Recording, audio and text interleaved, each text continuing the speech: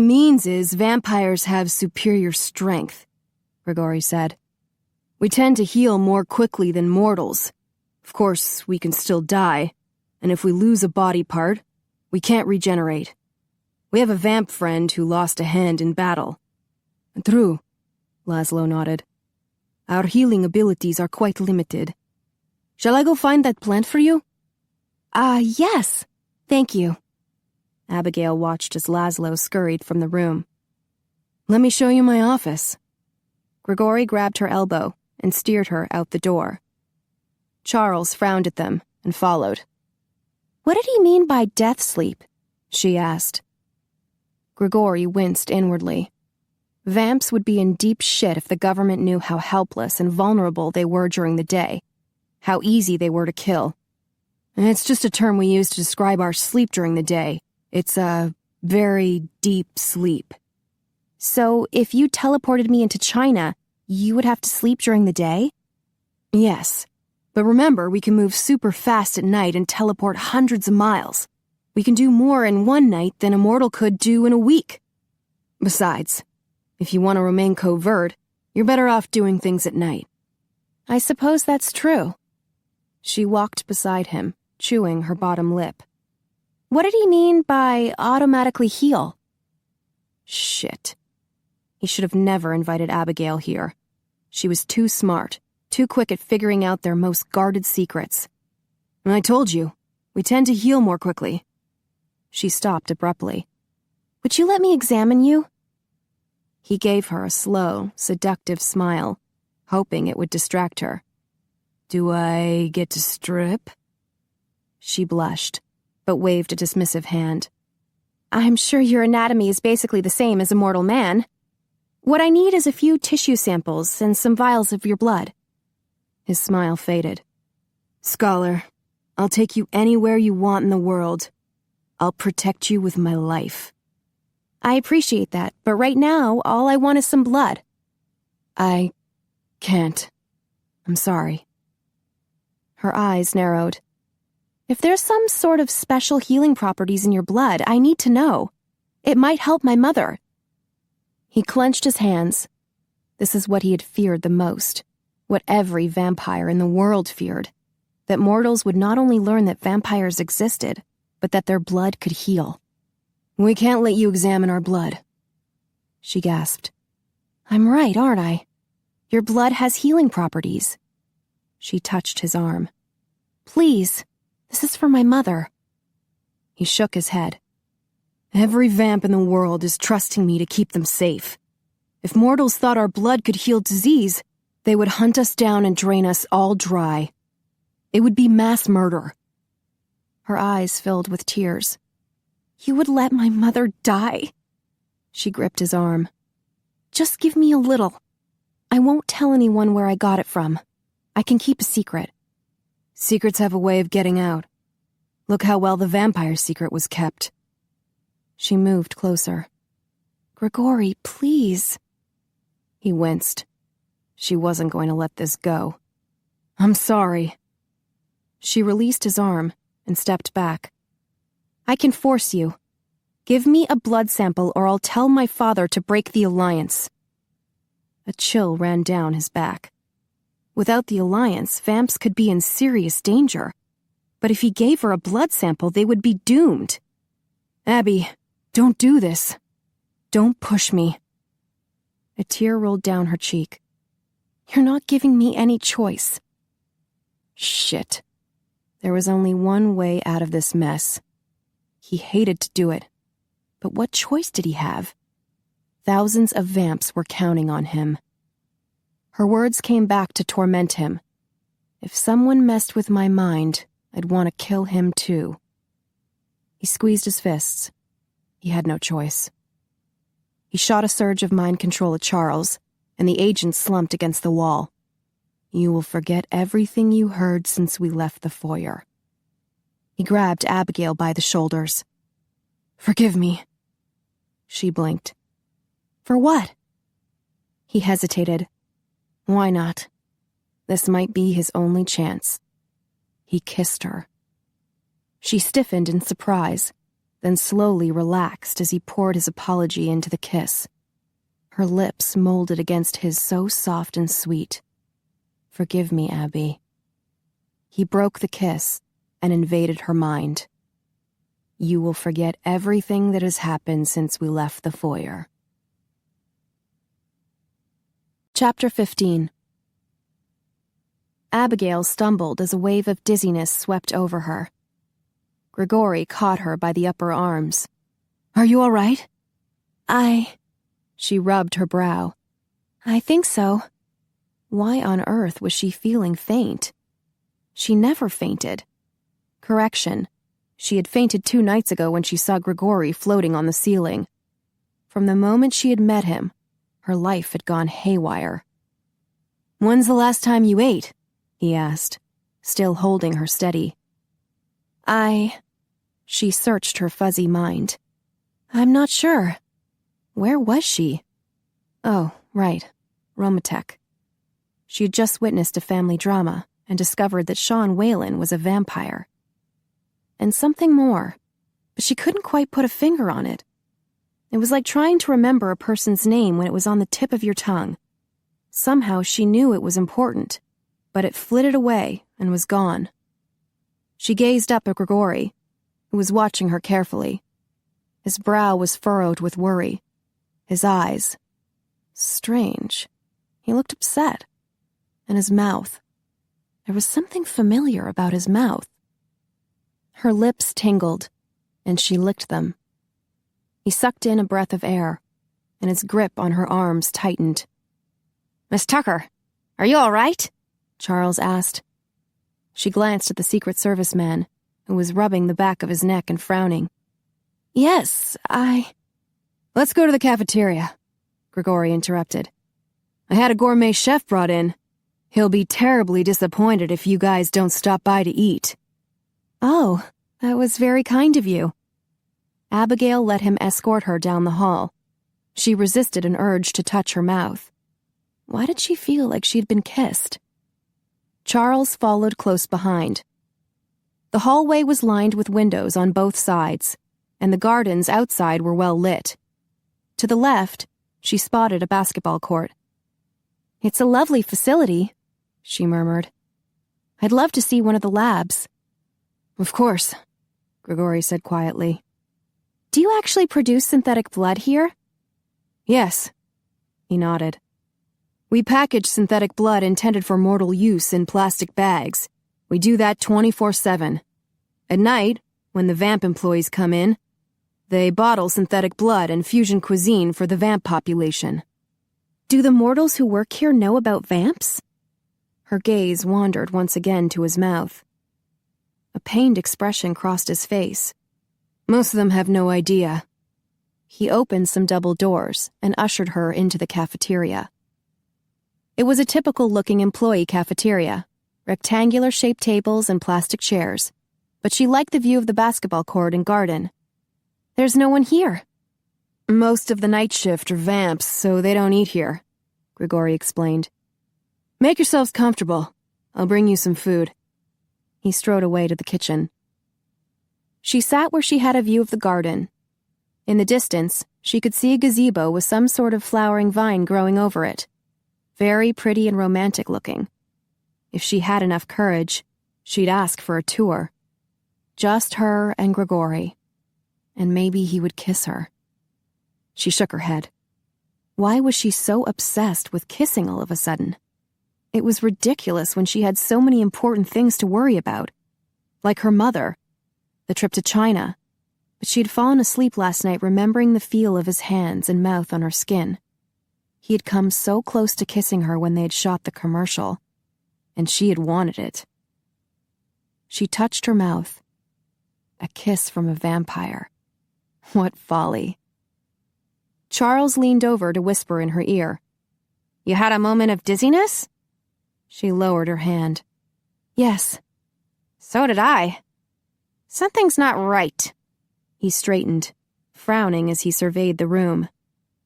It was definitely strange. It wasn't like her to feel dizzy and weak. She'd had dinner with Madison at 7. She glanced at her watch. 10:47. She had been at Romatech for 47 minutes? "Hello!" a woman's voice said behind her. Abigail twisted in her chair to see a woman entering the cafeteria. Late 60s, perhaps?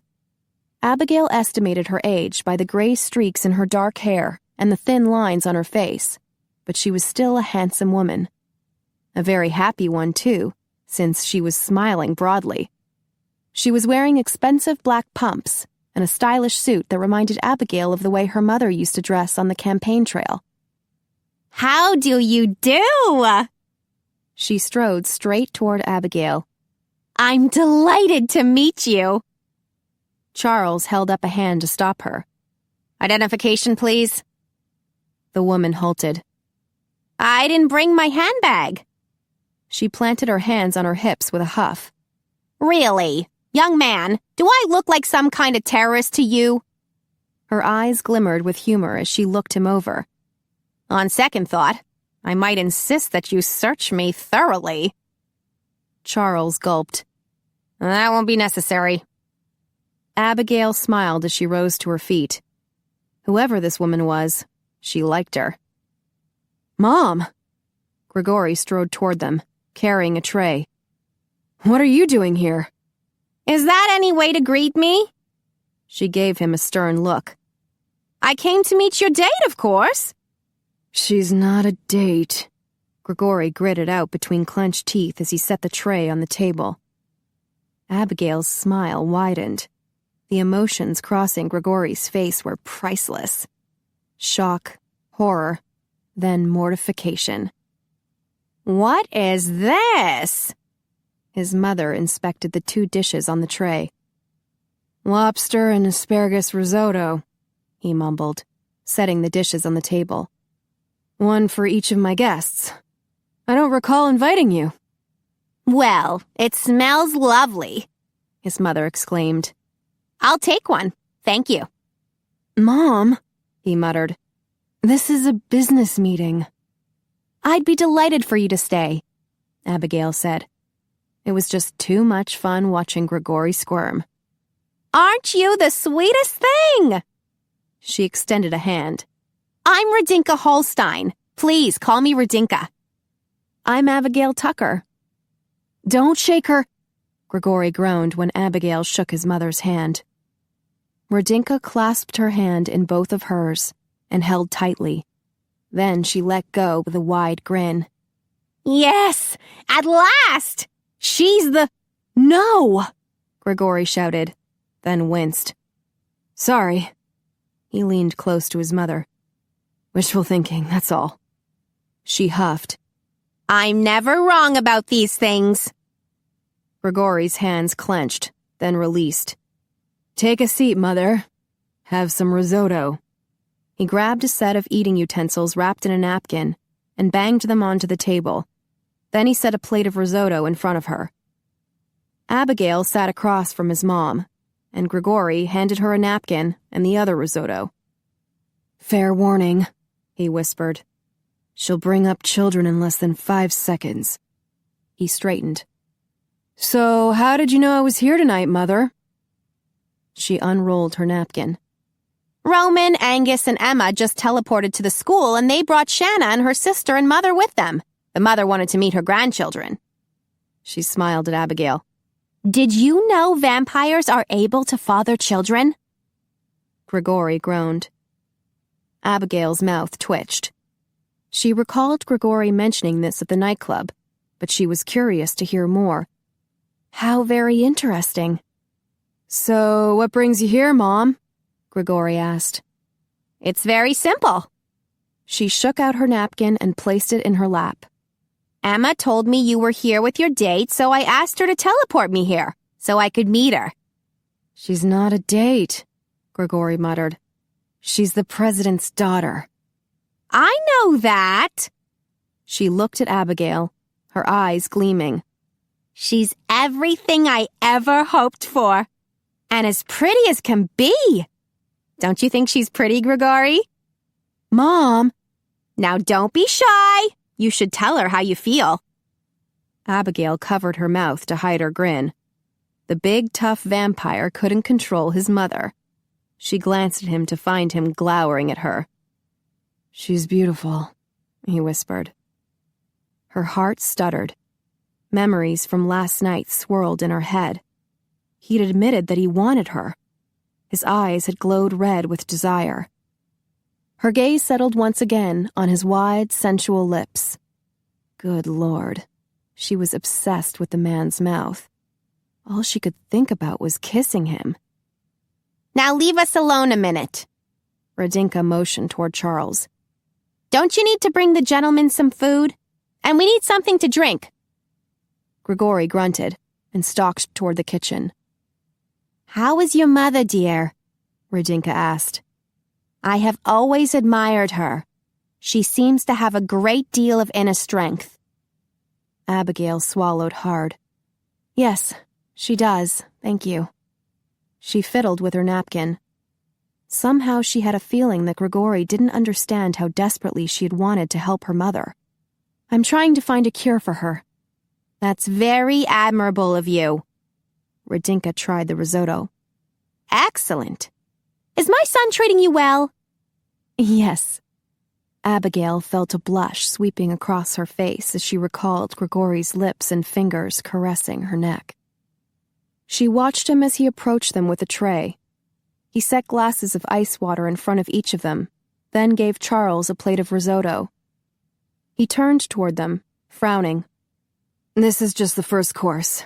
The chef has Chilean sea bass coming up next, and he selected a wine for you." "Wonderful. Thank you." Radinka smiled at him, then at Abigail. "Isn't he sweet?" Abigail grinned. Radinka's matchmaking efforts were far from subtle. "May I ask why you've been so careful to stay out of the public eye?" Radinka asked. Her smile faded. Gregori lifted his eyebrows, obviously waiting for her answer.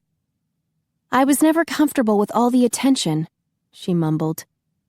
He crossed his arms over his chest. And when I went to college, I wanted to be left alone so I could concentrate on my studies. My papers were all published using my mother's maiden name, May." "Abigail May?" Gregori asked. She nodded. "I did my doctorate on a formula I developed that would put a person into stasis. I intended to use it for accident victims to keep them stable until they made it to surgery. Or if my mother took a sudden turn for the worse, we could use it to keep her stable." "How interesting," Radinka said. Abigail sighed. "The military wanted to develop it as a weapon, a way to put the enemy combatant into stasis. I went along with it because I thought it was better than killing the enemy. So I let them work with the formula, and they gave me free use of their labs and resources for my own research. It's a secret military installation, so I can't afford to have any media following me." "You've dedicated much of your life to helping your mother," Radinka concluded. "Yes." Abigail glanced at Gregori. "I'll do whatever it takes." He adjusted his tie. "I'll see if Roman is available to meet you now." He dashed toward the double doors and left them swinging in his wake. He had certainly been in a hurry to leave. Abigail picked up her fork and poked at her risotto. Radinka huffed. "He forgot to bring us the wine." Abigail shrugged. "I'm not sure he understands how important my mother is to me." "He may not want to admit it, but he does," Radinka sighed. "You see, my husband died from bone cancer. Gregori had just started his master's degree at Yale when we got the news. He quit school, came home, and spent all the time he could with his father. He knew what was coming, but he was still devastated when Heinrich died. We both were." "I'm so sorry," Abigail said. So this was the sad place Gregori had gone to when she had told him about her mother's illness. He did understand what she was going through. Radinka's eyes glimmered with tears. "It was a difficult time. So much sadness, and so much debt. Gregori lived at home and worked 2 jobs to help pay it off. I took a job here as office manager for Roman Dragonesti. As soon as the debt was paid off, Gregori finished his master's at NYU. He's such a good man. So loyal and hardworking. I hope you don't hold it against him that he's a vampire." Abigail didn't know what to say. "Well, Radinka reached across the table to squeeze her hand. "Please don't think ill of him. It was all my fault." "Your fault? How?" Radinka sat back and sniffed. "After a few months of working the night shift here, I started to catch on. Roman is a brilliant scientist, but a bit absent-minded when he gets involved with a project. He would leave half-empty bottles of blood in his office. And since I was raised in the old country, Czechoslovakia, I was aware of all the old vampire tales. I soon figured it out." "Did you tell him?" Abigail asked. Radinka nodded. "And I swore to keep the secret. I needed the job. And Roman needed me. It worked out well until Gregori got it into his head that it wasn't safe for me to work and commute at night. He wanted me to work during the day, but of course, that was impossible. We argued about it." She sighed. "I lost my temper and told Gregori I worked for vampires. You can imagine his reaction." Abigail took a sip of water. "What did he do?" "At first, he was afraid I'd lost my mind. Then, when he started to suspect it was true, he was worried for my safety. He drove here to confront Roman, and that's when it happened." A tear ran down Radinka's face. "My poor son. He was only trying to protect me." Abigail leaned forward. "What happened?" "He was attacked in the parking lot. We found out later it was Casimir, the leader of the malcontents. He overpowered Gregori and ripped open his neck, drank his full, and left him to die." Abigail swallowed hard. Poor Gregori. "We didn't have all the security cameras back then. A guard finally found him when he was making his rounds." Radinka wiped a tear from her face. "I had already lost my husband. I couldn't bear to lose my son, too. I begged Roman to transform him, and he did." Abigail took a deep breath and let it out slowly. She couldn't blame Radinka. She'd be desperate, too, to save a loved one. It must have come as a great shock to Gregori. "Yes, I believe it did." Radinka dabbed at her eyes with her napkin. "But he tried not to show it. He's tried so hard to fit in. Roman offered him a job here, and he's worked awfully hard. He's vice president of marketing now, you know." Abigail smiled. Radinka was clearly proud of him. How old was he when he was transformed? 29. Radinka ate some risotto. "But that was back in 1993. It's high time he stopped playing around with those silly vamp women. He needs to settle down with a nice mortal girl. I won't live forever, you know, and I want some time with my grandchildren." "I'm sure you do." Abigail tasted the risotto. It really was excellent. She glanced over at Charles, who had cleaned his plate. "There's more food in the kitchen," she called to him. "And some wine. Could you bring it out?" He frowned, looking Radinka over, then hurried off to the kitchen. Radinka snorted. "Does he really think I'm going to hurt you? My own future daughter-in-law?" Abigail's mouth dropped open. I think you may have misunderstood my relationship with your son. We're not dating." Radinka shrugged. "All in good time." She pointed a fork at Abigail. "But I'm not getting any younger, so don't wait too long." "But at least 2 grandchildren," Radinka continued. Abigail stuffed her clenched fists into her raincoat pockets, then felt something bump against her knuckles. She peered into her pocket and found a ball. Where on earth did this come from? She pulled it out to look at it. Radinka chuckled. "Did Gregori give you one of his stress balls?" Abigail gave it a squeeze. "Did he? When?" Chapter 16. Gregori found Roman in his office, enjoying a blear with Angus. He dragged a hand through his hair. "Out with it, lad. I'm not getting any younger. Angus lounged back in his chair and took a long sip from his bottle. Roman set his bottle on his desk. Would you like me to talk to Miss Tucker now? In a little while. Gregori yanked the knot of his tie loose. I've done something awful. The two men stared at him for a while. How awful? Roman asked finally. Angus sat up. Did ye bed the lass? No, Gregori huffed with indignation. What would give you that idea? The two men stared at him again. He shifted his weight. I realize I have a bit of a reputation, but I don't... We're no blind, lad, Angus muttered. We can tell you're attracted to her. You can? When they continued to stare at him, he swallowed hard. All right, it's true. You slept with her? Roman asked. No, I find her attractive. He grimaced. I erased her memory. About 15 minutes worth. The Secret Service guy, too. Roman and Angus exchanged a worried look. Do they suspect? Angus asked. I don't think so. Gregori groaned inwardly as he ran a hand through his hair. If she ever finds out, she's going to be so pissed. With good reason. Roman frowned at him. I know, it's bad, but I didn't see any other way out. We were in Laszlo's lab, and he accidentally let it slip that we heal automatically in our death sleep. Roman winced, and Angus muttered a curse.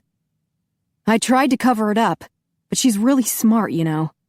And the next thing I knew, she was asking for tissue and blood samples, and I explained why I couldn't, but she wouldn't back down. She even threatened to have her dad break the agreement with us if I didn't give her some blood. Roman shook his head. We can't let them know that our blood heals. The government would definitely say we don't exist, Angus growled.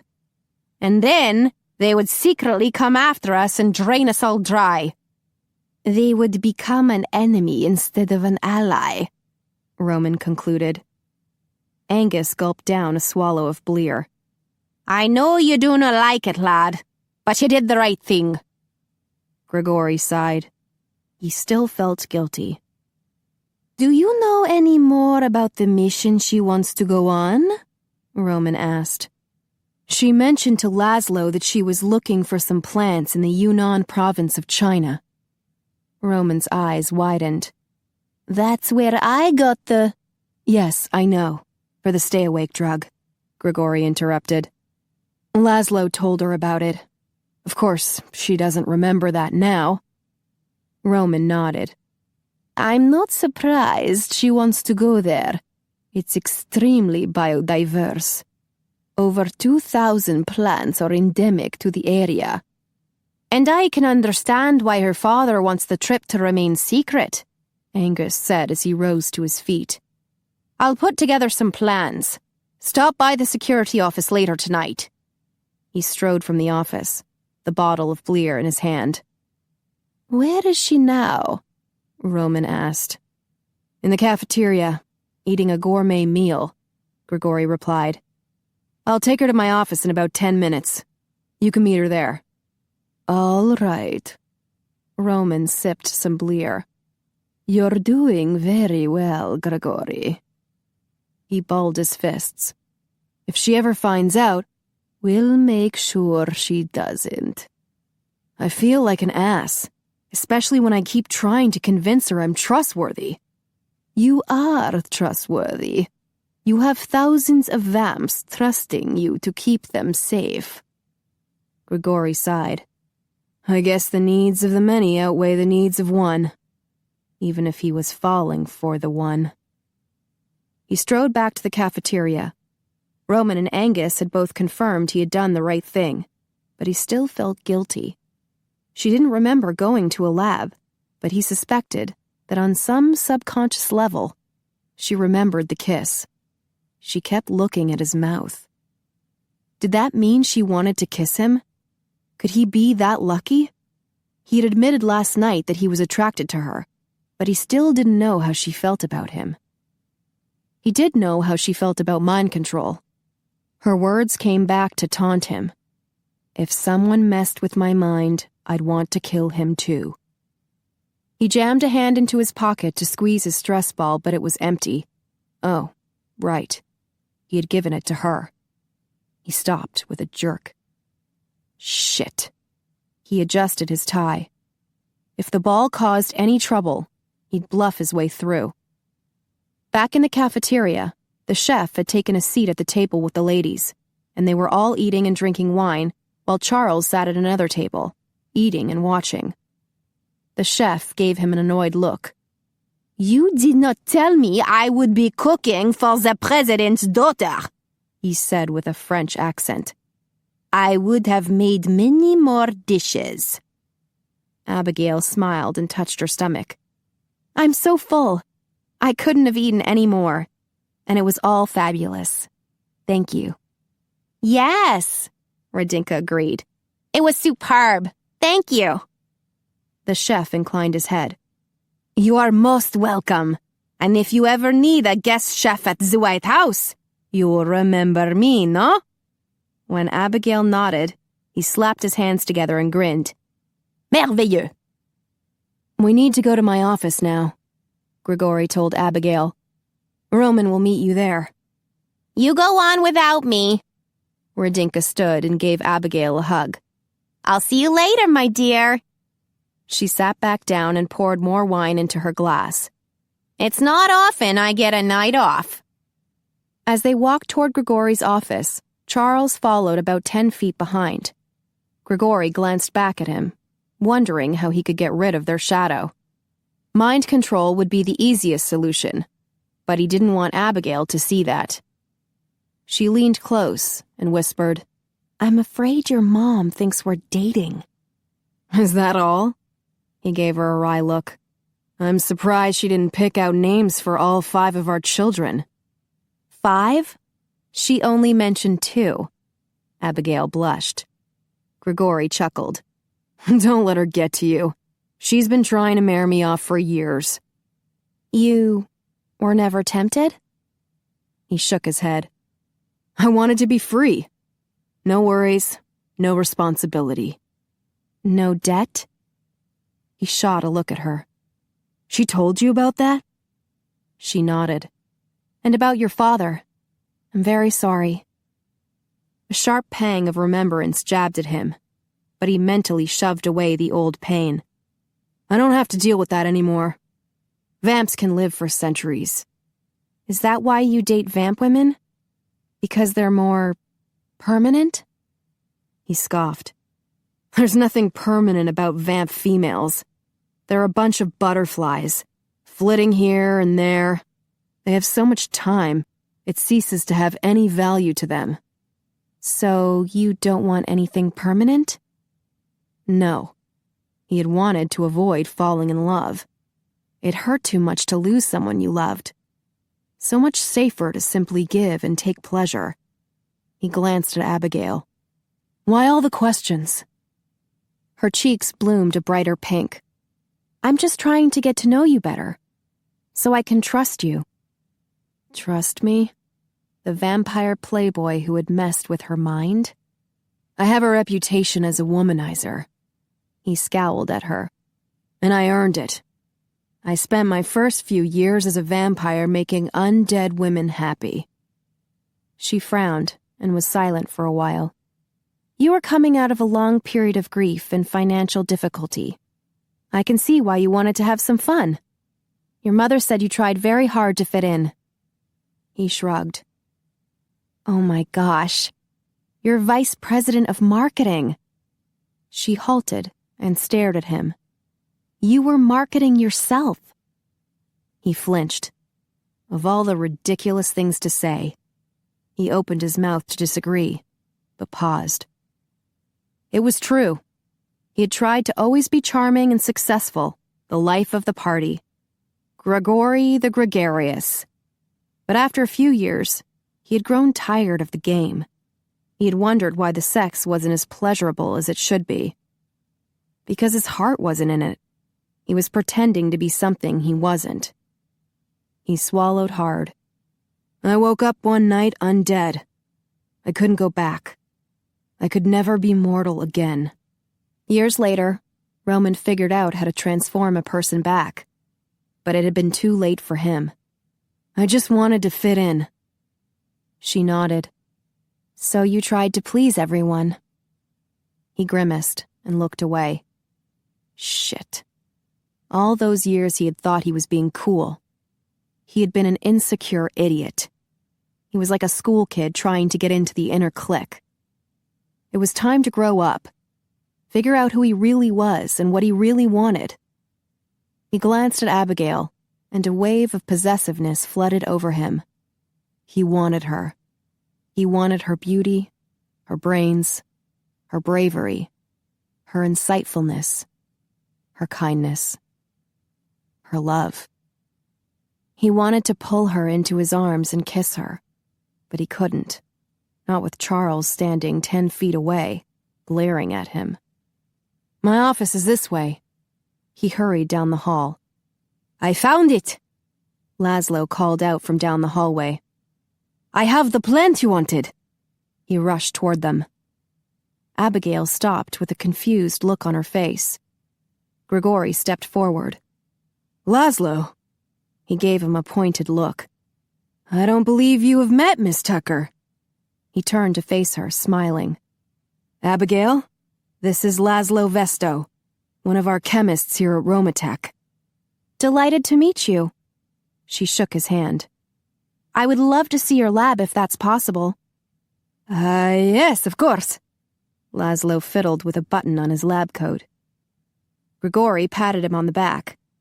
I was just telling Laszlo last night that you were interested in going to China, so we thought you might like this plant. Yes. Laszlo handed her a plastic container. It's a rare plant from the Yunnan province. She gasped. That's exactly where I want to go. She took the container. Thank you, Laszlo. I'm glad to help. He plucked at a button. I think I'll be going now. He scurried back down the hallway to his lab. Is he all right? Abigail asked. Sure. Gregori opened the door to his office. He's just a little shy. Charles rushed forward to enter the office first. He pivoted, looking about, then motioned for Abigail to enter. It's very nice. She halted when Charles jumped back from the closet he had just opened. Please step out of the room, he said quietly as he pulled a cell phone from his pocket. I'm calling the police. What? Gregori asked. Charles gave him a disgusted look. There's a female body in your closet. Gregori scoffed. You mean Vanna? She's not alive. Abigail gasped. I mean, she was never alive. Gregori strode toward the closet. Charles grabbed his arm. You can't go in there. It's a crime scene. Don't be ridiculous. He flipped on the lights in the closet.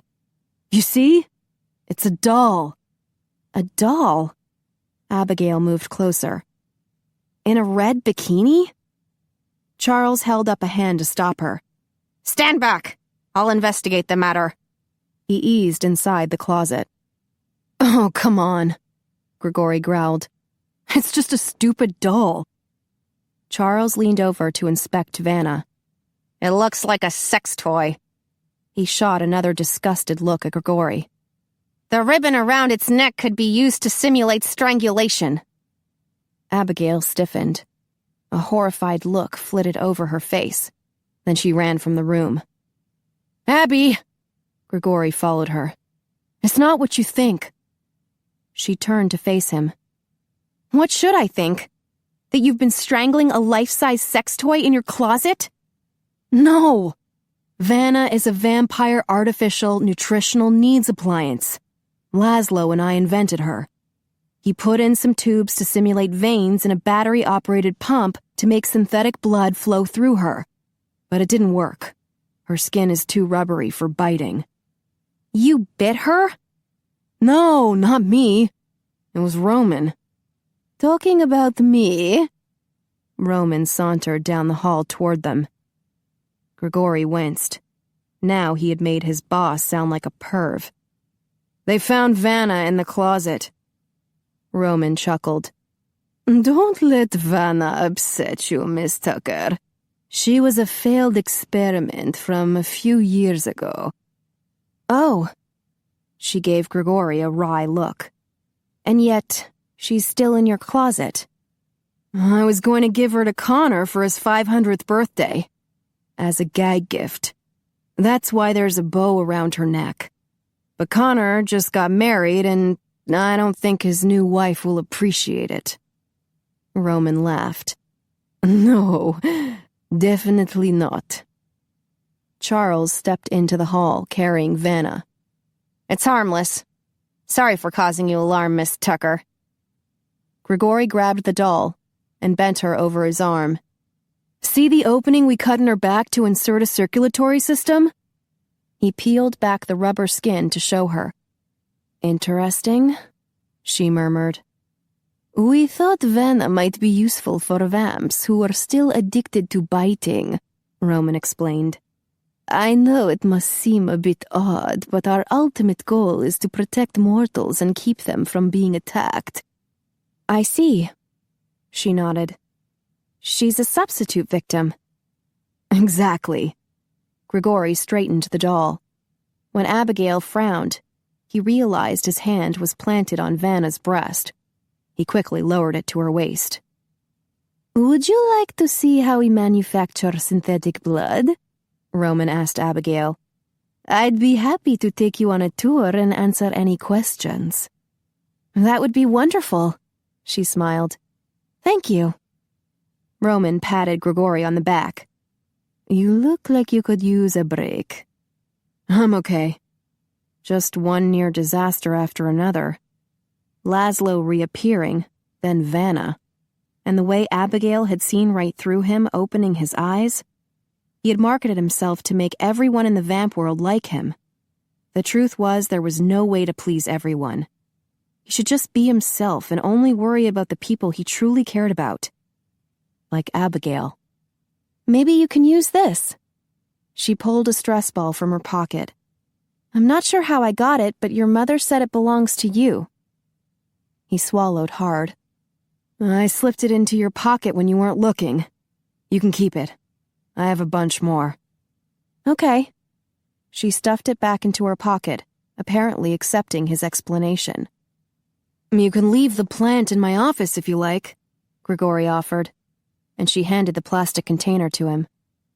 We'll see you in about 20 minutes, Roman told him as he walked off with Abigail, Charles trailing behind. Gregori went back into his office, set the plant on his desk, then tossed Vanna in the closet and shut the door. Unable to relax, he grabbed a stress ball and paced. When that didn't work, he retrieved a bottle of synthetic blood from his mini-fridge and gulped down half of it. He strode to the security office to hear what plans Angus had come up with. Emma was gone, having teleported his mother back to the school. He sat across the desk from Angus, and the two were deep in discussion when the phone rang. Aye, he's here, Angus spoke on the phone. I'll send him your way. He hung up. Roman finished the tour. He and the lass are looking for you. Gregori dashed toward his office and ran into Roman, Abigail, and Charles in the hallway. Roman turned toward her. It was a pleasure meeting you, Miss Tucker. If there's anything I can do for you, just let me know. And if you ever need a lab, you're welcome to use one of ours. That's very kind of you. Thank you. She smiled. I'm going to recommend to my father that he befriend you and your people. Excellent. Roman shook her hand. And we will do everything in our power to make your trip to China successful. I was with Angus just now making plans for the trip, Gregori said. I'll leave you to discuss it. I need to see how my wife and children are doing. Good evening. Roman inclined his head, then teleported away. Wow, Abigail breathed. She turned to Gregori. That's how I'll get into China? Yes. But before you go, we'll have everything planned out. It would help if we knew exactly what you're looking for. 3 rare plants that are endemic to the Yunnan province. They're used in some ancient Chinese remedies, and from my research, I believe they might be helpful in boosting my mother's immune system. I tried to get hold of some samples legally, but the government wouldn't allow it. I have the information on the plants at work, including the most likely areas for locating them. Good, Gregori nodded. That would help a lot. For now, we're busy selecting the right team, those who have experience in covert missions and know the native language. She frowned. But you're going, aren't you? I would like to, but I don't have any experience. You have to go. She grabbed his arm. I don't know the others. You'll get to know them. Not like you. I need you there. I trust you. Trust. He didn't deserve her trust, not after wiping her memory. Her grip tightened on his arm. Please, I'll feel safer with you. I'll tell Angus you want me to go. Did this mean she really liked him? He glanced over at Charles, who was glaring at him. Before we take off across the world, we need to test how well you can handle teleportation.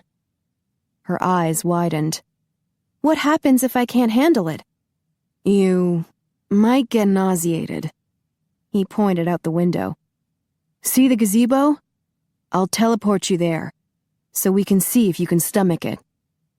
She touched her tummy and winced. On a full stomach? Great. I don't like it. Charles stepped toward them. I have to be able to monitor her at all times. You'll be able to see her through the window, Gregori assured him. Charles, Abigail said, we have to know if I can do this. All right.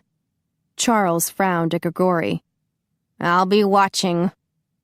He extended a hand to Abigail. I have to hold on to you. Okay. She placed her hand in his. Like this. He pulled her into his arms, and she stiffened with surprise. He heard her heart rate speed up. Charles's eyes narrowed. And I need you to hold on to me, Gregori continued. You don't want to get lost on the way. No, that would be bad. She wrapped her arms around his neck. He gazed into her pretty hazel eyes. Ready? She nodded and squeezed her eyes shut. Everything went black for a second. Then they landed by the gazebo. The grass was damp from a recent rain. The air was thick with humidity and the scent of climbing roses. You can open your eyes now, he whispered. She did, and her eyes widened as she looked around. Oh my gosh, we actually did it! I hardly felt a thing. He waved at the window in the distance where Charles was watching. Let him know you're okay. Right. She waved at the Secret Service agent. I'm not nauseated at all. Isn't that great? I sorta lied about that. Mortals usually teleport just fine. Her mouth dropped open. Why would you lie? Because I wanted to get away from all the cameras.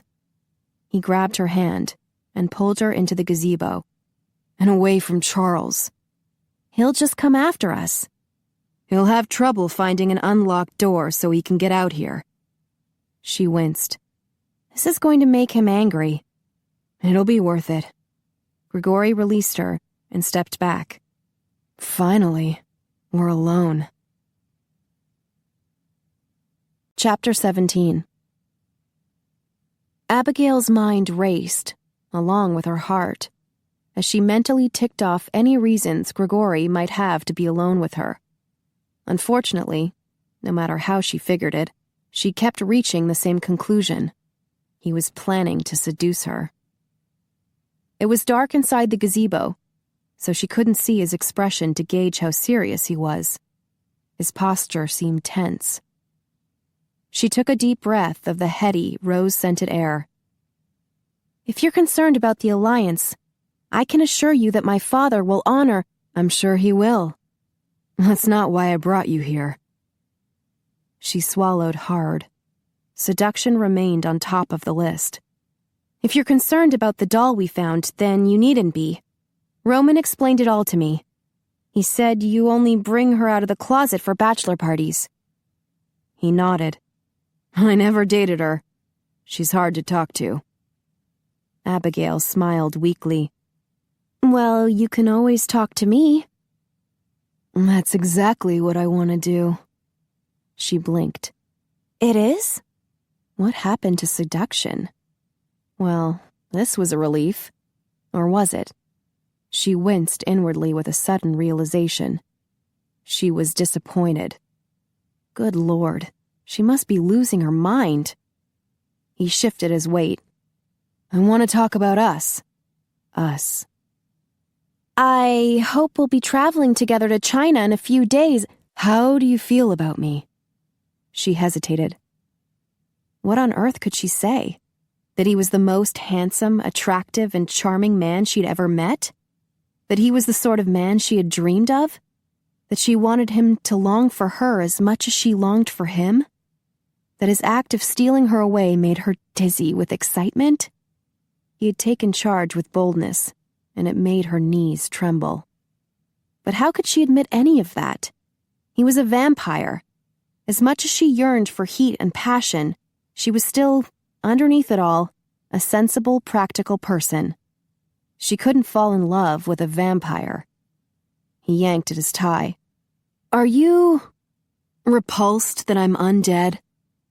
She winced. No. You were attacked. You didn't ask for this. You did the best you could under the circumstances. He stepped toward her, and she stepped back. Are you afraid of me? Should I be? I would never hurt you. He took another step toward her. I'm going to kiss you. Seduction. She had been right all along. She stuffed her hands in her coat pockets. When she bumped into his stress ball, she clenched a fist around it. Don't you think you should ask permission first? He shook his head. If I ask, you might refuse. Bold and aggressive. He sliced right through her defenses and seized hold of that secret primitive part of her that ached to be loved by such a strong, determined man. An alpha hero like the guys in her mother's books. A man like Gregori would take an entire night to worship and pleasure her to her heart's content. But she couldn't give in. A relationship with him was impossible. Completely, irreparably impossible. She lifted her chin. You would kiss me against my will? He touched her chin with his finger. I would have to change your will. I doubt you. She stopped when he dragged the tip of his finger down her throat. Goosebumps skittered down her arms, and she shivered. Scholar, he whispered. Gory, she whispered back. The corner of his mouth curled up, causing his cheek to dimple. The brain and the beast. Unfortunately, her brain wasn't working well. There had to be a dozen reasons why she needed to stop him, but she couldn't think of a single one. His hand slipped around to cup the back of her neck. His gaze met hers, and his eyes had turned a brighter, more emerald green. Do you know how much I want you? She shook her head. You're so brilliant. He kissed her brow. So brave. He kissed her temple. And beautiful. His lips skimmed over her cheek. No. She planted her hands against his chest to stop him as his mouth hovered less than an inch from her own. Good Lord. She wanted him so much. But she had to resist. It's impossible. His hand tightened around her neck. He leaned his head forward till his brow rested on hers. After a moment of silence, he whispered, You can say it's difficult, hard, challenging. Don't say it's impossible. She pushed at his chest. But it is. You know it is. He released her and stepped back, frowning. Why? Why is it impossible? She fisted her hand around the stress ball in her pocket. We don't have a lot in common. I'm a scientist. and you're not. You're alive, and I'm not," he interrupted. She winced. My father could never accept you. "And what about you?" I don't know." She squeezed the ball. "I don't know you that well, really. We only met a few nights ago." "Abby, you do know me. You see things about me that no one else does, even myself. I haven't been able to look at myself in a mirror for 18 years, but you are my mirror. When I see your tears for your mother, I feel the ones I shed for my father. And when you suffer, I understand that too." His eyes glimmered with tears. "We lost someone we loved a few nights ago in battle." "I'm so sorry," she whispered. "And we do have a lot in common," he continued. "We're both hardworking and goal-oriented. We've both lived in the shadows, hiding from the public. We both get stressed out." He reached in his pocket and removed a ball. "It shows up in our hands." She scoffed. "That doesn't bode well for a stress-free relationship." He smiled. "I like your sense of humor." He stepped toward her. "I like everything about you." Her chest tightened.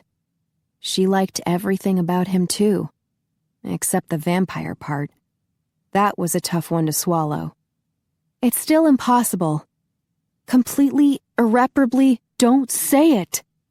He stared at her for a moment, then turned abruptly to walk to the other side of the gazebo. She was so tempted to run to him, put her arms around him and comfort him. "Don't do it. You must resist." He placed his hands on the railing and looked out at the stars. Moonlight fell on his face, and she eased to the side so she could see his handsome profile bathed in silvery light.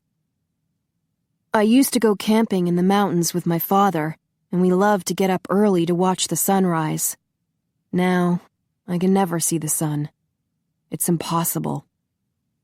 "Would the sun harm you?" she asked. "It would kill me." He tilted his head, still watching the stars. "When Dad's cancer spread to his liver, they told me there was no hope. It was impossible." Her heart ached for him, but when she opened her mouth to say she was sorry, he continued talking. "When I lay dying in the parking lot, and my mother begged Roman to give me a transfusion, he said it was too late. It was impossible." Tears stung her eyes. She couldn't bear the thought of him dying, and he had lost so much. The son, his father, his mortality. He touched a rose that was growing on the vine close by. "When I woke up undead, I asked if I could ever be mortal again, and they said it was impossible." A tear rolled down her cheek. He plucked the rose. "It is possible now. Roman figured out a way, but I don't have any samples of my mortal blood. My mother burned the bloody clothes I was wearing when I was attacked." He pinched a thorn off the rose stem and tossed it outside into the flower bed. "So for me, it's impossible. You can see why I dislike that word." He turned and held the rose out to her. "Why can't you be possible?" Her heart cracked. How could she hurt him when she was falling in love with him? She drew in a shaky breath and wiped her cheek. She took a step toward him, then another one. His eyes widened. She realized she was giving him hope, the first hope he had had in years. She ran to him. The rose tumbled to the ground as he caught her in his arms.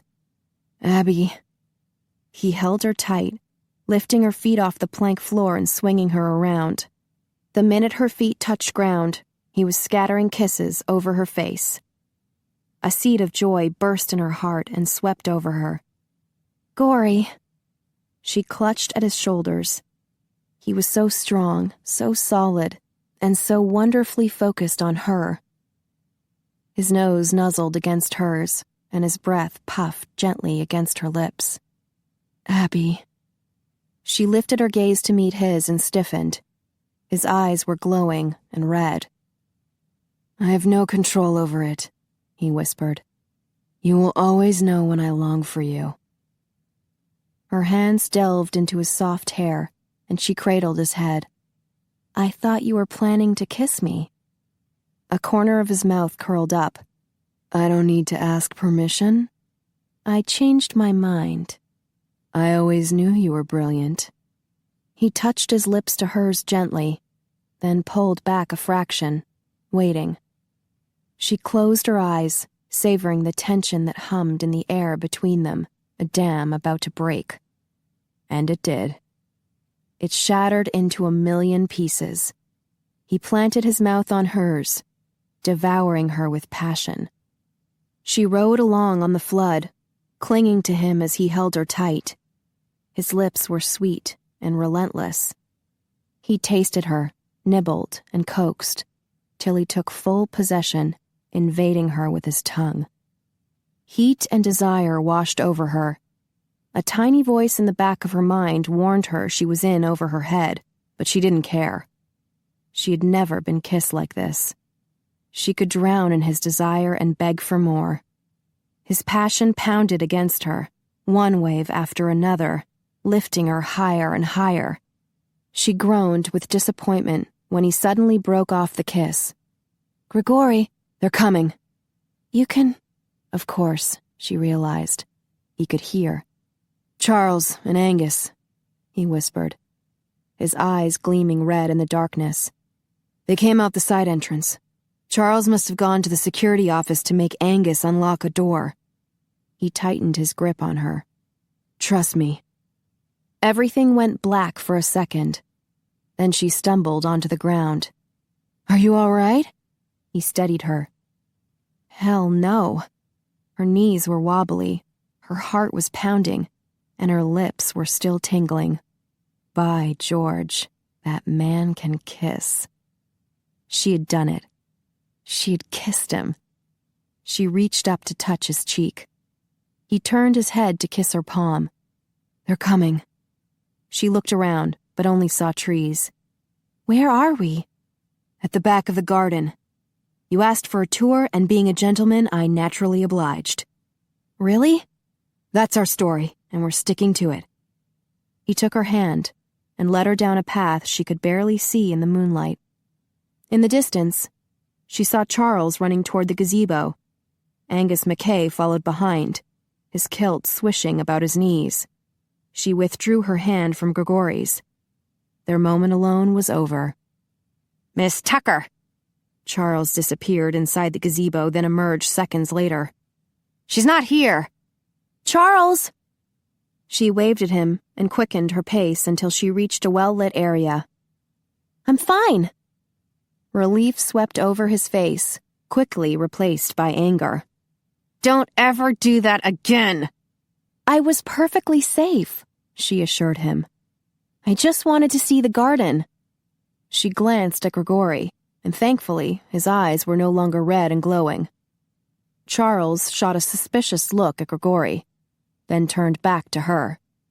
I should take you back to the hotel now. She nodded. In a moment. Mr. McKay, I understand you've been making plans for my trip. I want Gregori to come with me. Oh, is that so? Angus's eyes twinkled with humor. I'm sure that can be arranged, if Gregori is willing. I am, he said quietly. Abigail touched his arm. Can you come to the White House tomorrow night and explain your plans to my father? I'd like to get his okay so we can proceed as soon as possible. Gregori nodded. I can do that. Why don't you and Charles head toward the limo? I'll fetch your plant from my office and bring it to you. All right. Thank you. His mouth curled up. I hope you enjoyed the tour. Her face warmed. She watched as he dashed toward the building at an incredible speed. He moves awfully fast, Charles muttered. Yes. Her blush grew hotter.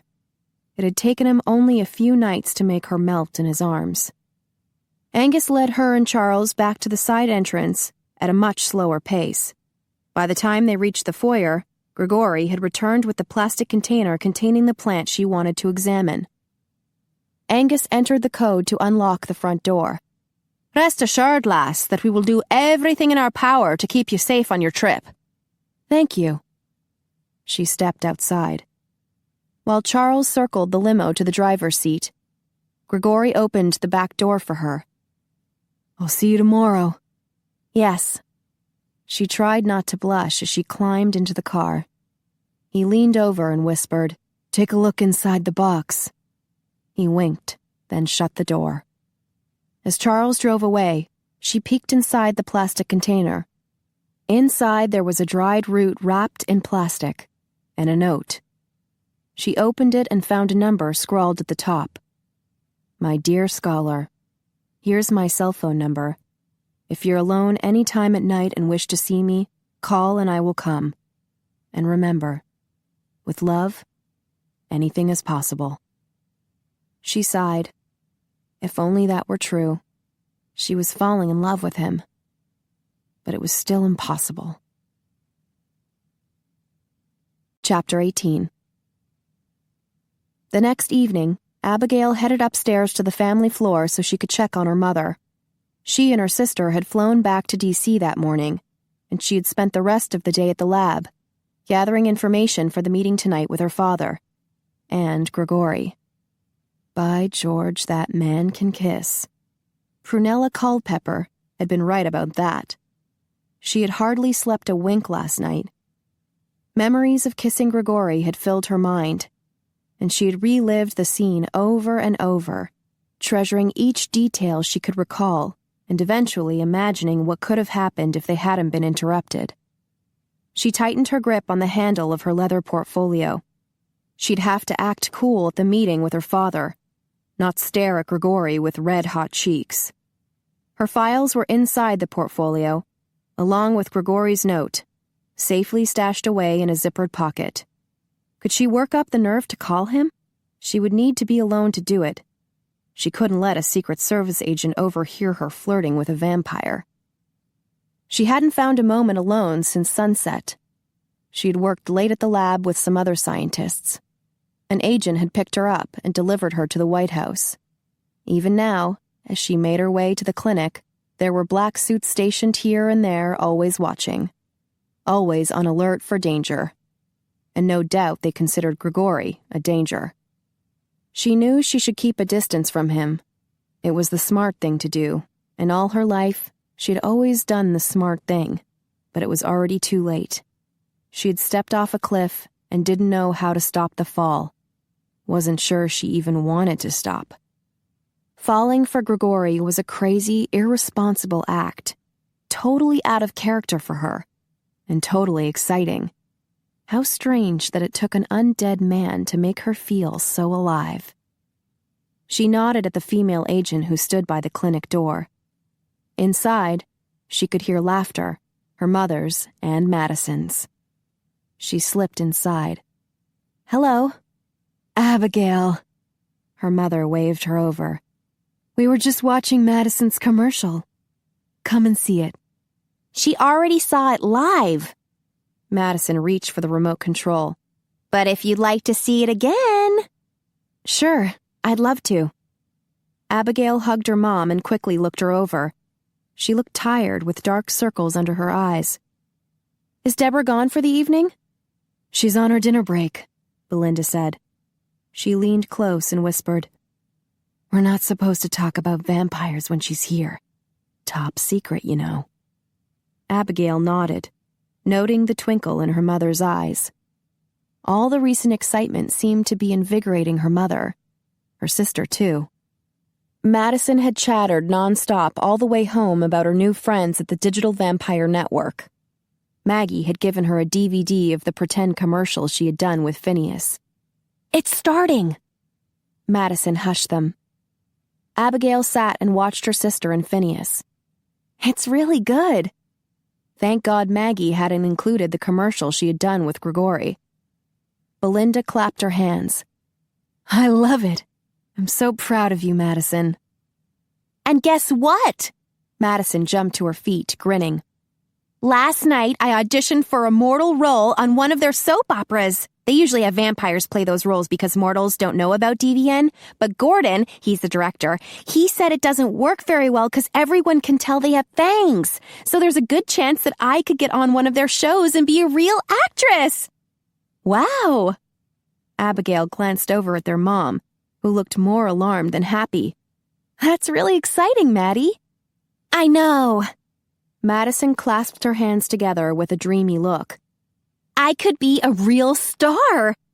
I thought you said the commercial was pretend, just for fun, Belinda said. I didn't realize you were serious about acting. I didn't realize I'd be so good, Madison exclaimed. But what about art school? Belinda asked. Madison waved a dismissive hand. I'm only going there because I didn't know what to do with myself. I'm not at all good at art, you know. But Maggie said I show real potential for acting, and Gordon said I look fabulous in front of the camera. Yes, dear, you do, Belinda conceded. But this is a vampire network. Madison blinked. So? Abigail winced inwardly with a sinking feeling.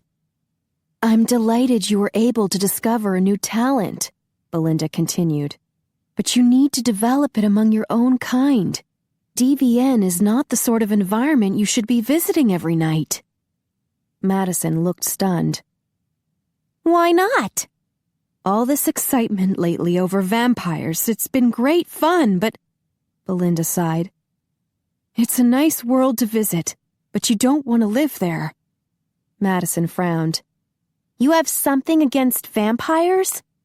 I'm sure some of them are very nice, but let's be honest about this, Maddie. They're dead. I don't want you to get involved with any of them. But I wouldn't, Madison insisted. I'm not attracted to any of them. Her gaze shifted to Abigail. Please don't say anything, Abigail beseeched her with her eyes. Madison's frown deepened. I don't understand, Mom. It's not like you to be so prejudiced. I don't mean to be rude. I just don't want you to form a relationship with any of them. Think about it. They can live for centuries, right? They would either tire of you after a few years or they would insist on making you a vampire. How can I possibly condone that? Madison bit her lip and glanced at Abigail. Some might think it's romantic. Belinda scoffed. Only in fiction. In reality, he would be killing you. Abigail swallowed hard. Her mom was bringing up valid points. Even she had warned Madison several nights ago that falling for a vampire was sheer folly. It was like that old saying her grandmother used to joke about. If you're going to fall in love, it might as well be with a rich man. And if she was going to fall in love, why couldn't she find a live man? Her shoulders slumped. She needed to admit the truth. A relationship with Gregori was truly impossible. But how could she possibly find anyone as wonderful as him? He was everything she'd ever dreamed of, except for the vampire part. Madison stuck out her bottom lip. I thought you would be happy for me. I really want the job at DVN. Belinda sighed. It would worry me too much for you to be around vampires. Madison huffed. But Abby's going to be around them when she goes to China. Abigail jerked up in her seat and shook her head. What? Belinda gave her a shocked look. You're doing what? Madison winced. Sorry, Abby. I thought she knew. Abigail shot her an annoyed look, then turned to her mother. It's a research trip, that's all. Just a few days. Belinda's eyes narrowed. Is your research connected to me? It'll be fine, Mom. The vamps will only be there to protect me. They're super strong and fast. They have special abilities like superheroes. Yeah, Madison nodded. It'll be like traveling with Superman and the Justice League. Belinda frowned. I don't think you should go. Mom! Abigail started to say she was doing it for her, but that would only make her mother more opposed to the trip. I need to do this. Belinda's eyes shimmered with tears. "Sweetie, my health is my problem. You can't take responsibility for everything." Abigail blinked to keep her eyes from misting up. "How can I live with myself if I don't try everything I can do?" A knock sounded at the door, and the Secret Service agent cracked it open. "The meeting has started in the Oval Office. The President requests Miss Abigail's attendance." "I'll be right there." She stood and picked up her portfolio. "It'll be fine, Mom." Her mother sighed wearily. "I hope so." She waved at Madison as she crossed the room. "See you later." "Good luck!" Madison eased up close to her and lowered her voice. "With everything." Was she referring to Gregori? "Thank you. Thank you for not mentioning him to Mom." With a smile, Madison patted her on the shoulder. "You've always worked so hard. You deserve to be happy." So Madison approved? Abigail nodded and left the room. Sure, she wanted to be happy, but could happiness be found with a vampire? She had certainly felt happy in Gregori's arms last night, but what if that sensation proved to be fleeting? Could her happiness endure if it made her parents unhappy? What if her mother was right and Gregori's attraction to her faded away as she grew older? What if he expected her to become a vampire too? She shuddered. Kissing Gregori was one thing, but getting involved to the point that he'd want her to become a vampire too? That was really frightening. She should stop this now before she fell totally, irreversibly in love. Stop falling in love? A chill prickled the back of her neck. It might already be too late. Gregori stood when Abigail entered the Oval Office. His chest tightened, and he fought an urge to pull her into his arms. She was wearing a lab coat as if she had just come from work, and she had a leather portfolio gripped in one hand. "Good evening." He kept his face blank. She glanced at him and nodded. "Gregori?" She smiled slightly at her father and the CIA director, Nick Caprese. "I hope I didn't miss anything important." "We're just getting started." Her father motioned to the couches, then sat in the chair at the head of the coffee table. Gregori sat to the president's right and set his folder on the coffee table. Abigail took a seat on the couch across from him, next to Caprese. She must be trying to keep a distance from him. Hopefully that only signified she was trying to keep their relationship a secret. He didn't want to consider that she might be having second thoughts. She laid her portfolio on the couch beside her, then shifted her gaze straight to her father. "Gregori teleported straight to this office from New York," the president told her. "Very impressive. And he tells me you practiced teleporting with him last night and did extremely well." She nodded. "Yes." She was purposely trying not to look at him, Gregori thought. "I was just telling the president and Mr. Caprese about McKay's security and investigation. And I verified with the British Prime Minister that they have a good working relationship with Angus McKay and his employees," Caprese said. "Excellent." The president turned to Gregori. "So you were about to tell us about a plan you developed with Mr. McKay?" "Yes."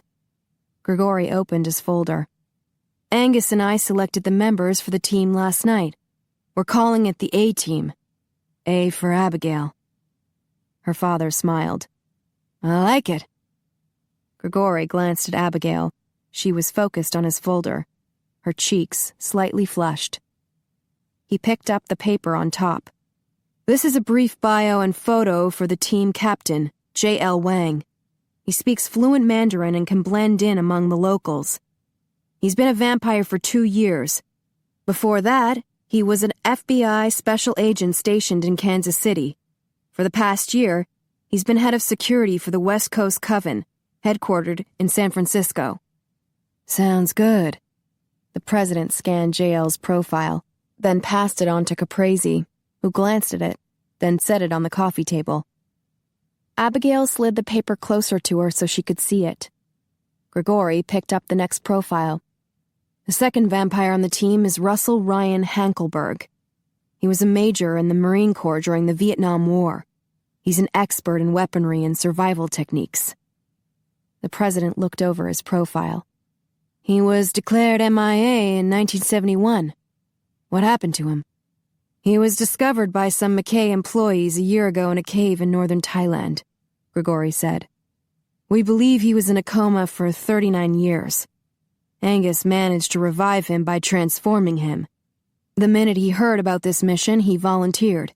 He's eager to serve his country once again. Admirable. The president handed the profile to Caprese.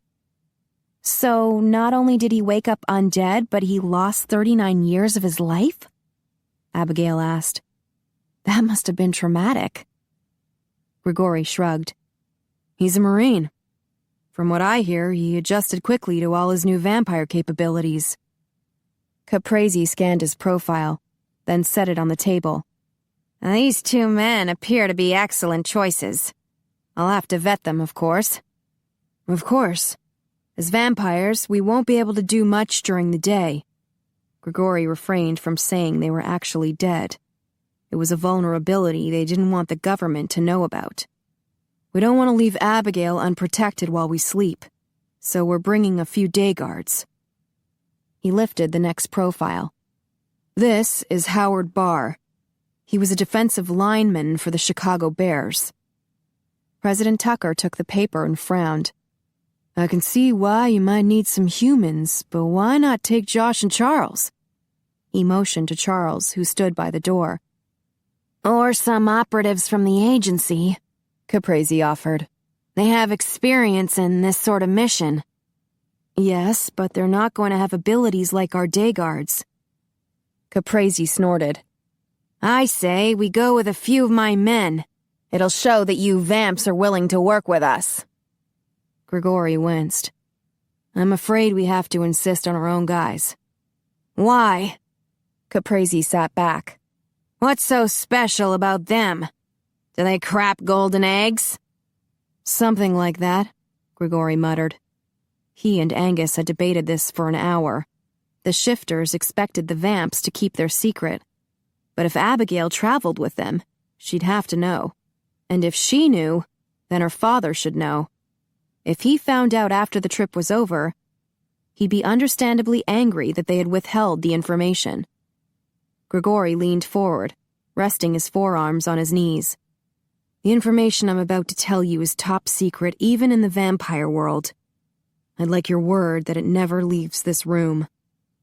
The president and CIA director exchanged looks, then nodded. There is another group of people, supernatural like vampires, but different. They wish to remain secret for obvious reasons. I need your word that you will never attempt to hunt them down or harm them. They have trusted us to keep their secret, and it would be dishonorable for us to betray them in any way. You have my word, President Tucker said, then gave Caprese a pointed look. If you can't keep a secret, leave the room now. Caprese arched a brow. I was quiet about vampires for 6 years. I can keep my mouth shut. All right, then. Gregori glanced at Abigail, whose face had turned pale. Howard is a shifter. When he was met with blank looks, he explained further. A shapeshifter. He changes form at will. She gasped. You mean like a werewolf? The majority of shifters are werewolves, Gregori admitted. Caprese scoffed. I don't believe it. Abigail shook her head. I don't see how it's physically possible. Gregori gave her a pointed look. There are a lot of things that can be possible, like a relationship with me. Her cheeks blushed, so he assumed she had understood his point. If you need proof, I could bring Howard here and let him shift. He might rip the sofas in two, but... Wait. The president lifted a hand. If he turns into a beast, will my daughter be safe? Yes. Gregori nodded. He has complete control. And even in human form, he has super strength and speed and heightened senses. He can protect Abigail better than any human. He's a werewolf? She asked him. Actually, he's a werebear, a Kodiak bear. Nobody's gonna mess with Howard. She stared at him with a stunned expression. The second day guard is Rajiv. Gregori picked up the last profile. Do you know Maxim? Abigail interrupted.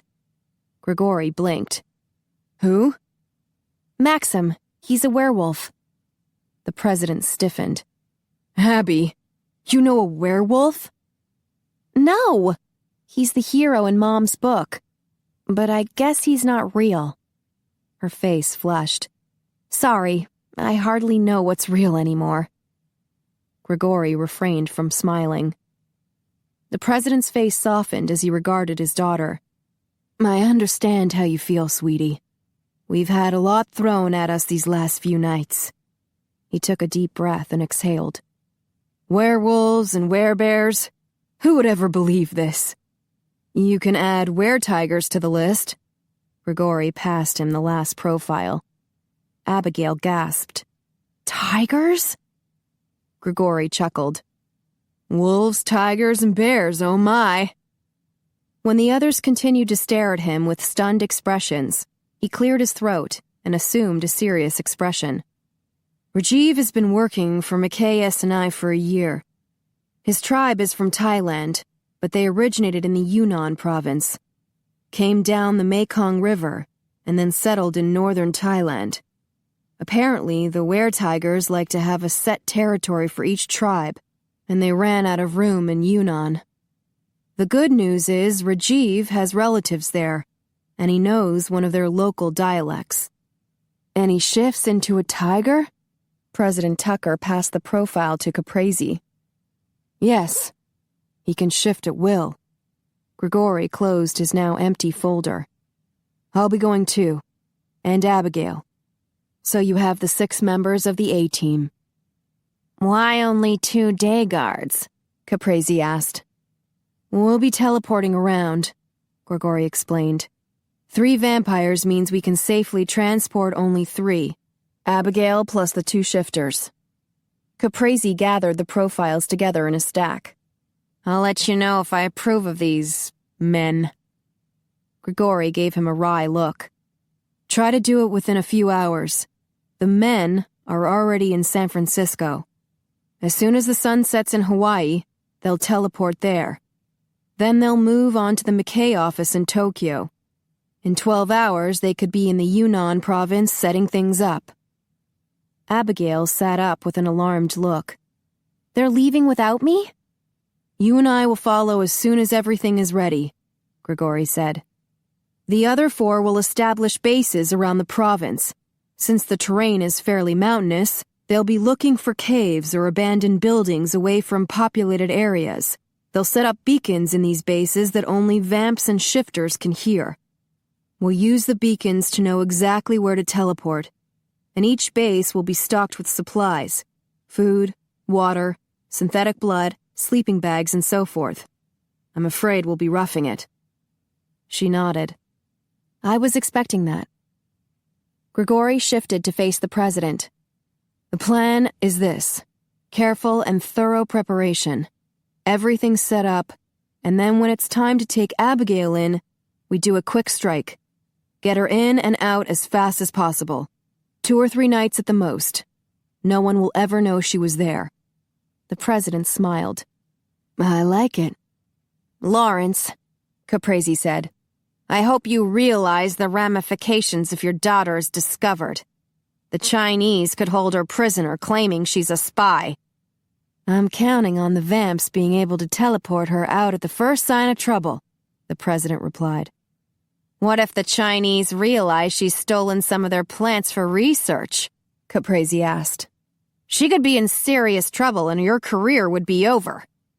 If I can save my wife, I don't give a damn what people think of me, President Tucker said. I'm on my 2nd term, so my career's over anyway. If I discover something useful with one of the plants, Abigail said, I'll find a way to synthesize it so we won't have to go back. We should only have to go once. Exactly, her father agreed. What's important right now is managing Abby's trip without putting her in any danger. He turned to Gregori. I'm counting on you guys for that. Don't let me down.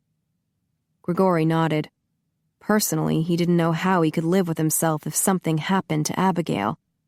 And if something bad did happen, and the president blamed the vamps, then they could all be in serious trouble. He adjusted his tie. If Abigail can give us some information on the plants, we'll do our best to locate them ahead of time. Then we'll take her in, grab them, and leave. She removed a short stack of papers from her portfolio. I have the information here. Great. Gregori smiled at her, then turned back to her father. Our first priority is your daughter's safety. That's why we're trying to minimize the time she'll be in China. But it would be seriously remiss of me if I didn't suggest letting our men take care of the entire mission. With enough information, we should be able to find the plants she wants. She gasped. You would go without me? Gregori winced inwardly at the shocked and injured look on her face. I'm sorry, but it's something we should consider. She pressed a hand to her mouth, then to her chest. I can't believe this. You know how important this is to me. Her father gave her a sympathetic look. He has a valid point, Abby.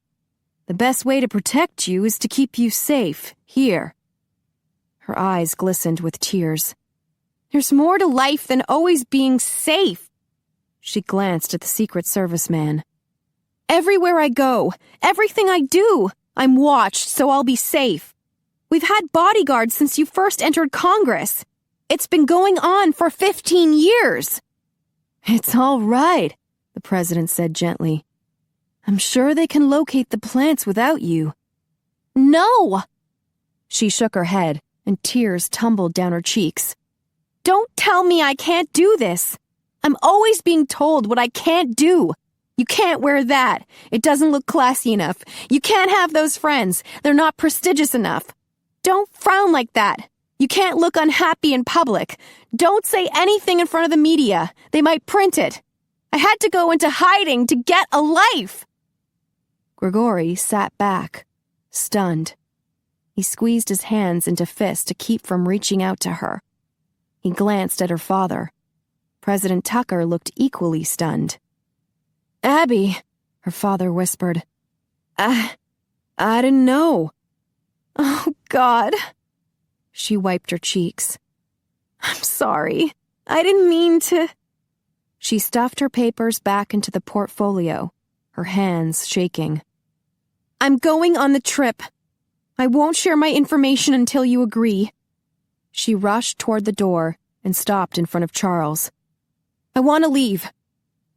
The Secret Service man glanced at the president, who nodded. Then he opened the door, and Abigail ran out. President Tucker slumped in his chair, rubbing his forehead. I didn't realize my career was so hard on her. She never complained. Not once. Gregori shifted on the couch. The CIA director was just sitting there with a blank face. Charles was expressionless as usual. Sir, I've only known your daughter a few days, but I can tell she loves her family very much. She would do anything for you. The president nodded with tears in his eyes. She's so brave, so smart. He leaned forward suddenly and grasped Gregori's shoulder. Give me your word you won't let anything happen to her. He gazed into the president's eyes. They were hazel like Abigail's. You have my word. I'll defend her with my life. The president watched him closely, then nodded. Good. He sat back and took a deep breath. You were right to suggest she stay here. It occurred to me, too. But you can see how strongly she feels. Gregori nodded. Yes, sir. She's very passionate about this mission. She hopes it will save her mother. I have the same hope, or I would never put her at such risk. Gregori rose to his feet. Then it's settled. We'll take her. And God help them if anything happened to her. Chapter 19. Abigail slammed the safe door shut and twirled the combination lock. She had tossed all her plant information inside. It was her personal safe at the lab, and only she knew the combination. Of course, the info was also on her computer, but no one could access it without a password.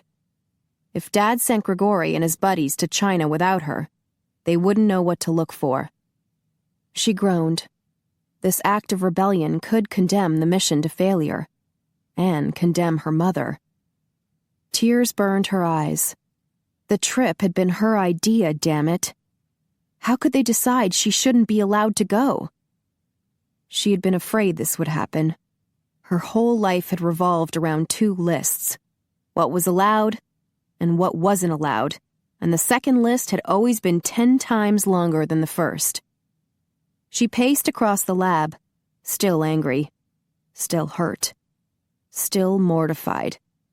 She'd completely lost it. Years of frustration and resentment had erupted all at once. She had been too upset to remain at the White House. Her poor father had looked so shocked and hurt. He had worked so hard over the years, and she was proud of him.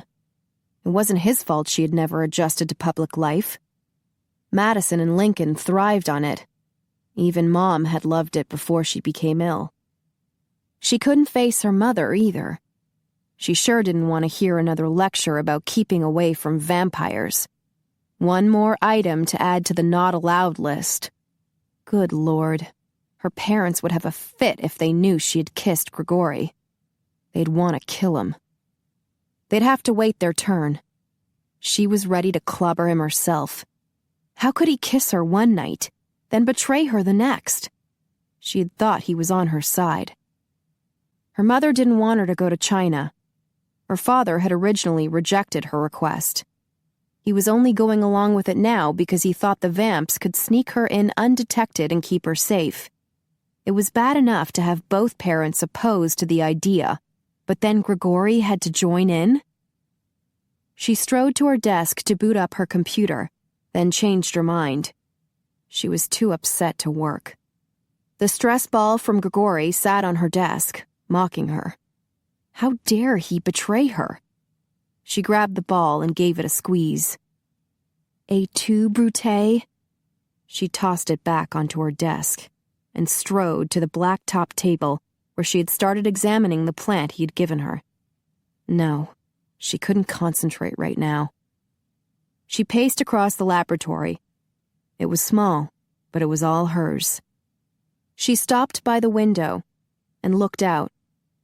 The parking lot was mostly empty, but the soldiers were still at the entrance gate. She spotted another soldier walking along the perimeter of the chain-link fence topped with barbed wire. The grounds were well lit and dotted with security cameras, and there were more military personnel in the lobby. The installation was so well guarded, she didn't need a Secret Service agent here. They dropped her off and returned to the White House.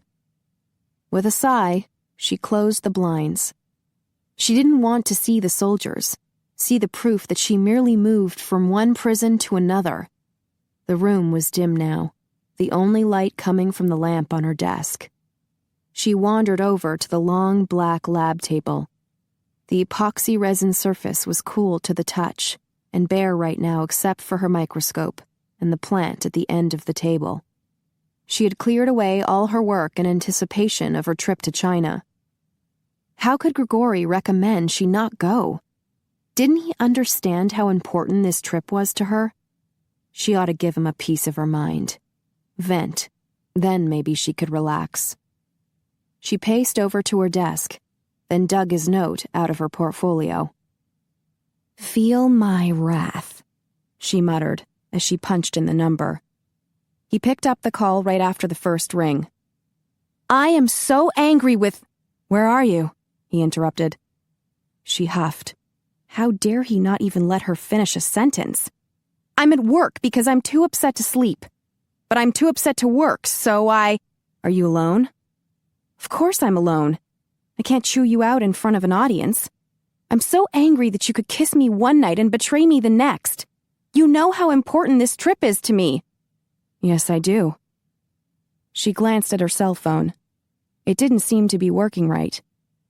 "Did I mention how angry I am? Feel my wrath, Gory." "I'll feel yours if you feel mine." She gasped. "Pig." She disconnected, then heard a chuckling sound behind her. She whirled around and gasped again. The phone tumbled from her hand. Gregori lunged forward in a blur of movement and snatched the phone before it hit the ground. She stumbled back. His speed had been amazing, but she was not in the mood to compliment him. "Did I give you permission to come here?" "I don't ask for permission, remember?" He set her phone on her desk, then looked around. "So, this is where you work?" "What are you doing here? I don't want to see you. I'm still mad at you." A knock sounded at her door, and her heart lurched up her throat. How on earth could she explain Gregori's presence here when he had bypassed all the checkpoints? She dashed to the door to make sure it was locked. "Yes?" "Miss Tucker?" a guard called from the hallway. "Are you all right? I thought I heard yelling inside." "I'm fine. I was just talking on the phone." There was a pause. She glanced over her shoulder, hoping that Gregori had teleported away. But no, he was still there. "If you need anything, just call us on the intercom," the soldier said. "All right. Thank you." She listened to his footsteps fade away. Then she peeked through the closed slats on the blinds that covered the window portion of her door. "Okay, the coast is clear." "I guess you're not too angry," Gregori said softly. "You didn't turn me in." She spun around to face him. "You know good and well I can't explain how you got here. And I'm not finished being angry with you." "I know you're upset. It nearly killed me to see you crying. And it hurts to think about how much you've been suffering over the—" "Please!" She held up her hands. "I don't want to talk about it. I'm mortified that I—" She pressed her hands against her hot cheeks. "I said terrible things." "You spoke the truth." She shook her head. "It was a pity party. My parents have always been good to me. I've never lacked for anything—" "Except freedom." She winced. "Well, we have to learn to live with the hand we're dealt." His mouth thinned. "True." So she lived without freedom, and he lived without mortality. "You hurt me. I'm still in shock that you would betray me." "I did not." "Yes, you did. My mother doesn't want me to go to China. My dad is this close." She lifted a hand with her forefinger and thumb pressed together. "To forbidding me to go. He's only allowing it because he trusts you to keep me safe. And what do? Tell him I'm safer at home." "You are safer at home." She scoffed. "Why don't you want me to go? You don't want me to have any adventure in my life? Afraid I'll have some fun?" He arched a brow. "I'd love to have some fun with you." "Not funny. I'm still angry with you." "I hear makeup sex is really hot." "Good Lord, is that all you think about?" She waved a hand. "Don't even bother to answer that. But do me a favor and try to get past your overabundance of testosterone to understand that I'm trying to save my mother's life." His eyes narrowed. "Try to get past your PMS to understand why I said what I did." "How dare you bring up PMS?" "My testosterone made me do it. Now why would a caveman like me suggest you remain safely at home?" "Good question." "And I've got a good answer." He stepped toward her. "I don't want you in a dangerous situation because I care about you." She blinked, then swallowed hard. "I can't bear the thought of anything bad happening to you." He yanked the knot of his tie loose. "I think about you all the time, and not just about sex." He grimaced. "It's downright strange." Her heart squeezed in her chest. Was the poor womanizer in over his head? "You care about me?" "I care a hell of a lot." He gave her an exasperated look. "Couldn't you tell while I was kissing you?" Heat rushed to her cheeks. "Well, it was certainly passionate. But there is an obvious reason for that. You have a lot of experience, so it was simply indicative of a high level of expertise." She stopped when he placed a finger on her lips. "Scholar." "Yes?" she whispered against the pad of his finger. "Think about it." He leaned close. "The kiss was passionate because I'm falling in love with you." Her heart lurched, and she stepped back. That's highly unlikely. We've known each other only a few nights." "I started falling the minute I saw you on that balcony." She gulped. She had started falling the minute she saw him emerge from that limo. "Well, I have to admit that instant attraction is rather instant." The corner of his mouth curled up, and his dimple showed. "You ran into my arms last night. You kissed me back. Rather passionately, I might add." Her cheeks blazed with heat. "That was last night. Tonight I'm angry." "You're beautiful when you're angry." "Don't think I can be swayed with flattery. The only reason I'm not screaming at you is because the guards would hear. I'm sorely tempted to slap that smile right off your face. But luckily for you, I'm exercising a great deal of self-control." "I see." He nodded, his cheeks dimpling. "Then you'll be able to refrain from screaming when I bring you to climax?" Her mouth dropped open. "What?" He winced. "That was a little loud. I'm not sure you can keep from screaming." "I don't scream," she scoffed. "I never scream." "Then you've been with the wrong men." Goosebumps skittered down her arms. "And you believe you are the right one?" "I know it." He stepped toward her. "Your screamless nights are over." Her heart thumped. "My, aren't we sure of ourselves?" "Must be an overabundance of testosterone." She snorted. "Well, I'm not a pushover, you know. It's not easy to get me into the sack." "We could always try the ceiling." She laughed. When he grinned, she realized what he'd been up to. "You're just teasing me, aren't you? So I won't be mad at you anymore." "Maybe, maybe not." He slipped a hand around her waist.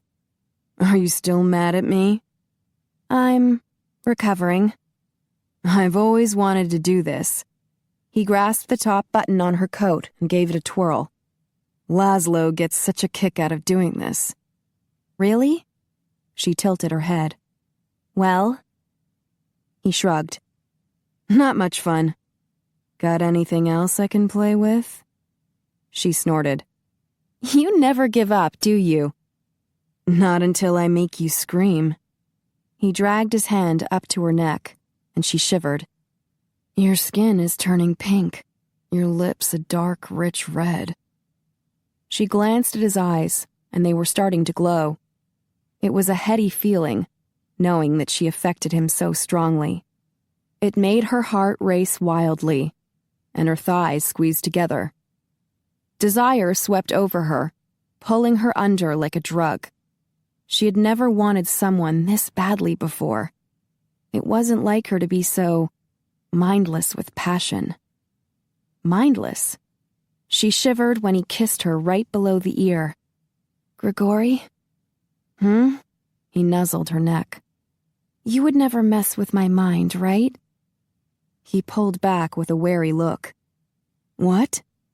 "It's just that I've never fallen for someone so fast before. It's not normal for me." "You think I'm making you like me?" He released her and stepped back. "I would have to force it on you? I'm not likable on my own?" She winced. "I didn't mean that. You're very likable and charming, and more handsome than any man should be allowed to be." His mouth twitched. "Okay, I'm buying that part. But you still think I'm making you fall for me?" She frowned. If he was controlling her mind, then most probably she wouldn't have the ability to question it. "I'm sorry, I shouldn't have asked that." He gave her a wry look. "If I was controlling you, we would be naked." She laughed. "That's true. Forget I said it. I'm sure you would never mess with my mind." A pained look flitted over his face. She sighed. She had really destroyed the mood now. Her cell phone rang. Don't answer it, he grumbled. But it might be news about the trip. I want to be the one to tell you. He took her hand. You're going. It scares the hell out of me. Scares your dad, too. But you're going. Joy and relief burst inside her. Oh, thank you. She wrapped her arms around his neck. He held her tight, and she ignored the ringing cell phone. It felt so right in Gregori's arms. She nestled her head against his chest and listened to the pounding of his heart. If it wasn't for the fangs and the red, glowing eyes, she'd never know he was a vampire. And she was actually starting to like the red, glowing eyes. It made her feel powerful and womanly that she could cause his eyes to change. Powerful and womanly, those were new feelings for her. She liked it. His superpowers were exciting, too. Sex on the ceiling? All you need to bring is a backpack with a few clothes and personal items, he said. We'll take care of the rest. She smiled to herself. For once, she had been thinking about sex and he hadn't. Oh, you need the information on the plants. She hurried over to the safe. I pinpointed the 2 most likely areas for finding them. That's good. He joined her by the safe. Then we only need 2 base camps. Just as she handed him the information, the phone on her desk rang. He frowned. They won't leave you alone. If I don't answer it, the guards will come to check on me. She picked up the receiver. Hello? Abby? Her father's voice sounded agitated. What are you doing at work so late? Why aren't you answering your cell phone? Well, I've sent Charles to pick you up. Your mother has taken a turn for the worse. The doctor is with her now. We may have to take her to the hospital. Abigail swayed, and Gregori caught her. I'll be there soon. Her father hung up, and an icy cold wave shuddered through her. Gregori took the receiver from her hand and hung up.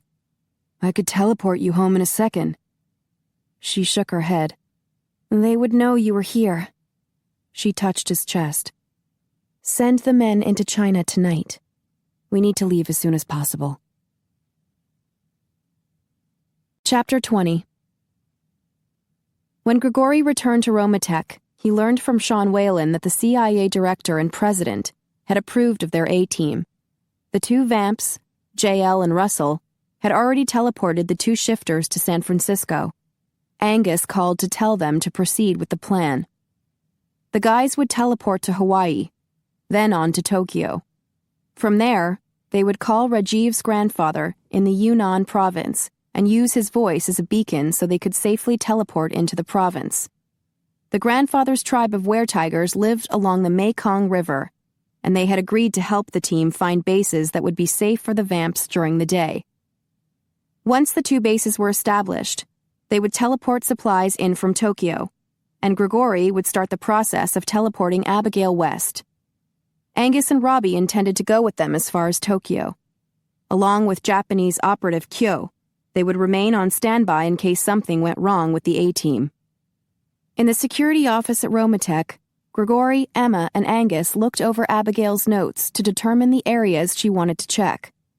The first was the Eastern Plateau region known for its many lakes and karsts, odd stone formations that resembled a forest of stalagmites. The second area was in the northwest, closer to Tibet. It was rugged and mountainous with rivers rushing through deep canyons. Abigail was hoping to find an ancient plant along the Yangtze River. It would be a rough area for hiking, but they were more likely to find a cave there for their base. Angus emailed the information to Kyo in Japan. That's all we can do for now.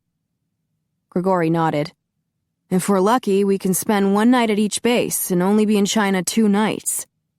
We'll expect you to check in with us in Tokyo every 2 hours, Angus said. If we don't hear from you, we'll come looking for you. Good. Gregori stood and stretched. I'll go to my office then, get some work done.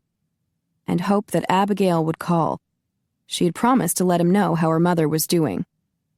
Emma smiled at him. Your mother told me that Miss Tucker was the one. He groaned. My mother talks too much. Emma exchanged an amused glance with her husband. Are you saying she isn't the one? Angus asked. I'm saying it's not easy. Gregori headed toward the door to make an escape. The president isn't going to accept a vampire's son-in-law. Oh. Emma's eyes lit up. So you're considering marriage? Gregori gulped. I didn't say that. I was speaking theoretically. Angus grunted. Well, lad, if she's good enough to bed, then she should be good enough to wed. Theoretically speaking, of course. Gregori reached into his coat pocket and squeezed a stress ball. Abigail and I are modern people. We're not tied to old-fashioned ideas of, oh, I see. You're a generous soul, so you plan to share with other men. What? The ball exploded in his pocket. Shit. Now his coat pocket was full of baking soda. Emma and Angus chuckled. Yeah, very funny. He stalked to his office, tossed the exploded stress ball into the trash can. There was no message on his phone. He had Abigail's number now, since she had phoned him earlier, so he called. No answer, so he left a short voice message. Call me. He worked for an hour. Still no phone call. He teleported to his condo, showered, then threw on some jeans and a t-shirt. No call, no message. He sprawled on the sofa to watch DVN and guzzled a warm bottle of blood. His droid buzzed. Finally, a text message from Abigail. My mom is stable now, still at home. It's late, so going to bed. Good night. He called her number, but she didn't pick up. He texted her. Answer your phone. She texted back. No. Then call me. No, you'll teleport to my bedroom. He smiled. She was onto him. Chicken. Bok. He drummed his fingers on the droid, trying to come up with a reply that would make her call. I have a stress ball that needs to be squeezed. He winced and deleted that. He had teleported to the Oval Office before, so he could get fairly close to her. He texted, I'm teleporting to the West Wing. We'll search the White House until I find you. The phone rang. Bingo, he answered it. You can't wander around the White House, she fussed at him. You'll get yourself arrested. He focused on her voice and teleported. And then we'll never make it to China, and... She jumped when he appeared next to her bed. You rascal, I knew you'd do that.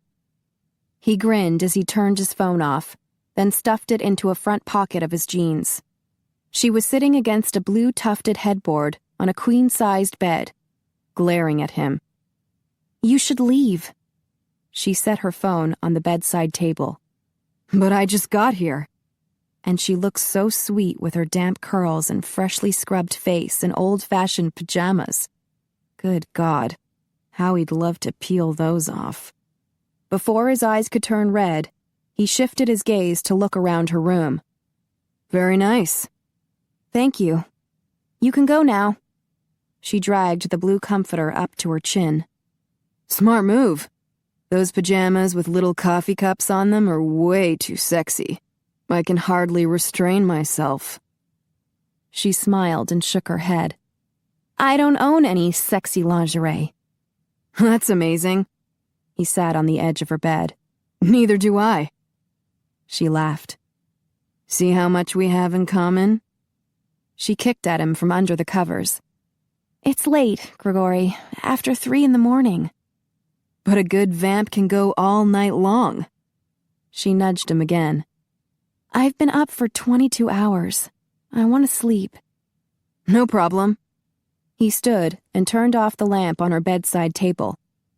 Good night, sweetheart. He could still see well in the dark, and he grinned at the way she squinted her eyes to follow his movements. You're not leaving? She asked. What are you doing? He arrived at the other side of her bed and pulled back the sheet. You wanted to sleep. He climbed in. She gasped. Not with you. He fluffed up his pillow. You might as well get used to it. You'll be sleeping with me on the trip. I will not. You want to sleep with the other guys? He lay down beside her. I'll have to beat them up then. Not really good for team spirit, but... You can't sleep in my bed. Relax. I won't bite. She snorted. Gregori, you're in the White House. You don't sneak into a girl's bed in the White House. He glanced at the door. Is it locked? Yes, but... Is there a guard at the door? She shook her head. Down the hall by the stairs. Then we should be fine. He turned onto his side to face her and smiled. As long as you don't scream. She scoffed. I'm going to sleep. I won't stop you. She gave him a wary look. Then why are you here? Why was he here? He had never climbed into a girl's bed before just to talk. I missed you. I wanted to know how you were doing. She scooted down into a lying position. I'm tired. Worried about my mom. How is she? Stable, but not good. They may take her to the hospital tomorrow if she doesn't improve. I'm sorry. He brushed a curl back from her brow. She sighed. I sat with my dad for a few hours by her bedside. He told me how sorry he was that I had been unhappy. He loves you, Gregori whispered. I love him too. I love all my family. She smiled sadly at Gregori. There are times, though, that I feel like I don't belong. Like an outcast. I know the feeling. I'm an outcast too. Her eyes widened as she gazed at him. It took all his control not to pull her into his arms. She rolled onto her back and stared at the ceiling. We do have a lot in common. Time stretched out while he tried to think of something incredibly deep and insightful to say. Something that would impress her. There's something hard in my pants. She moaned. Why am I not surprised? Really uncomfortable. He reached down to his jeans to get a hold on it. Oh God, don't let it out. Got it. He pulled his hand out and showed her the droid. She laughed. He dropped the phone on the bedside table next to him, then snuggled up close to her. What are you doing? We're going to sleep, right? I thought you slept during the day. I do. He wrapped his arms around her. She rested her head against his chest. You're just going to lie there? Sounds kind of boring. Not at all. He stroked her hair. I get to hold you. Listen to you breathe. Think. She yawned. About what? She closed her eyes. Keeping you warm. He tucked the comforter around her. Keeping you safe. Her breaths deepened, and her body relaxed against him. He kissed the top of her head. Keeping you mine. Half asleep, Abigail reached for Gregori. She couldn't remember ever sleeping so well. She'd loved the feel of his arms around her and the way he had stroked her hair. She had felt safe and loved, and now that she wasn't so tired, she was remembering other things, like how broad and muscular his chest was, how gentle and sweet his hands were, how he made her laugh, made her hot. Gregori? She mumbled and stretched her hand out to feel his hard abs. Nothing. She jerked awake and sat up. She was alone. And good Lord, it was almost noon. Gregori must have teleported away hours ago. She glanced at his pillow. It was still indented where his head had rested. She touched it. How sad that she had to wait till sunset to see him again. She picked up the pillow and nestled her cheek in the valley. His scent filled her nostrils, and she hugged the pillow against her chest. She was falling fast. She had been falling for some time, but things were a little different now. Before, she had hoped to somehow stop the feelings before they grew any stronger. Now, she knew there was no stopping it. She wanted him. She wanted years of laughter with him, and all those scream-filled nights he had promised her. But there were always consequences. Could she actually live with a vampire? How could her parents accept him? What kind of future could she have with him? With a groan, she tossed the pillow aside. She was tired of always approaching life like a scientist. Why couldn't she just enjoy herself for once? She dressed and went to see her mom in the clinic. The doctor and Nurse Deborah were getting her ready to take to the hospital. She pulled Deborah to the side and whispered, "Is she worse?" Deborah shook her head. "The same, but Doc wants to run some tests." Abigail sighed. "I'll pack her a bag." That afternoon, an ambulance took her mother to the hospital. The media was swarming the streets around the White House. Abigail covered her face as she dashed from the south portico to the waiting limo. Her sister and father joined her, and they followed the ambulance. Her brother, Lincoln, had already been notified, but Dad told him to stay at Harvard since he had final exams coming up. His mom was just having a few routine tests done. After a few hours of pacing at the hospital and drinking coffee, which only made her more edgy, she was told the first test was done. No results yet, but they could see the First Lady. Abigail's heart stuttered when she saw her mother, looking so pale and worn in the hospital bed. Her father sat on the edge of the bed, holding her hand. He loved her so much. Abigail could see it in his eyes. "We'll leave you alone a minute." She dragged her sister into the hall. Madison frowned at her. "Why'd you do that?" "I didn't want to cry in front of Mom." Tears stung her eyes. "She and Dad still love each other." "Well, duh." Abigail sniffed. "It's so beautiful." "Yeah." Madison gave her a curious look. "When did you turn into such a mushy romantic?" Abigail sighed and thought about Gregori holding her in his arms while she slept.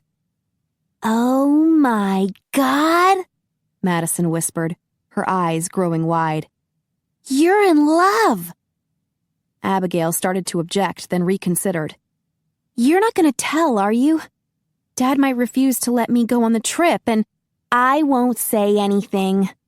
Madison grinned. "Has he tried to bite you?" "No, of course not." "Oh." Madison looked disappointed. "I'd let a vampire bite me." Abigail smiled. "I'm going to go to the lab for a few hours. This sitting around being useless doesn't work for me." "You're lucky," Madison said with a wry look. "It works for me." An hour later, Abigail was in her lab, printing out photos of the 3 plants they would search for in Yunnan. The one that looked most promising was in the eastern part of the province. It went by a name roughly translated as the demon herb. Ominous sounding, but it was rumored to have a powerful effect on a person's ability to heal. As the sun set, her thoughts returned to Gregori.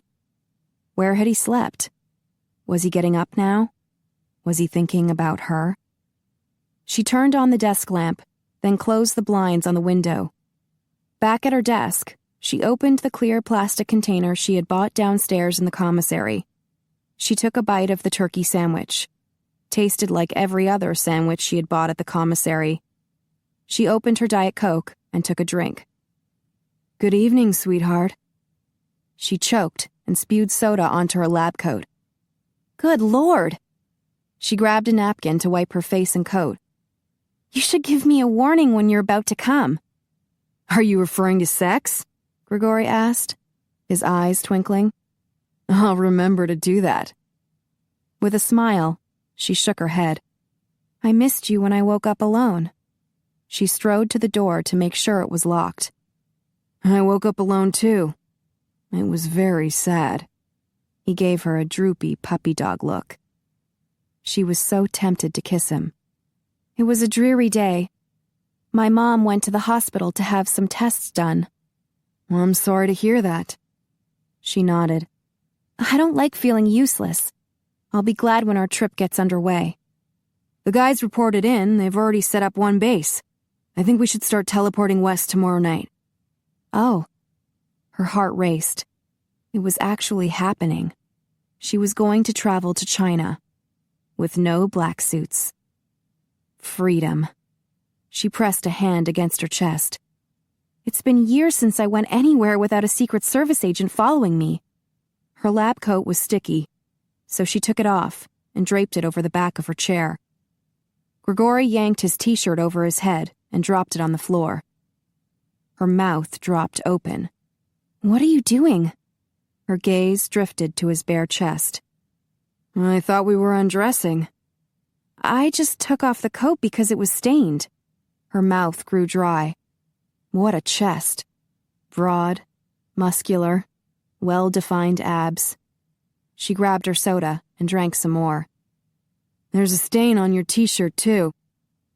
She glanced down at herself, and sure enough, she had spewed cola on her shirt, too. She set her drink down. If she had the nerve, she'd take off her shirt, too. She looked up to find Gregori watching her intently.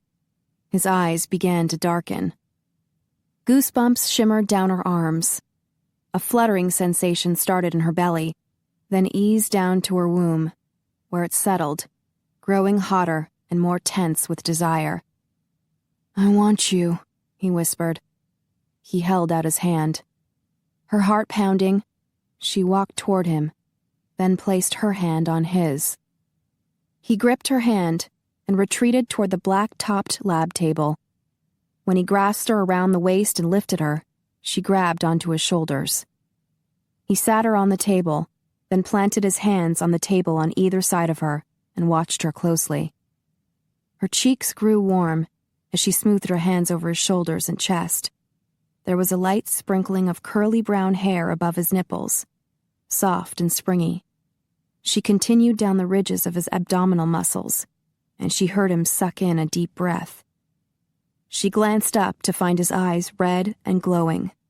The aching sensation in her womb intensified, and she squeezed her thighs together. "I'm in love with you," he whispered.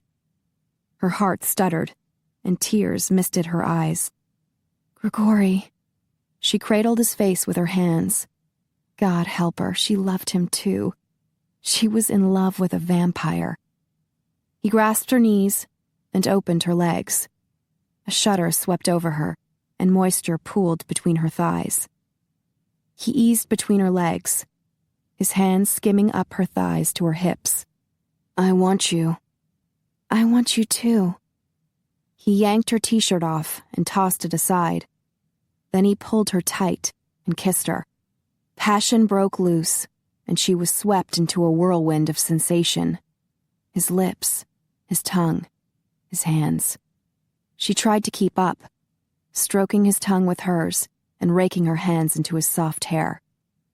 He was delicious, sweet, and desperately hungry for her. Her heart pounded.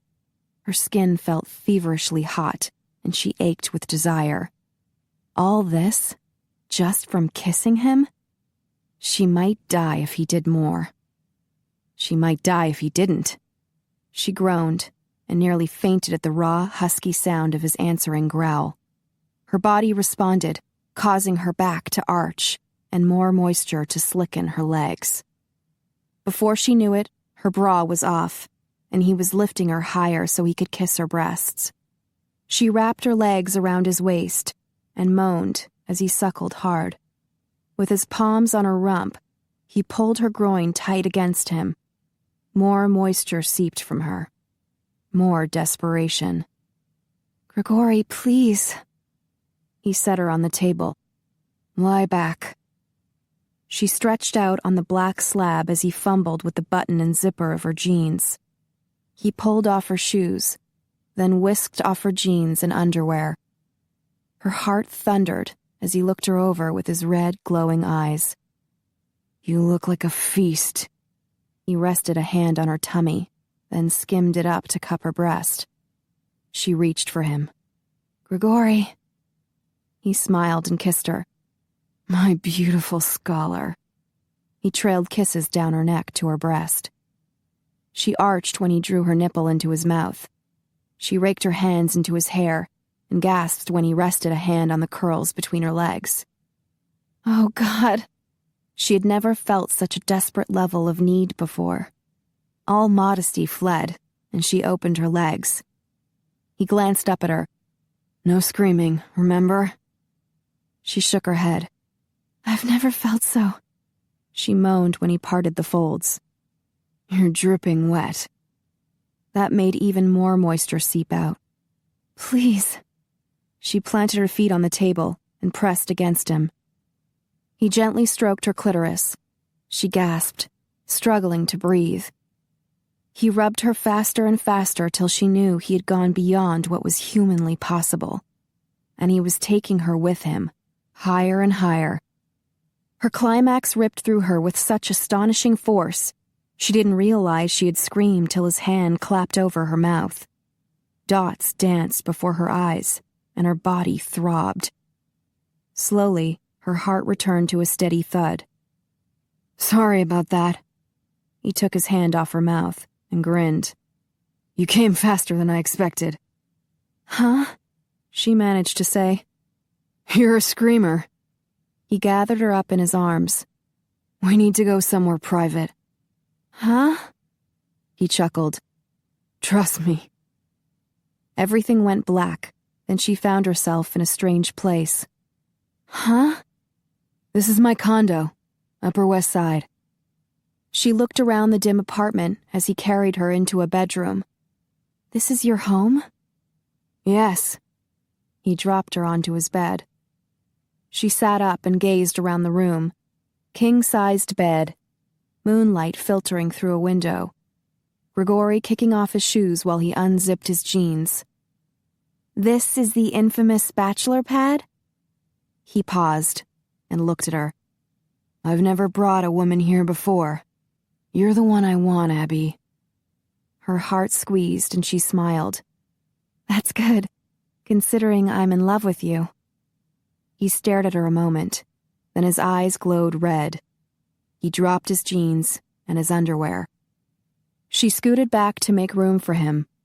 He moved onto the bed, crawling toward her, his red eyes coming closer. Her heart pounded faster. He had to be the sexiest man alive.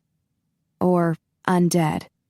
She no longer cared which, as long as he was hers. He lifted one of her legs and nipped at her toes. Then he nibbled a trail up her leg to her thigh. You smell good. He kissed her swollen and aching folds. You taste good. She whimpered as his tongue gently teased her clitoris. He glanced up, and his smile flashed white in the dark. You can scream all you want here.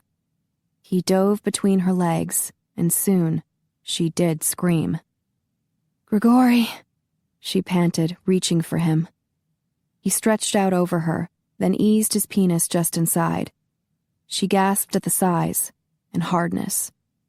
Slowly, he stretched her out and filled her up. Oh, God. She wrapped her arms and legs around him. He rested his brow against hers. You're the one, Abby. You're mine. He pulled slowly out, then pushed back in. Again and again, faster and harder. He kissed her hard. You wanted a warning. I'm about to come. She laughed. I love you. Her heart expanded till she thought it would burst. So much joy, so much love, and a trace of fear. For she now believed in the impossible. Chapter 21. I'm still not happy about this trip of yours, Belinda said the next evening. I'll be fine, Mom, Abigail assured her. I should be away for only a few days. Madison perched on the end of the hospital bed in their mother's private room. Sounds exciting to me. Like super spy stuff with superheroes. I wish I could go. We'll be camping inside caves, Abigail muttered. You won't have a bathroom? Madison's eyes widened in horror. Or a television? How on earth will you survive? I'll be fine. Abigail rolled her eyes over to their mom.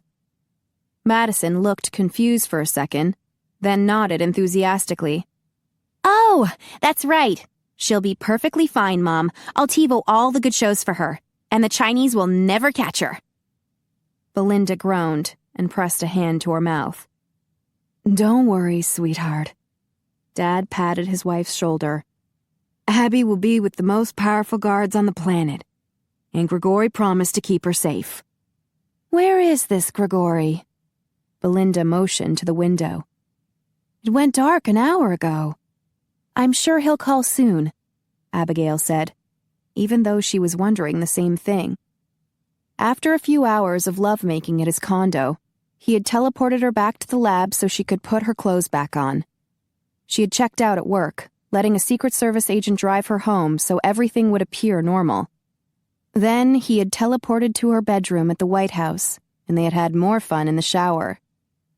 Before leaving, he had warned her to be packed and ready to go the next evening.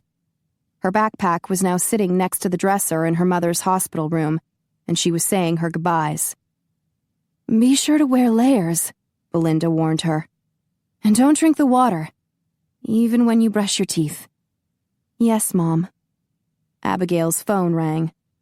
That must be him. She stepped over to the corner of the room and answered the phone. Ready to go? Gregori asked. Yes. What took so long? We went through all the reports from the guys. The messages come in during the day and pile up. Besides, there's no need to hurry. We can't start teleporting till the sun sets in California. Oh. His voice softened. Are you all right, Scholar?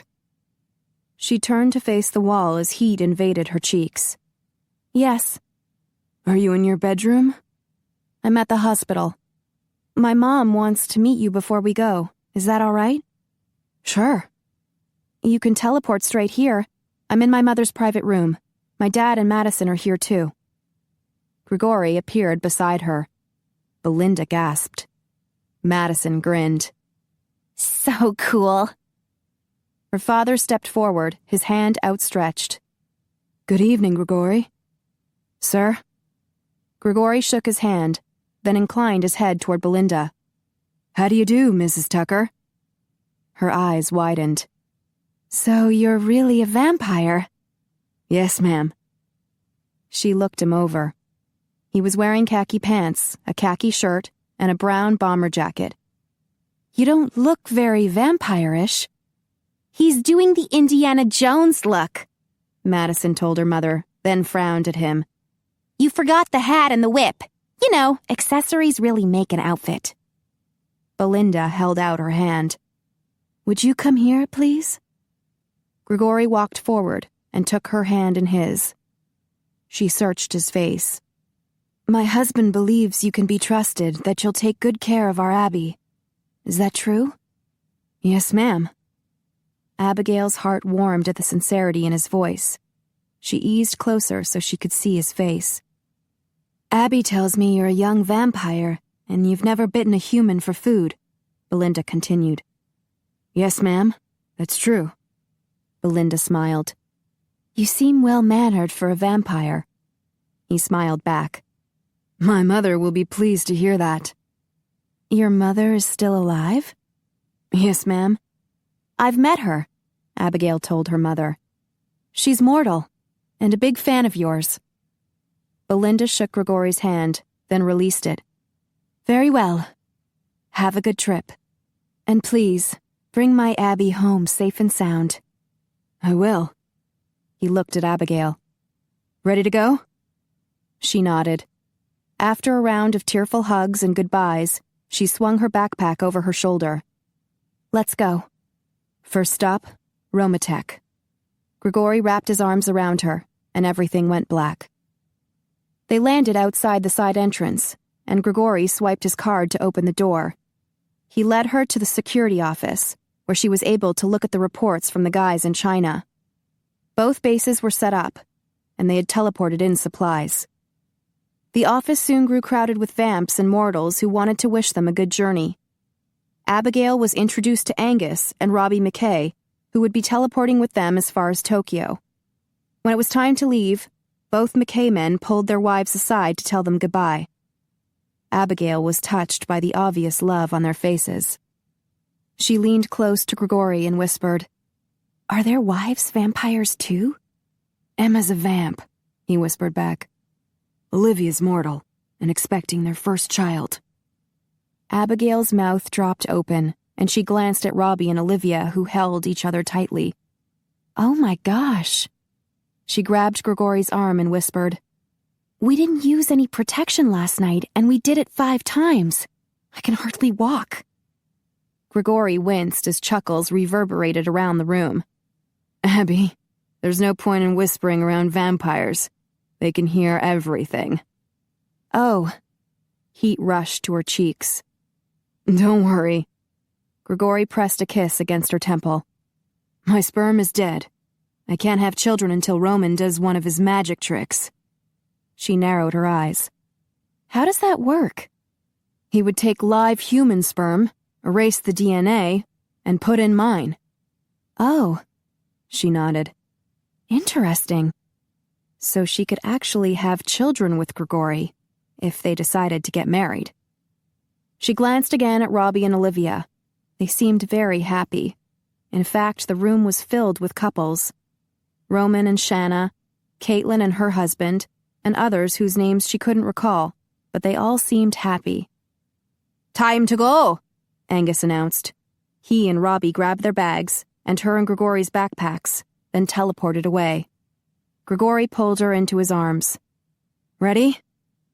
She nodded as she wrapped her arms around his neck. San Francisco, right? Yes. The West Coast Coven House. I've been there before, so I know the way. Hang on. Everything went black. Then her feet landed softly on a thick Persian rug. She looked around. Angus and Robbie were standing close to the fireplace, talking to a dark-haired man in a kilt. The room appeared to be a parlor, richly furnished with wing-back chairs and medallion-backed sofas, all upholstered in dark red velvet, the color of blood. Fitting, she supposed, for a house full of vampires. Miss Tucker, the kilted man approached her with a smile. I'm Rafferty McCall, West Coast Coven Master. How do you do? She shook hands with him. Thank you for helping me. Since they had to wait for the sun to set in Hawaii, Abigail spent the next few hours sightseeing with Gregori. Rafferty provided them with a chauffeured town car, and they roamed about the city, laughing and stealing kisses in the moonlight. No Secret Service agents watching their every move. She hadn't felt this free in years. Then they teleported to a small beach house in Hawaii that belonged to a were-dolphin named Finn Grayson. He was a marine biologist who worked at a nearby sea park. If the McKay dudes want something done on the islands, they rely on me, he told Abigail. Vamps don't hang out here, you know. Too much sun. He grinned at the vampire men. Take a load off, bros. I've got some Bleer in the fridge. He shuffled to the kitchen in his flip-flops. Abigail couldn't help but smile at the differences. The McKays were huge, pale, red-headed men who wore kilts and carried claymores on their backs. Finn looked like a blonde surfer dude with his tan skin and his baggy shorts and Hawaiian shirt. She took a long walk along the beach with Gregori. Just the two of them, hand in hand. Back at the beach house, he encouraged her to take a nap. Once they moved on to Japan and China, there wouldn't be much time for rest. She woke several hours later and ventured into the kitchen to look for food. Hello? Where was everybody? After 15 years of bodyguards, it felt strange to have no one hovering around her. She spotted Finn and Angus on the back porch. Angus waved for her to join them. The minute she opened the sliding glass door, she heard a grating noise, the sound of metal clashing over and over. Sparring session, Angus explained as he pointed to the beach. Her mouth dropped open. There on the beach, Robbie and Gregori were engaged in a sword fight, with real swords. Huge swords. Her heart leaped up her throat. Are they trying to kill each other? Nay, they're just practicing, Angus said. I wanted to see how well the lad can fight. She cringed when Robbie's sword slashed down toward Gregori's head. He blocked it in time, the swords colliding with a loud crash. This is crazy. You want a man who can protect you, aye? Angus asked as he calmly watched. I want a man who's alive. Angus chuckled. They'll no kill each other. Gregori shoved Robbie back, then advanced toward him, lunging and parrying. The two men moved back and forth on the beach, swords flashing in the moonlight. After a while, she realized she could relax. They were carefully cutting short any thrusts that would seriously injure or kill. As the gruesome dance continued, she became intrigued. The men were beautiful to watch. Neither was wearing a shirt, and sweat glistened off muscles that rippled across their chests and backs. Even as the men circled each other, she could always tell which one was Gregori. They were the same height, but Robbie moved like a tank and stood his ground like a brick wall. Gregori was long, lean, and fluid. If he took a hard knock to the ground, he merely rolled with it and sprang back up, and he did it with style and grace. She smiled. That was Gregori. He rolled with the punches life threw at him, and nothing ever kept him down. "That's enough," Angus yelled. "We do not want to wear out the fledgling." She heard Gregori's muttered curse and Robbie's laugh. "You call him a fledgling?" Angus chuckled. "Aye, just to irritate him. But the lad holds his own. You found a good man there, lass." Yes, she had. She watched him as he approached. Beneath his charm and expensive suits, he was a fighter, a warrior, just like the kilted Scotsman. His biceps bulged from the weight of the claymore. His dark, damp hair clung along his brow and neck, curling slightly at the ends. He smiled slowly at her, his dimples denting his cheeks. Good Lord, she wanted him. "Did you have a nice nap?" he asked. She nodded, her gaze wandering over his bare, slick chest. He handed his sword to Angus, never taking his eyes off her. "I'll see you in a few minutes. I need a shower." She stood there a moment, then followed him inside the house. "Shouldn't you be inspected for injuries? What if Robbie cut something off?" "God forbid." With a grin, he pulled her into the bathroom that adjoined the guest bedroom.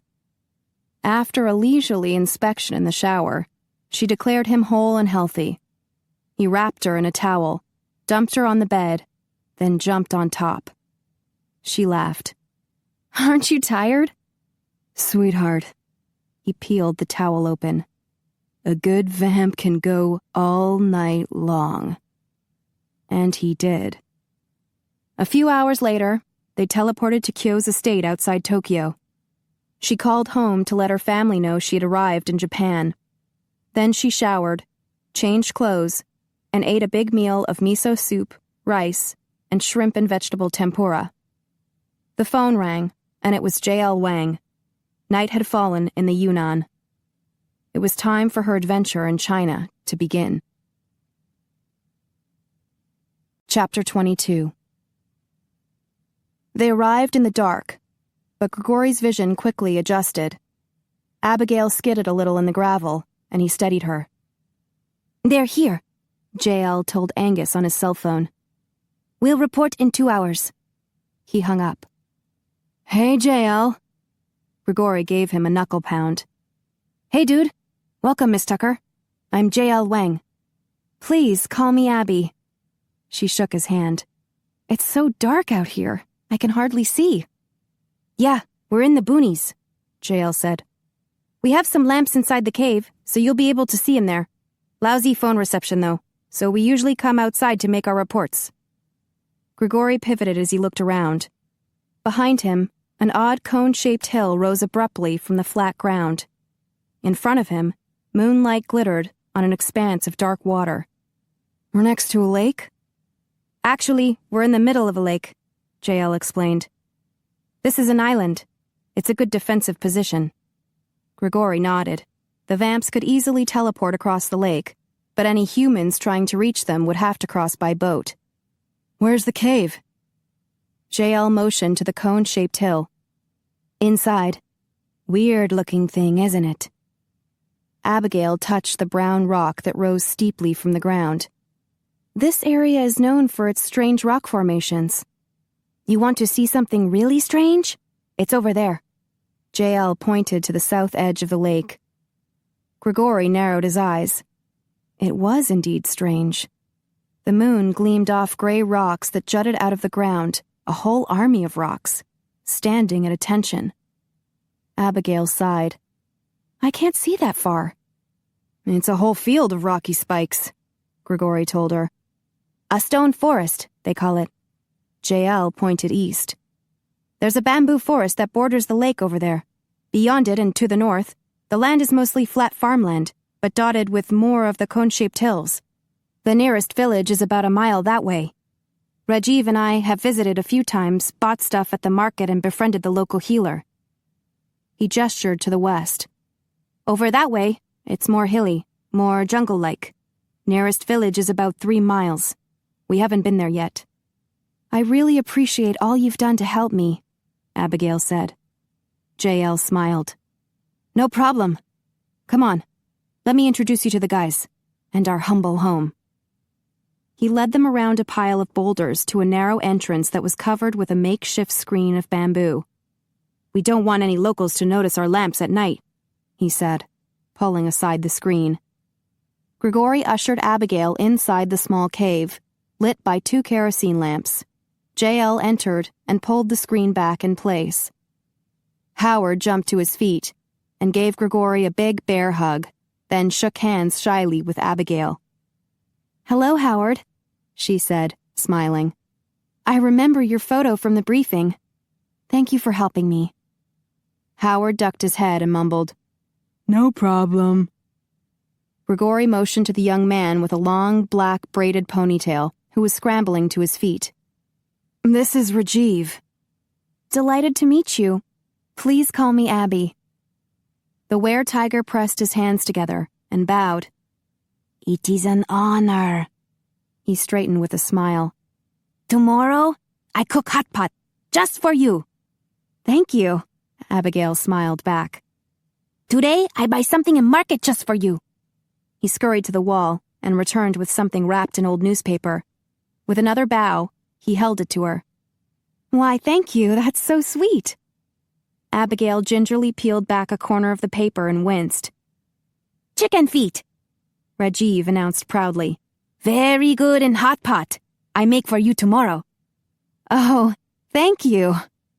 Abigail glanced at Gregori and grinned. I can hardly wait. We can't cook at night, Howard grumbled. We would have to make a fire outside and the locals might see it. But we still have food here if you're hungry. Would you like a donut? He motioned to an area close to the entrance. Gregori chuckled at the stack of donut boxes next to Howard's sleeping bag. Sheesh, bro. You can't go a few days without your bear claws? With a grunt, Howard sat on his sleeping bag. A man's gotta eat. He sniffed out a donut shop in Tokyo and insisted we teleport those here. JL sighed with a resigned look. Could be worse. You don't want to be around a bear going through sugar withdrawal. He smiled at Abigail. He might start growling. I know what make Howard happy, Rajiv said, grinning. Nice lady panda bear. Howard snorted. I eat pandas for breakfast. Gregori chuckled, then noticed the alarmed look on Abigail's face. He leaned close. He was kidding. The last member of the team rose to his feet in the back of the cave.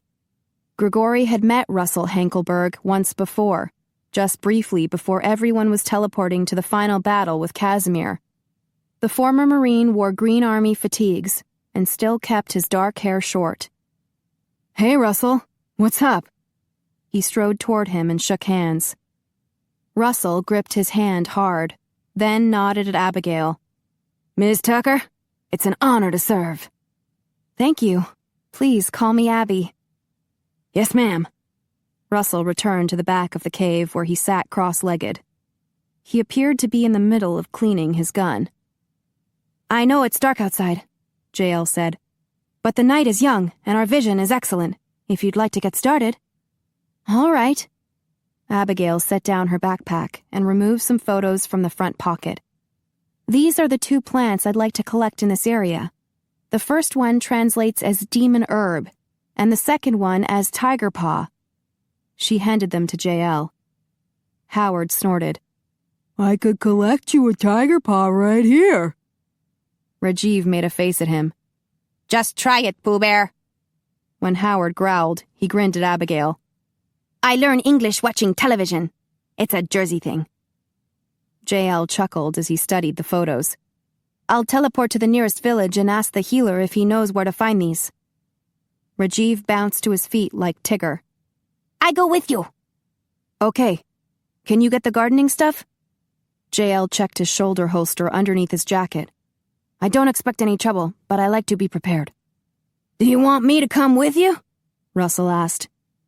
I'd rather you stick with Abigail, JL said, then turned to her with an apologetic look. I know you're here for the plants, but our first priority is keeping you safe. She nodded. I appreciate that. JL pulled up a pants leg to check the knife strapped to his calf. If we learn anything useful, we'll call. You'll hear us better if you go outside. Got it, Gregori said. JL pointed to a box close to Howard. Flashlights are in there. If we go hunting for a plant tonight, bring one for Abigail. Will do, Gregori agreed. Rajiv slung a canvas bag over his shoulder and grabbed onto JL. Let's go! JL vanished, taking Rajiv with him. These are for you.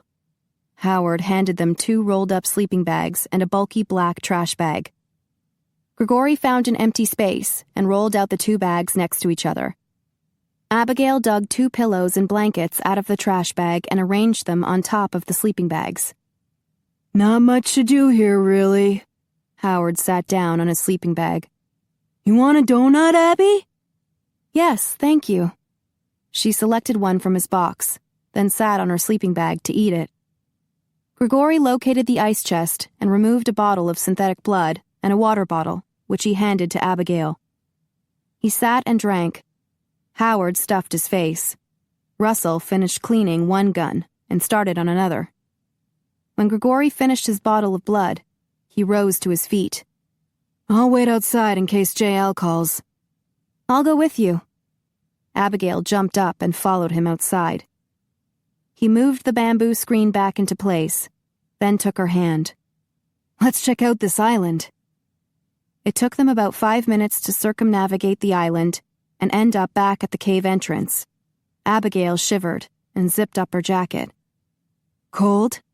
He pulled her into his arms. She snuggled her cheek against his chest. Not now. Having fun? She looked up at him and smiled. I am, actually. I keep expecting to see a Secret Service agent around the corner, but they're not there. He kissed her brow.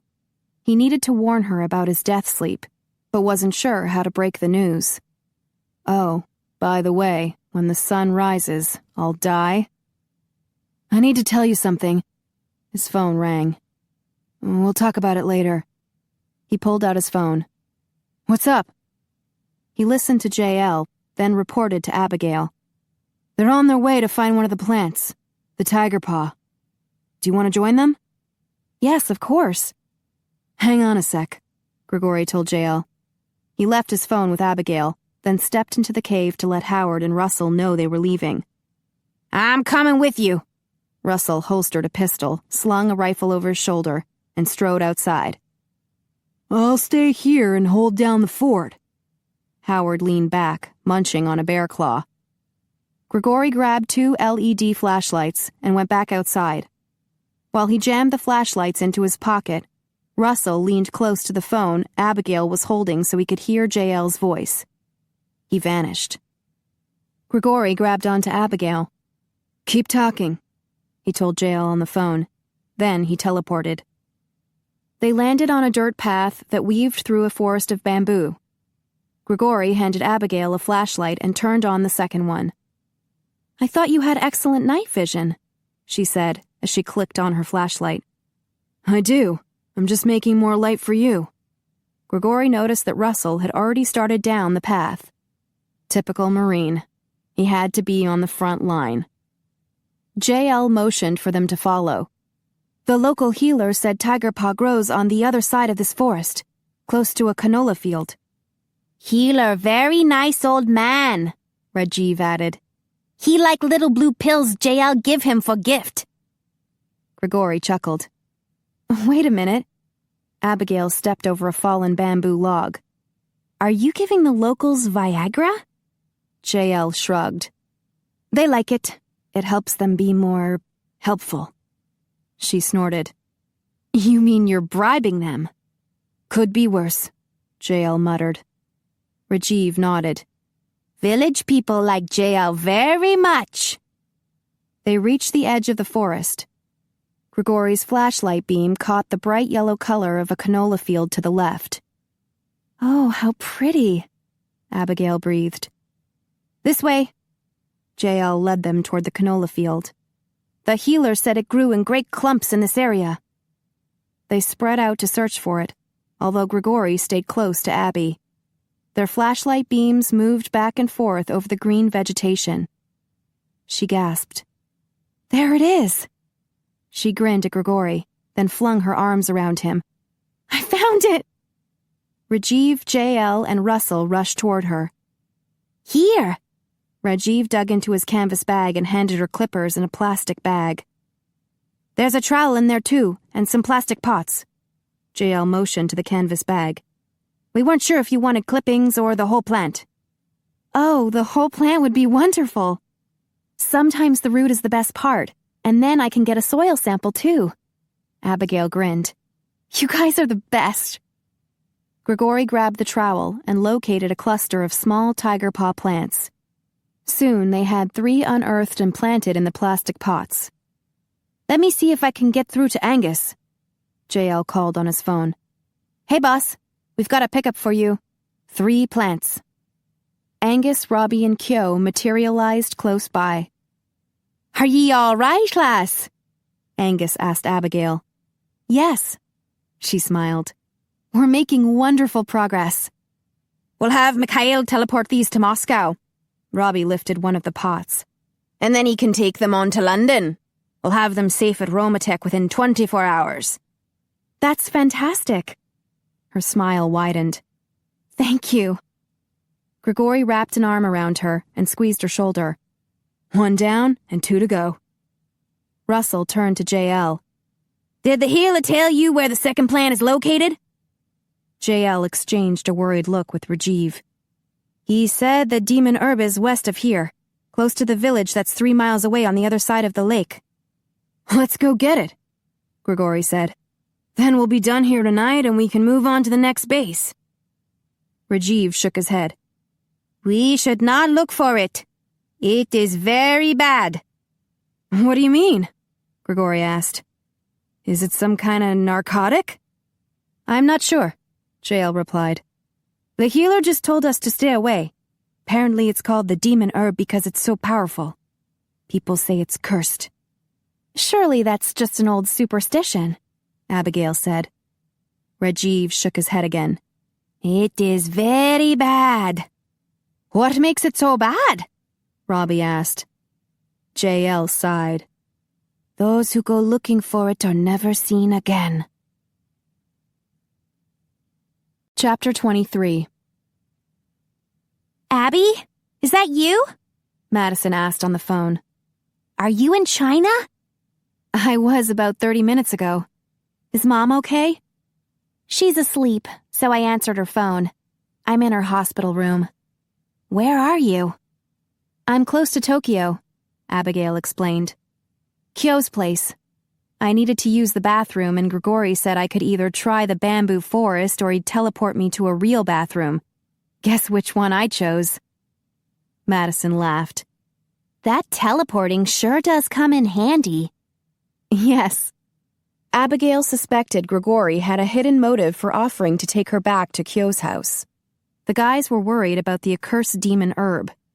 Instead of spending the rest of the night going after the plant, they were trying to keep her safely ensconced at Kyo's luxurious estate.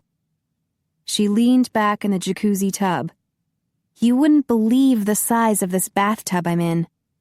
Madison giggled. Are you alone? Abigail snorted. Yes. She had locked the door so she could enjoy a long, hot soak in the tub. This place is beautiful, full of art and antiques, and the garden outside is heavenly. Kyo must be awfully wealthy. Really? Madison sounded impressed. Can I meet him? Abigail laughed. Gregori suddenly materialized inside the room. She gasped and nearly dropped the phone in the water. Something wrong? Madison asked. I dropped the soap. So much for locking a vampire out. Gregori winked at her, then pulled his shirt over his head and dropped it on the floor. She watched as his trousers hit the floor, then his underwear. Good Lord, could any man be more gorgeous?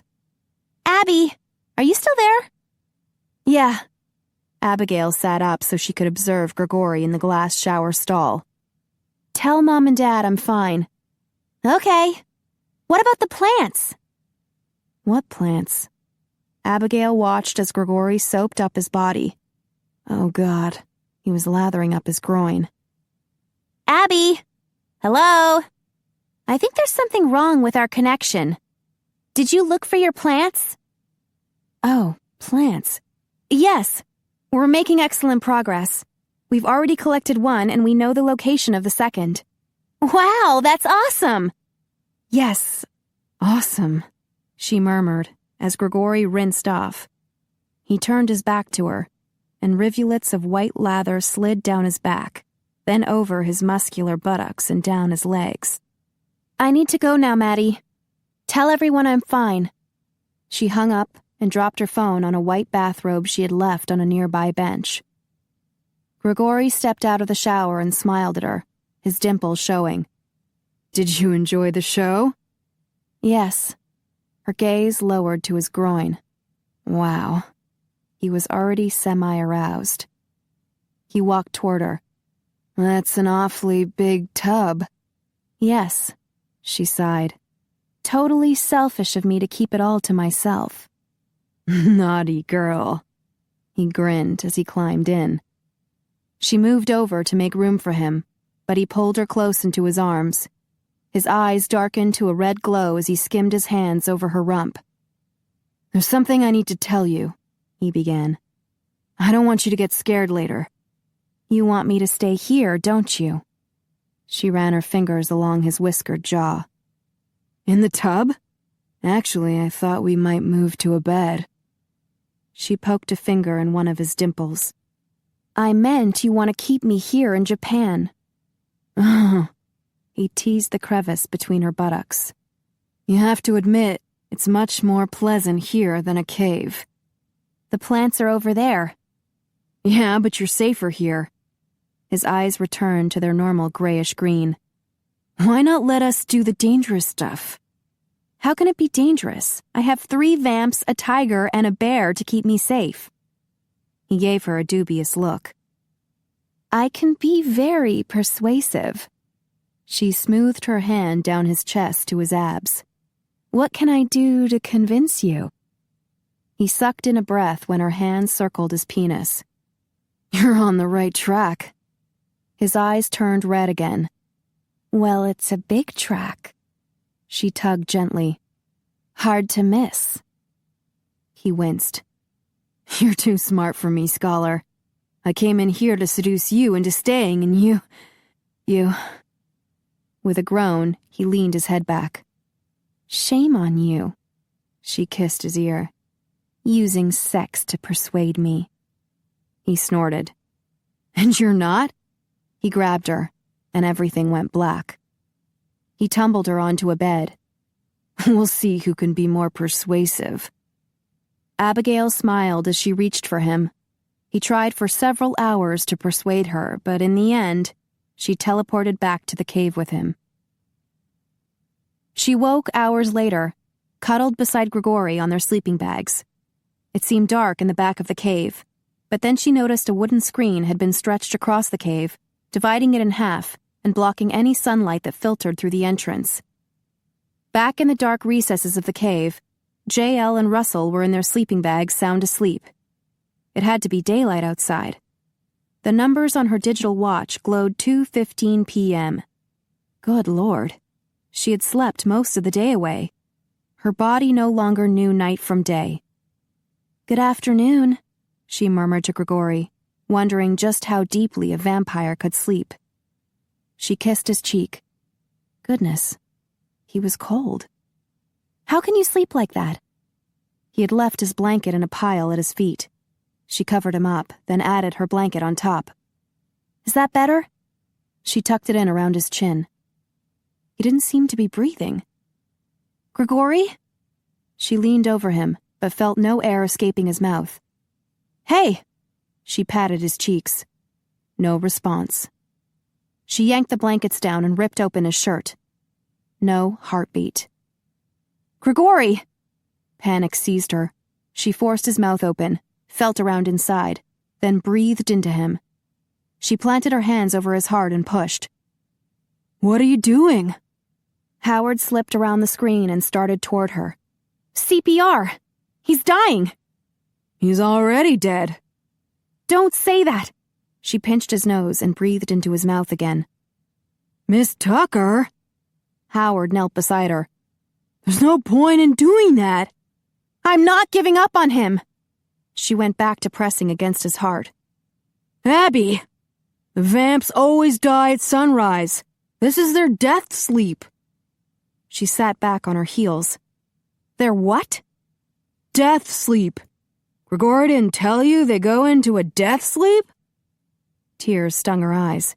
He's really dead? Yeah, but don't worry. He'll wake again at sunset. She swallowed hard. He's really dead? Howard nodded. But it's just temporary, you know. How can death be temporary? Howard shrugged. I don't know. It's a vampire thing. She looked at Gregori, and a tear ran down her cheek. Oh my God! He's really dead? Well, undead is more accurate, I guess, considering that he wakes up again. Howard gave her a curious look. He didn't tell you? No. Or did he? She thought back to when they had returned to the cave. She had been worn out from their lovemaking and gone straight to the sleeping bag. He had stretched out beside her. I need to warn you, he had whispered. I sleep like I'm dead. Me too, she mumbled before slipping into a deep sleep. Oh my gosh, she whispered. He had meant it literally. A rush of anger swept over her. That's how you tell me? She yanked the blankets back up to his chin, then slapped him on the chest. You scared the hell out of me! I thought I'd lost you! Tears streamed down her face. He can't hear me, can he? No, ma'am. Howard rose to his feet. She stood and wiped her cheeks. I'll have to wait till sunset to vent my rage. Howard nodded. Good plan. He shifted his weight. You want a donut? A burst of laughter escaped her. Oh, God, I'm going crazy. Howard stepped back with a worried look. Not really crazy, she assured him, then took a deep breath. Good Lord, it was after 2 p.m. She had cuddled up to a dead body for hours. I need to get out of here. This way. Howard led her around the screen. We put up the screen as a safety precaution. If any sunlight hits the vamps, they'll die for real. She shook her head. Death sleep. Gregori had always inferred that he spent the day sleeping in the usual fashion. Why did he lie to her? He was really dead. The poor guy had actually died, while she had slept next to him. Had he suffered any pain? He must have. She shuddered. It was terrible to even think about. Howard pulled the bamboo door away from the cave entrance so they could slip outside. Miss Abby! Rajiv waved at her. He had a fire going and a big pot suspended over it. I make you hot pot. Thank you. She walked over for a closer look. It smells wonderful. He looked at her and frowned. Miss Abby cry? She took a deep breath and gazed up at the blue sky. I'm all right now. Thank you. She didn't know Gregori would be dead, Howard grumbled. Oh, Rajiv grimaced. That's bad. Abby nodded and motioned toward the other end of the island. I'll be over there for a little while. Rajiv nodded. She went behind the hill and found a place to relieve herself. She washed her hands in the lake, then straightened and gasped. Now that it was daylight, she could see the south side of the lake. Gray stone stalagmites jutted up from a flat field. She had read about karsts in her research, but hadn't realized how unearthly they would look. She stared at them for a while, then headed back to the shifters. Howard had rolled up his pants and was standing knee-deep in the lake. He leaned over, concentrating. Then suddenly, swoosh. He scooped a fish out and tossed it onto the beach. Abigail smiled. He fished just like a bear. Soon he had a dozen fish on the beach.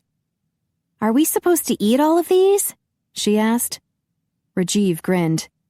"Howard is Big Bear. He eat 8.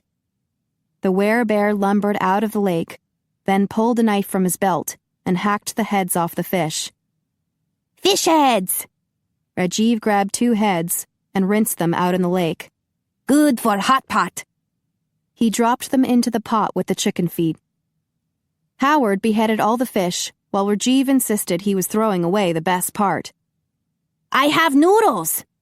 Rajiv ran into the cave and came back with a bag of noodles he dumped into the pot. Howard retrieved a frying pan and some oil from the cave. Late that afternoon, they feasted on Rajiv's noodle soup and Howard's fried fish.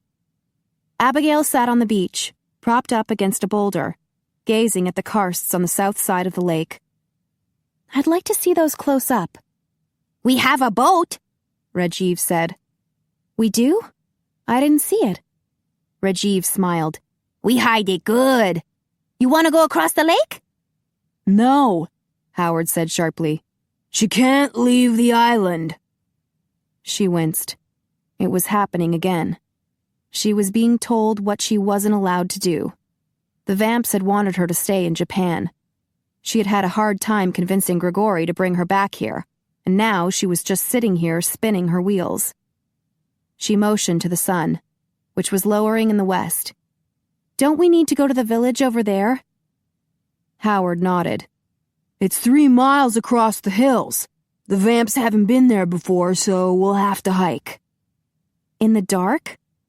That might not bother the Vamps, but she preferred hiking in sunlight. "Why don't we hike over there now? Then, when the sun sets, we can call the Vamps and they'll teleport over." Howard frowned. "I'm sorry, but you're not leaving this island until the Vamps wake up." She clenched her fists and released them. Was this what life would be like with Gregori? Always waiting for him to wake up? She stood. "I'm taking a walk." She paced around the island, feeling more and more trapped, more and more upset. Why did Gregori lie about his death sleep? Was there anything else he was hiding from her? She made a complete circle and sat on a boulder by the cave entrance. Rajiv washed his pot in the lake, then doused the fire. Howard retrieved his box of donuts from the cave and gave her one as a peace offering. She ate and watched the sun lower on the horizon. The lake sparkled. The sunset painted the sky with shades of pink, orange, and gold. It was absolutely beautiful. It was something she could never share with Gregori. Tears came to her eyes. That was what really had her upset. She was completely, totally in love with Gregori. She had realized that when she thought she had lost him. But what kind of life could she have with someone who was literally dead all day long? Would she end up wishing away her days, putting her life on hold while she waited for him to wake up? Her parents would never approve. She sighed. More people telling her what she couldn't do. The last rays of sunlight disappeared over the horizon, and the temperature dropped a few degrees. She zipped up her jacket. "I'll go see if they're up." Howard went inside the cave. She turned toward the entrance. She could barely see it in the moonlight, but she heard some mumbling voices inside. A loud voice shouted, Gregori's voice. "What? Shit!" She winced. Howard must have told him. Gregori ran outside, a bottle of blood in his hand. He paused on the beach, facing her. Rajiv stalked toward him. You make Miss Abby cry, he growled, then strode inside the cave, leaving her alone with Gregori.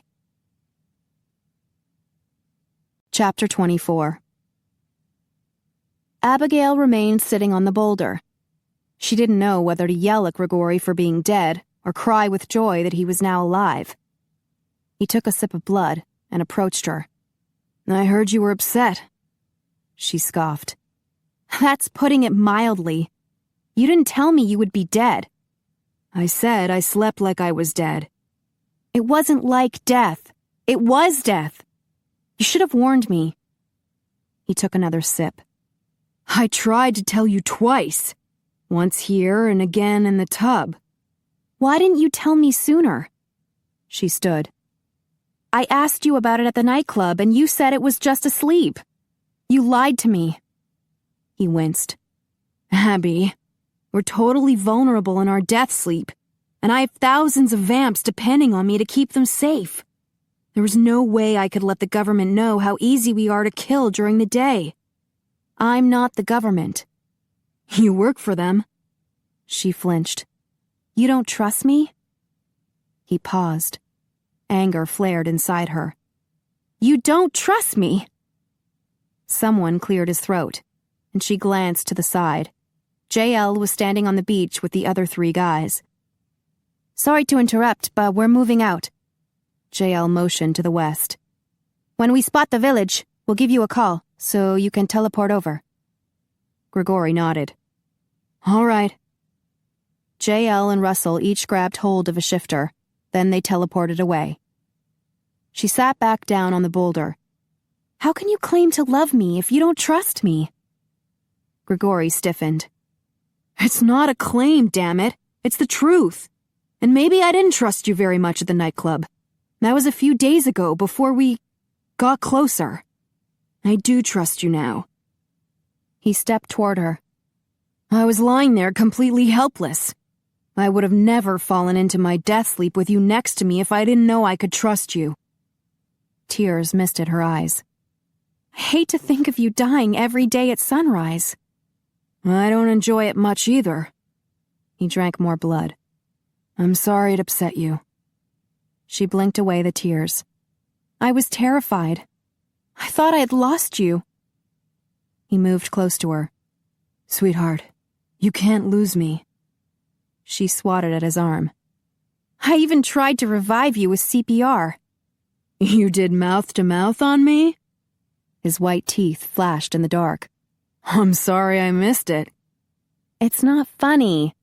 I'm not laughing. I'm just deliriously happy that you care so much about me. She sighed. I don't see how it can work. His smile vanished. What do you mean? We're doing just fine. I couldn't do anything this afternoon. I had to wait for you to wake up. She motioned toward the karsts that she could no longer see in the dark. I couldn't even go look at the rocks. I'll take you there. That's not the point. I wanted to go, but I wasn't allowed to. It's like I traded one set of prison guards for another. Only while we're here in China. Abby, it'll be different once we're home. I would never imprison you. I know how much you value your freedom. Because it's always been so scarce.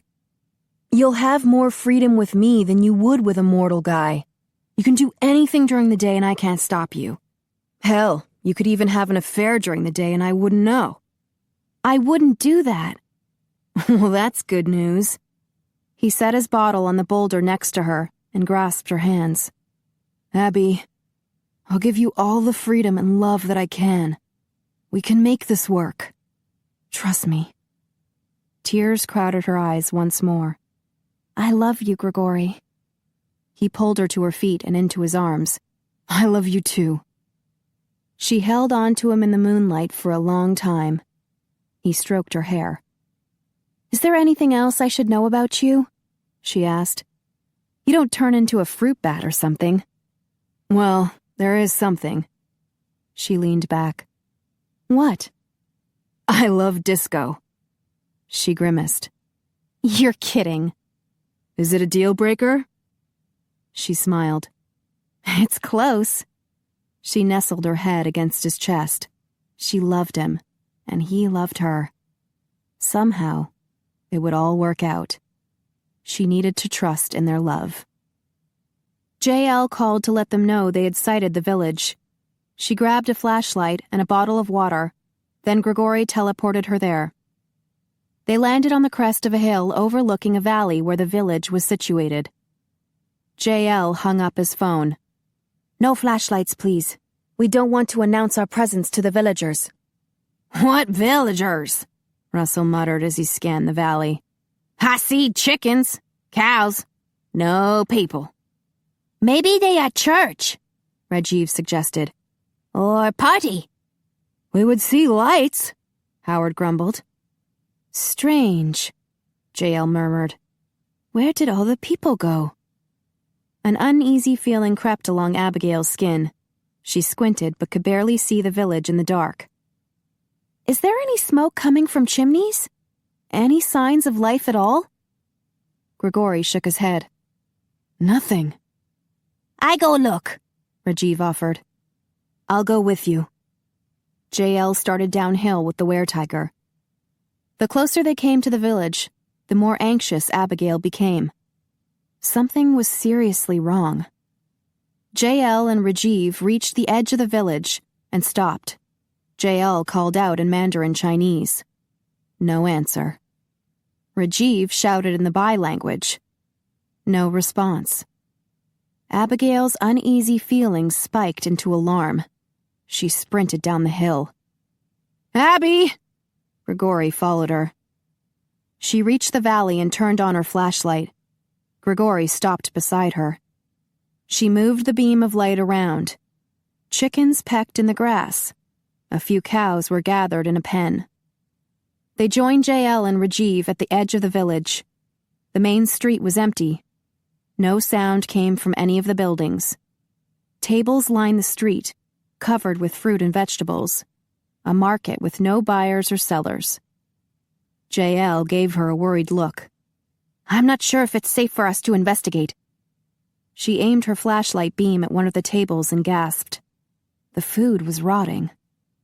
Oh my God, she whispered, stepping back. Don't touch anything. You think people sick? Rajiv pointed at the insects buzzing around the food. The bug's okay. The cows and chickens were all right too, and she couldn't detect the odor of decaying bodies, so that was an encouraging sign. The villagers could still be extremely ill, or for some reason they all ran away. And left everything behind? Gregori asked softly. She winced. JL's warning about the demon herb flitted through her mind. Those who go looking for it are never seen again. I could look around, Rajiv offered. I would be okay. I have 7 more lives. She stiffened. What? He grinned. Werecats have 9 lives. I still have 8 more. I'd be okay. Stunned, she watched him head for the first building. He has 9 lives? 8, JL corrected her. He lost one, so he's what you call a level 2 catshifter, which means he can shift whenever he likes. Oh, okay. She forced her mind to wrap around that strange bit of information. Good Lord. Less than a week ago, she wouldn't have believed any of this. Yet here she was in China, with vampires and shapeshifters and something seriously bad going down in this village. Don't touch anything, she reminded Rajiv. He nodded and kicked the door in. He looked inside. What do you see? JL shouted. People, he called back, then stepped inside. She held her t-shirt over her mouth and nose, waiting for him to return. A feeling of doom settled over her. Rajiv came out and waved at them. Then he went into the next building, checked it out, and ran back to them. They all asleep, he reported. They even lay on floors, sleeping. Like a death sleep? Gregori asked. Rajiv shook his head. No, I poked them with my shoe, and they groan. They still alive. Just sleeping. Abigail swallowed hard. She had come here to discover a way to help her mother. What if she brought back a terrible disease? Did they look ill? Were they pale or sweaty? Was there any sign of vomiting? Rajiv shook his head. They look fine to me. She took a deep breath. I'll have to examine them. No, Gregori said sharply. You'll do nothing to risk yourself. They need help, she insisted. We'll find a way to alert the authorities, JL said. For now, our top priority is keeping you safe. Let's go. Gregori grabbed her and teleported back to the top of the hill. JL and Rajiv materialized beside them. Well? Russell asked. They all asleep, Rajiv said. She shook her head. It's not normal. I'm afraid it's some kind of disease, and we've all been exposed. Did you see anything else that was unusual? JL asked Rajiv. Rajiv shook his head. They look fine, but they all have tattoo on arm. He pointed to the inside of his right wrist. It was something in Chinese. Russell stiffened. What did it say? Rajiv shrugged. I don't read Chinese. Russell pulled back the jacket on his right wrist. Did it look like this? Abigail shone her flashlight on it. Yes, Rajiv said. That's it. JL sucked in a breath. It means slave. It marks the people who belong to Master Han. Russell yanked his sleeve down. I don't belong to the bastard. How did you get the tattoo? Howard asked. How the hell would I know? Russell growled. I woke up in a damned cave, undead with a tattoo on my arm. But if these people are slaves, then it means I'm close. That's why you were so quick to volunteer? Gregori asked. You're searching for Master Han? Why shouldn't I? Russell snapped. The bastard destroyed my life. I can understand why you want revenge, Gregori said. But our first priority here is keeping Abigail safe. Who is this Master Han? She asked. Chang-Chi, Rajiv answered. A vampire, JL clarified. We've run into him before. A loud gong sounded in the distance. What the hell is that? Howard grumbled. It came from the south, Gregori pointed. Past those fields. The gong sounded again. Look! Rajiv pointed at the village. One light after another flared till the whole village was well lit. Abigail gulped. The villagers were awake. Chapter 25. Gregori reached over to turn off Abigail's flashlight. We should get the hell out of here, he whispered. Although, like the others, he didn't move. He was too damned curious about what would happen next. Villagers poured into the main street, carrying torches. They stood there silently, their faces without expression. Even the children were still and emotionless, and Gregori knew from spending time with Roman's kids that this was not normal. Could be some sort of mass mind control, JL murmured. By Master Han, Russell added. A third gong sounded. The villagers turned en masse and marched toward the south. The light of their torches illuminated blank faces and robotic movements. I see this on television, Rajiv whispered. Zombies. Howard snorted. They're not going to eat us. You sure? Rajiv asked. They're not eating food in village. Abigail winced. That's true. Let's see where they're going. JL moved south along the crest of the hill. Gregori held on to Abigail to help her maneuver in the dark, although he had a secondary motive for keeping a grip on her arm. If the situation turned dangerous, he wanted to be able to teleport her away in an instant. The villagers came to a field and divided, half walking to the east side of the field, half to the west. They set their torches into poles that lined the field on each side. The field was vast, row after row of knee-high leafy green plants. The villagers, Men, women, and children, spread out among the rows. The adults pulled knives from their belts and cut leaves off the plants. The children gathered up the leaves and dropped them into baskets that were located every 10 yards. "They're slave labor," Abigail whispered. "This is terrible." "What's Master Han doing with those leaves?" Russell asked. Gregori leaned close to Abigail. "Is it the demon herb?" "I can't tell from here," Abigail answered. "Can we get closer?" "I'll see." JL moved down the hill and stopped behind a pile of rocks. He took a rock the size of a cantaloupe and rolled it into the field. No reaction. The villagers went about their work. Those close to the rock simply walked around it. "They remind me of the Borg from Star Trek," Abigail whispered. "They're so intent on their work they don't notice anything unless it interferes with their mission." "I could cut you some leaves," Rajiv offered. "Are you crazy?" Howard growled. "They all cutting leaves," Rajiv said. "They will think I one of them." "Give it a try," Gregori said. "But be careful." Rajiv moved quietly down the hill and joined JL behind the pile of rocks. He leaned close to whisper in JL's ear, and JL nodded. The villagers never looked in their direction, just kept working. Rajiv eased out from behind the rocks, then walked quickly toward the field. He turned into the first row, pulled his knife from his belt, and started cutting leaves. None of the villagers looked at him. He dumped a handful of leaves into the nearest basket, then went back to work. He cut off a branch of leaves and slipped it under his shirt. "Shit," Gregori whispered. "What?" Abigail asked. He pointed at 2 men with rifles who were walking along the rows toward the north end of the field where Rajiv was working. They reached the end of the field and turned to watch the villagers.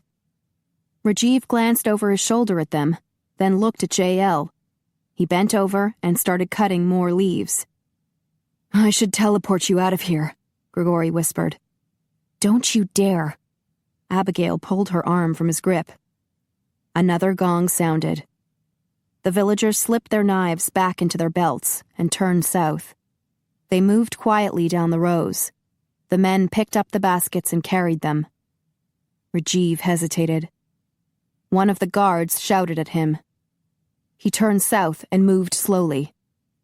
The guard shouted again. He dropped his leaves in the basket, then picked it up and walked down the row like the other villagers. JL glanced back at the rest of the team on the crest of the hill. He pointed at a thicket of trees to the south and mouthed the word teleport. Gregori was tempted to whisk Abigail back to base camp, but he knew she'd be furious if he decided what she wasn't allowed to do, so he teleported her to the spot JL had pointed to. Russell materialized with Howard. They were now at the south end of the field, and from here, Gregori could see the gong. The large brass circle was sitting on a red lacquered table.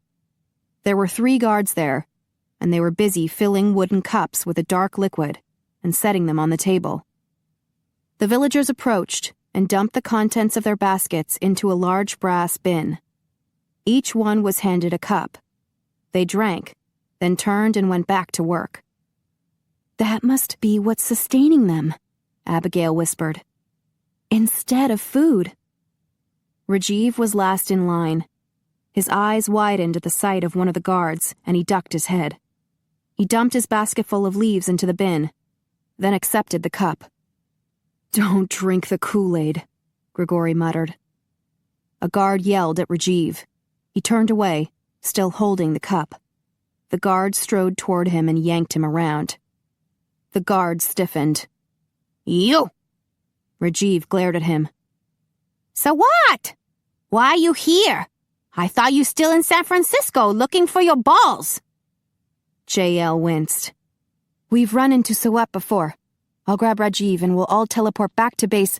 Russell zoomed down the hill and pointed his rifle at Sawat. "Where is Master Han?" Another guard grabbed Rajiv and pressed a knife to his neck. The cup tumbled to the ground. "Damn it." JL teleported behind the guard and smashed the butt of his pistol against his head. As the guard crumpled to the ground, JL grabbed hold of Rajiv. "We teleport now." "No!" Russell cocked his rifle and yelled at Sawat. "Where is Master Han?" Sawat shouted something in Chinese. A guard drummed on the gong till the air vibrated with the metallic sound. The villagers turned and drew their knives. "Master Han! Master Han!" they chanted as they advanced on Russell. "Holy crap!" Howard raced down the hill and grabbed Russell. Gregori pulled Abigail close. She was trembling. "Teleport!" JL shouted. Then he vanished with Rajiv. Gregori teleported back to the beach with Abigail. JL and Rajiv were there. "In here." JL rushed inside the cave and lit one of the kerosene lamps. Gregori led Abby into the cave and winced at how pale and frightened she looked. "Where's Russell and Howard?" she asked, then spun toward the cave entrance when the two men strode inside. JL stalked toward the ex-Marine. "What the hell do you think you're doing?" Russell's eyes narrowed. "I'm going to find Master Han." "And what?" JL yelled. "If you had learned his location, would you have taken off and left Howard behind? We don't work that way." "I can take care of myself," Howard growled. "Hey," Gregori interrupted. "Our first priority is keeping Abigail safe." "Exactly." JL took a deep breath. "We keep her safe, find her plants, and get the hell out." He glared at Russell. "That is the full extent of our mission." "I have her plant!" Rajiv pulled out the branch from under his shirt and handed it to Abigail. "This is it. The demon herb." She fumbled in her backpack for a plastic bag. "Thank you, Rajiv." Gregori wondered why Master Han was collecting so much of the demon herb. "Excellent work, Rajiv," JL said. "Let's move on to the next base. Everybody, pack your essentials. Don't worry about sleeping bags. The other base is already supplied. Howard, keep watch outside." "Will do." Howard lumbered outside and jammed the bamboo door back over the entrance. "I'm going to stay here," Russell said quietly. "No." JL stuffed his clothes into his backpack. "We need all 3 vamps in order to teleport the others." "Master Han is close," Russell insisted. "We have to take him out." "We're not risking Abigail's life so you can avenge yourself," Gregori said. "What about the whole village he's enslaved?" Russell asked. "We'll come back later," JL said. "I want him now," Russell shouted. "That bastard stole 39 years of my life. By the time I made it home, my parents were dead, my brother was dead, and my wife had declared me dead and remarried." Abigail winced. "I'm so sorry." He dragged a hand through his short hair. "My daughter, she was just a baby when I left for Vietnam. She died 2 years ago at the age of 40 from breast cancer. I never got to see her. So yes, I want revenge. When I get my hands on Master Han, I'm gonna rip his heart out and stuff it down his throat." "Hey," Howard called through the bamboo door. "You guys need to see this." They filed outside. Fires from torches lit the south side of the lake. "Is it the villagers?" Abigail asked. "I don't think so." Gregori watched as the newcomers planted the torches into the ground. "They're all young men, and they got here too fast." "How do they know where to find us?" she asked. "Good question," Howard grumbled. More and more torches were planted along the beach till the south side of the lake was well illuminated. Firelight gleamed off the gray karsts, making them gleam like silver daggers pointed at the sky. The men were dressed in white uniforms, with red sashes around their waists and across their brows. "I think they're soldiers from Master Han," Russell said. Abigail sidled up close to Gregori, and he wrapped an arm around her shoulders. They didn't bring any boats, so we're safe for the moment. We're not staying. JL moved toward the cave entrance, then froze. What the? Abigail gasped. A group of soldiers leaped high in the air and landed, each one perched on top of a karst. More soldiers advanced toward the lake, leaping from one karst to another. Their leaps were high enough that some did somersaults in the air before landing on top of the stone stalagmites. Some of the karsts were pointed on top, and the soldiers balanced on them with ease.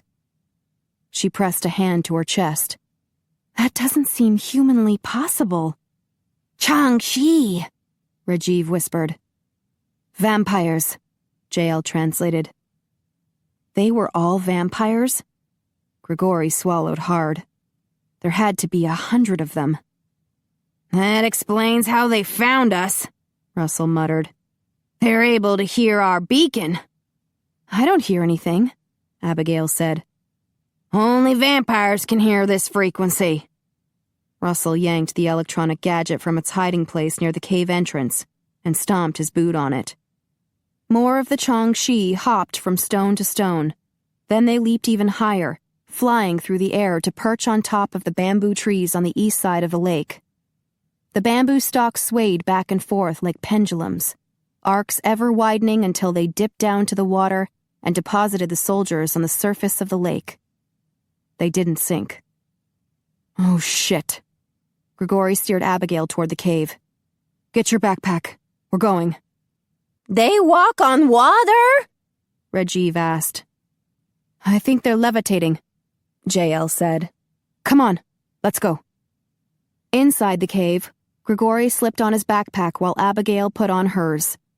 He had never been to the other base, so he would have to rely on the beacon. He wrapped his arms around her, closed his eyes, and concentrated. Do you hear it? JL asked. It's 2 fast beeps, then a long one. Got it. He gave Abigail a squeeze. We'll be all right, sweetheart. She nodded and linked her fingers behind his neck. Everything went black. Chapter 26. Abigail didn't let go of Gregori, even though they had arrived. The place was pitch black and cold, and her nerves were frazzled. How could everything go so wrong so fast? For goodness sake, she was only looking for a few plants. But instead, she had found a whole village of mind-controlled slaves and a whole army of acrobatic kung fu vampires. She shuddered, and Gregori's arms tightened around her. It was so dark, she couldn't even make out his facial features. We're okay, he whispered. In the distance, she could hear the low roar of rushing water. Where are we? A cave in northwest Yunnan, JL answered her. A match flickered, and he lit a kerosene lamp. Everyone here? Yes. Russell yanked the electronic beacon off a rock ledge, dropped it on the cave floor, and crushed it under the heel of his boot. JL gave him a wry look. You could have just turned it off. Russell scowled at him. I felt like smashing something. JL retrieved a different phone from his backpack. We have to use the satellite phone out here. He headed for the entrance of the cave. I'll call Angus and tell him what happened. Howard lit the second kerosene lamp. I hope my donuts are all right. He opened a metal trunk and withdrew a pastry box. Abigail released her death grip on Gregori and lowered her backpack to the floor so she could get out her sweater. It's chilly here. She took off her jacket, put the sweater on, then the jacket back on. We're close to Tibet. Russell removed his sweatshirt from his backpack. And we're at a much higher altitude. A couple of 1,000 feet up a damned mountain, Howard grumbled, then bit into a bear claw. At least we found a cave that faces south. Russell pulled on his sweatshirt. We're sheltered from the colder winds. And direct sunlight, Gregori added as he retrieved a sweater from his backpack. What about all those vampires? Abigail asked. We're over 200 miles away from them, Russell smirked. and our beacon is experiencing technical difficulties. I keep wondering why they came after us, she said. Is it because we found that village and all those plants? Why is Master Han collecting so much demon herb? Because he's up to something nasty, Russell growled. The sooner I kill him, the better off we'll all be. Just remember, our mission right now is to keep Abigail safe, Gregori told him as he pulled on his sweater. Damn, it's cold out here. Jael rushed back inside and pocketed his phone. Angus wants us to call every 2 hours, and he wants us to teleport to Japan no later than tomorrow night, whether we find the third plant or not. Then we'd better get to work, Gregori said. Jael turned to Abigail. What can you tell us about it? She took a photo from the outside pocket of her backpack. The name translates as Flower of the Golden Sands. It's a flowering bush that grows on the south side of mountains near the Yangtze River. People here call it the River of Golden Sands. Jinsha-jiang, Jael murmured as he studied the photo, then passed it to Rajiv. We look for it now? Rajiv asked. Yes. Jael pulled a sweater from his backpack. The terrain is rough outside, and the wind really rips through the canyons. We're on a gorge above the Yangtze River. Rajiv smiled. It's the Leaping Tiger Gorge! He passed the photo on to Russell. That's the Yangtze River, I hear? Abigail asked. Yes. Jael put on his sweater. We need you to stay here, Abby. It's too dark outside. She stiffened. I'll be fine. I'll use a flashlight. Jael shook his head. The wind is so strong, it could knock you off your feet. One slip, and you could fall a few thousand feet into the gorge. She swallowed hard. Okay. I'll look for it during the day then. Hopefully we'll find it before sunrise, so we can get the hell out of here, Jael said. Howard, will you stay here with Abby? Sure. He offered her the pastry box. Want a donut? She sighed. No. Gregori pulled her toward the back of the cave. I know how you hate not being allowed to do things, but your time will come. Once we get home, you'll be doing all the work with the plants.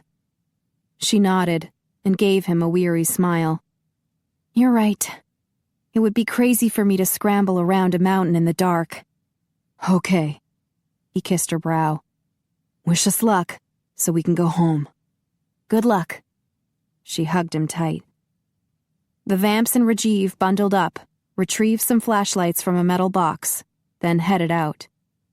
She ventured outside a few steps and watched the flashlight beams swing back and forth as the men searched the south side of the mountain.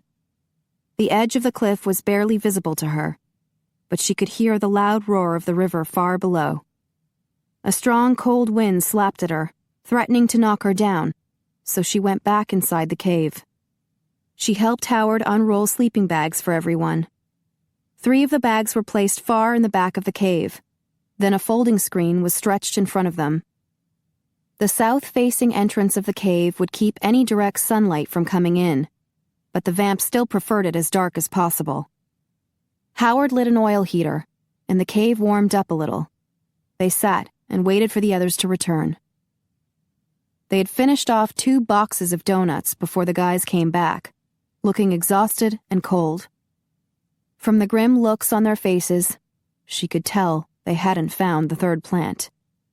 The Vamps helped themselves to bottled blood from the ice chest. Rajiv guzzled down a bottle of water. Sorry. Gregori sat next to her close to the heater. We scoured the south side of 3 mountains, but couldn't find it. Jael drank some blood. It's already daylight in Japan, so it's too late to teleport back. We'll have to wait till tonight. As soon as we wake up, we're out of here. I'll hunt for the plant while you guys sleep, Howard offered. Rajiv and I can take turns. Are you sure we'll be safe here? Abigail asked. Jael yawned. We're hundreds of miles from the last place. And that was a vampire army, Russell added. They can only come after us at nighttime. Jael passed a satellite phone to Howard. Keep calling every 2 hours. It'll be forwarded to a vamp who's awake. Gregori patted Abigail's knee. When we wake up, I'll take you back to Kyo's place. You can have a long, hot bath. Sounds wonderful. She leaned close and whispered, I need to relieve myself. I'll take you.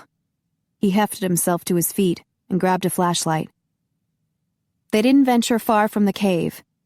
He turned his back so she wouldn't feel embarrassed, but she was glad to have him nearby in case any wild animals decided she looked tasty. Back in the cave, she and Gregori washed up in one of the buckets of water the guys had stashed there before her arrival in China. She yawned. She was too tired and cold to even worry about sleeping next to a dead body. She dragged her sleeping bag to the back of the cave and cuddled up beside Gregori. It was well past noon when she woke up. This time she didn't freak at the sight of Gregori lying so still beside her. She brushed his hair back from his brow and tucked in his blanket. Howard was out searching for the plant, while Rajiv guarded the cave.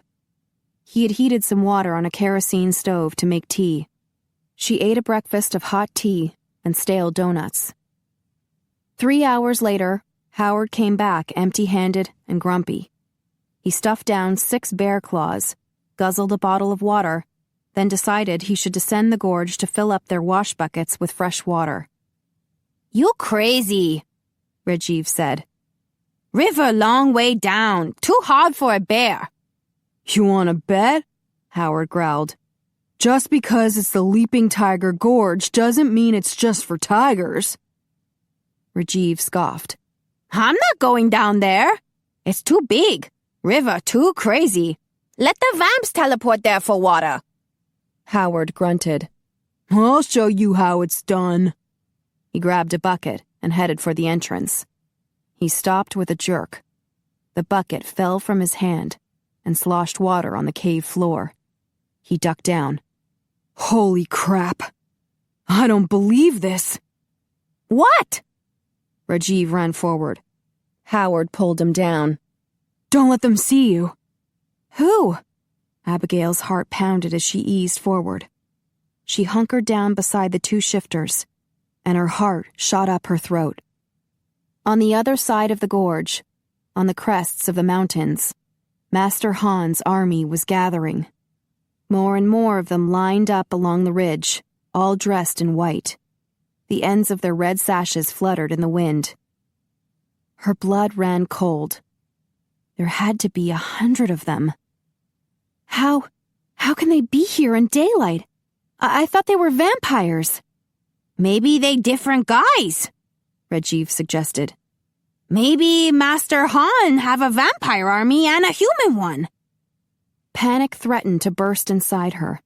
She fisted her hands and squeezed her eyes shut. Don't lose it. You'll just make things worse if you lose it.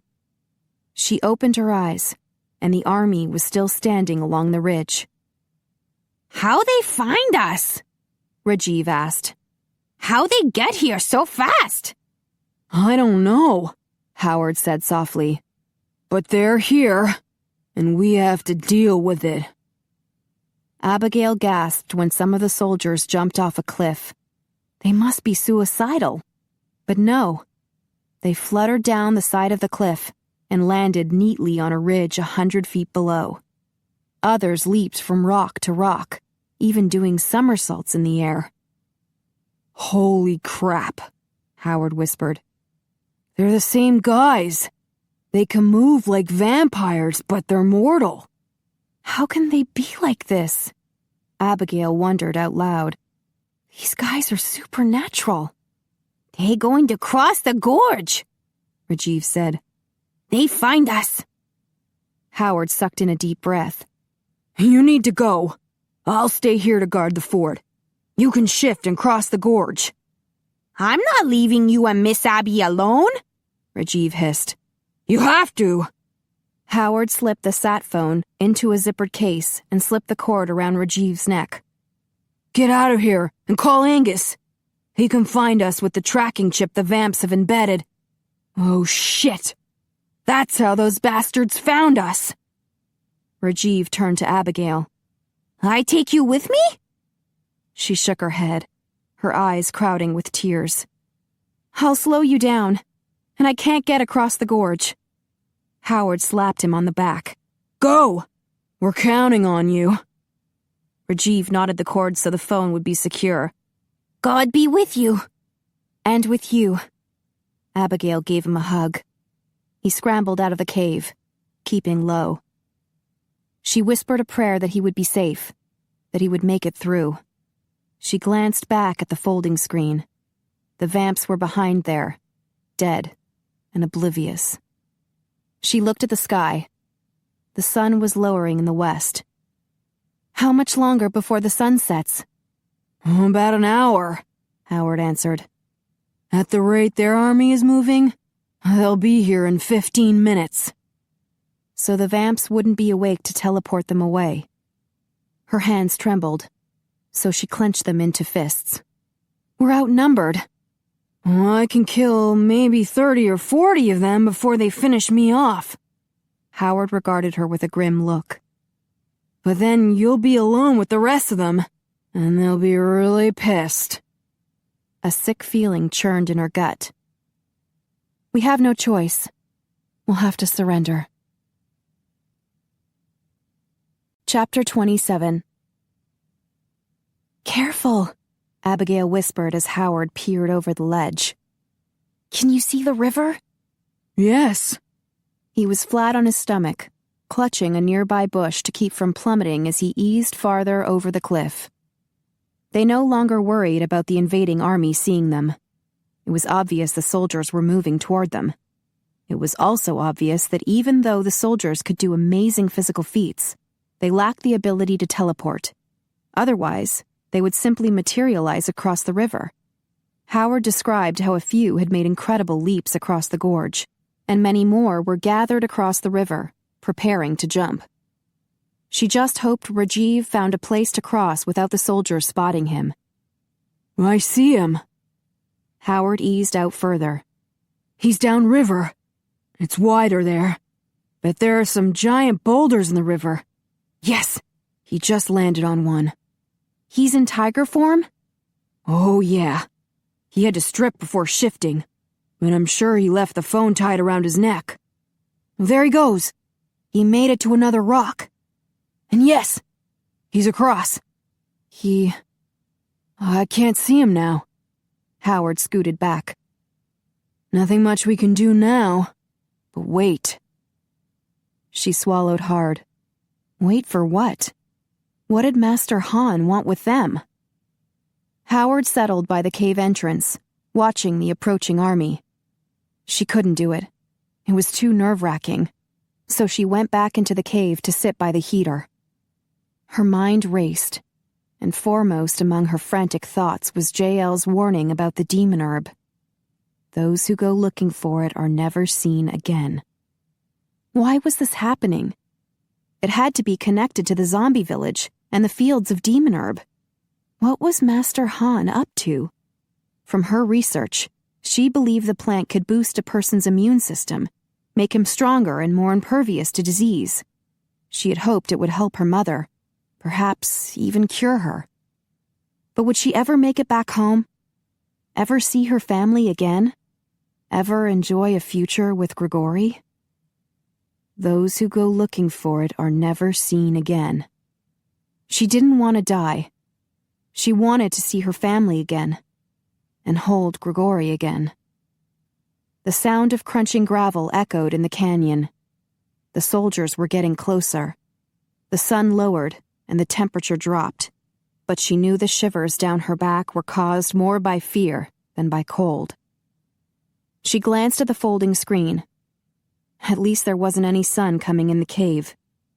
If the soldiers tore down the screen, Gregori and the other two vamps would be fine. She heard a noise outside and jumped. Oh, God. She pressed her hand to her pounding heart when Howard walked in. They're close. He squatted beside her. The sun has already set in Japan, so when Rajiv calls, Angus will be awake. He'll start gathering every vamp and shifter he can find. They can track the vamps, so they'll come for us. We just need to stay together and stall for time." She nodded, feeling a small measure of relief. Gravel crunched outside. Howard stood. "They're here." Her chest tightened, and she fisted her hands. Don't lose it. She had to stay tough. Roll with the punches like Gregori did. She glanced at the screen. The vamps were helpless right now. She had to be strong and help Howard protect them.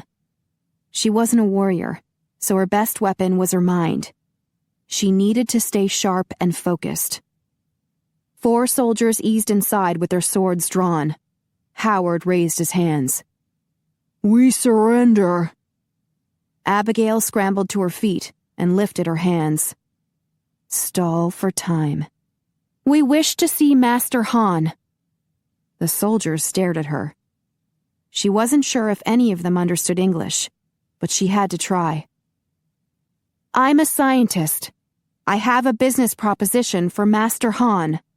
She didn't know what, but she'd make it up as she went. The tallest of the 4 soldiers said something in Chinese, and 2 of the soldiers sheathed their swords and tied Howard's hands behind his back. They disarmed him, then pushed him down into a sitting position.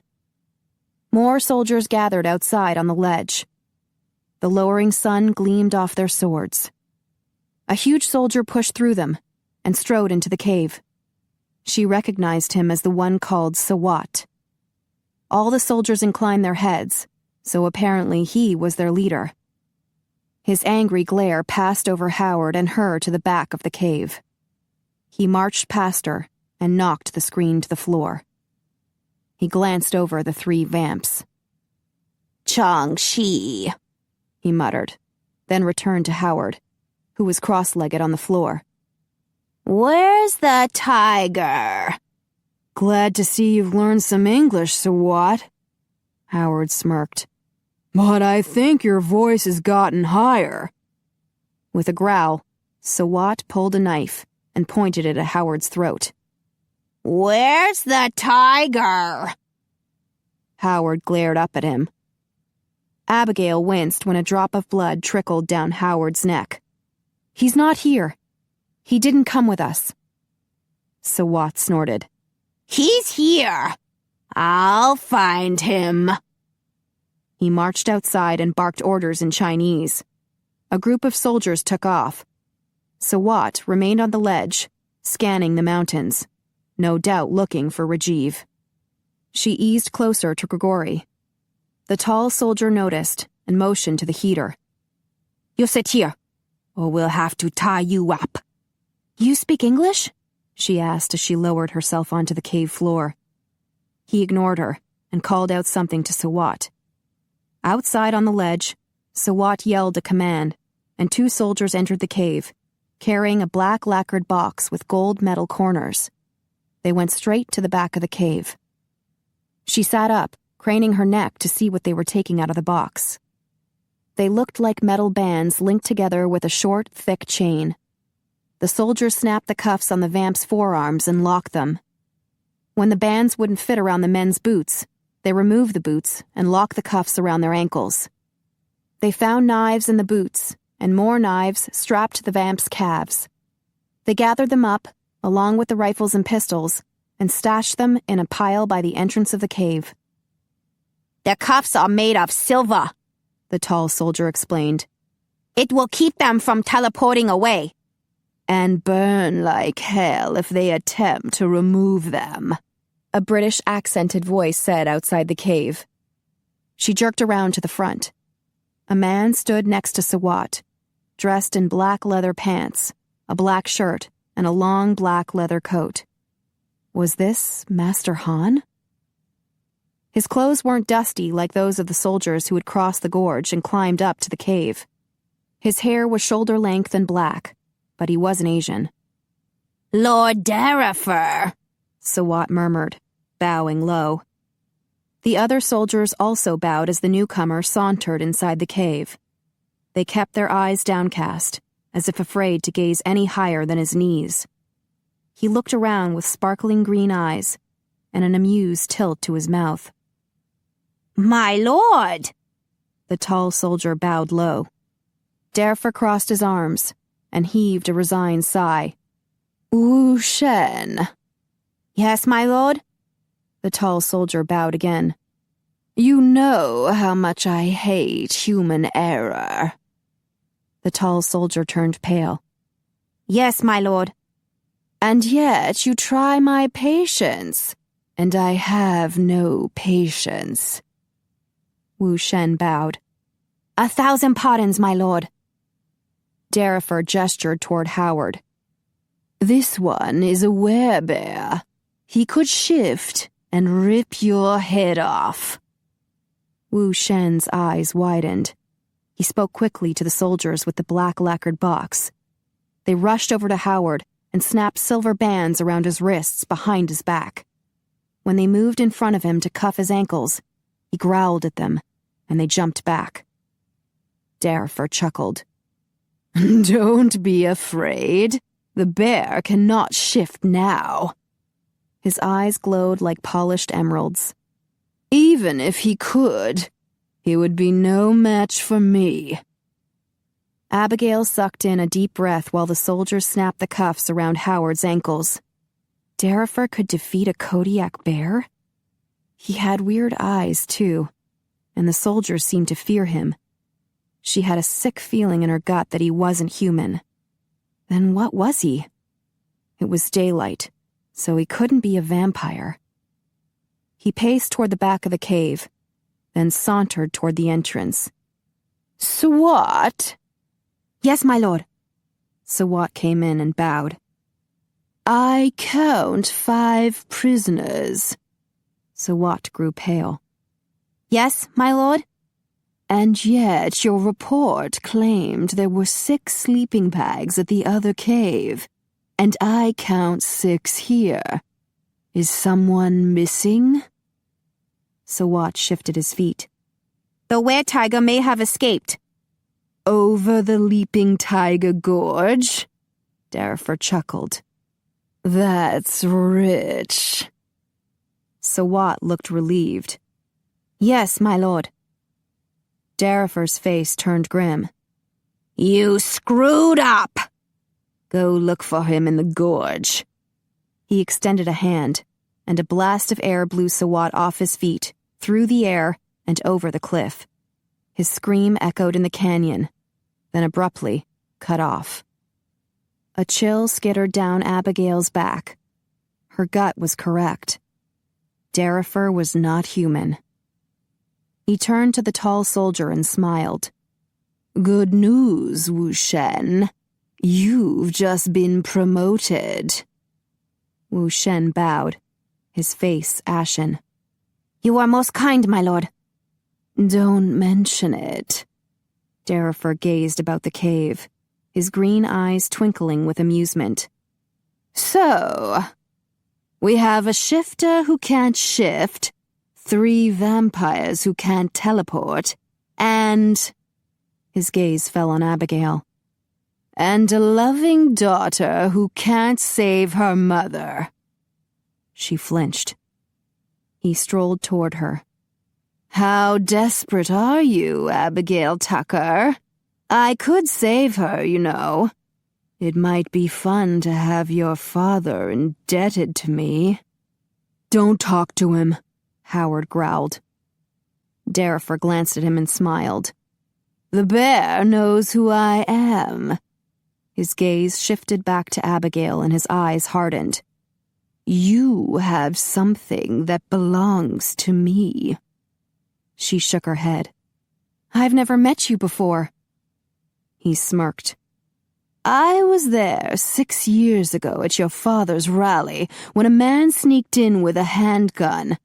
Unfortunately, he had to brag about it and get himself caught. I hate human error. His eyes suddenly turned black, and she gasped. He extended a hand toward her backpack. It unzipped on its own, and the plastic bag containing the demon herb flew into his hand. He chuckled, his eyes returning to green. They don't call it the demon herb for nothing. Demon. She clenched her fists to keep from shaking. How could they escape from a demon? He seemed to know everything. He had known instantly who Howard was, who she was. Her chest tightened. He had tried to use a man to kill her father 6 years ago. Darifer removed the demon herb and sniffed it. Best stuff I ever created. He shrugged. I know, you're thinking only the big kahuna can create. That's true, to a certain extent. He twirled the branch of demon herb between his thumb and forefinger. But I can take something he made and distort it, corrupt it. For centuries, I had a jolly good time mutating things into diseases and plagues. Then, it occurred to me, instead of making humans weak and useless, why not do the opposite? Why not make something that actually turns humans into supermen? That I control, of course. He stuffed the demon herb into his coat pocket. Imagine how much pain and despair I can wreak upon the world when I control an army of supermen. I thought it was Master Han's army, Howard grumbled. He provides the men. I enhance them. The potion I make with the demon herb gives them superpowers and a remarkable ability to heal. He waved a dismissive hand.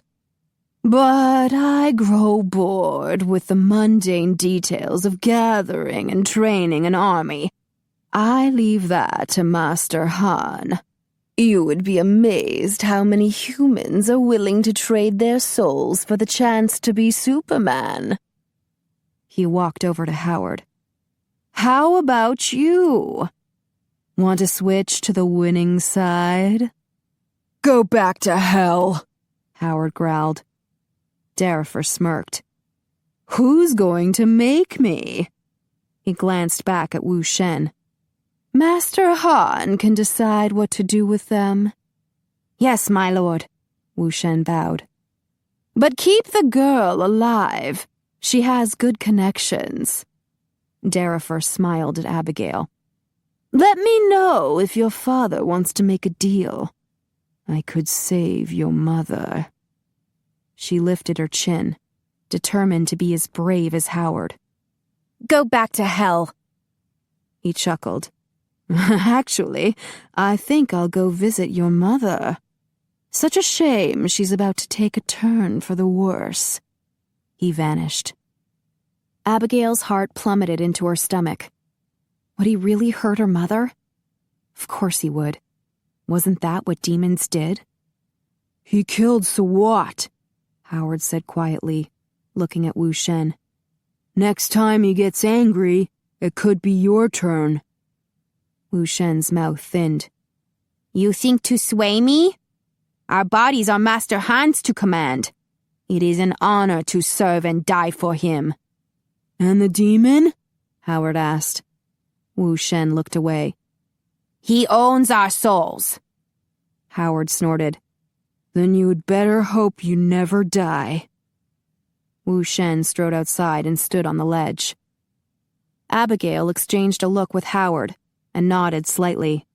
They might be able to get through to Wu Shen. She sent up a silent prayer that they would all survive, including her mother. Wu Shen walked back into the cave. The sun is setting. The Changxi will need blood.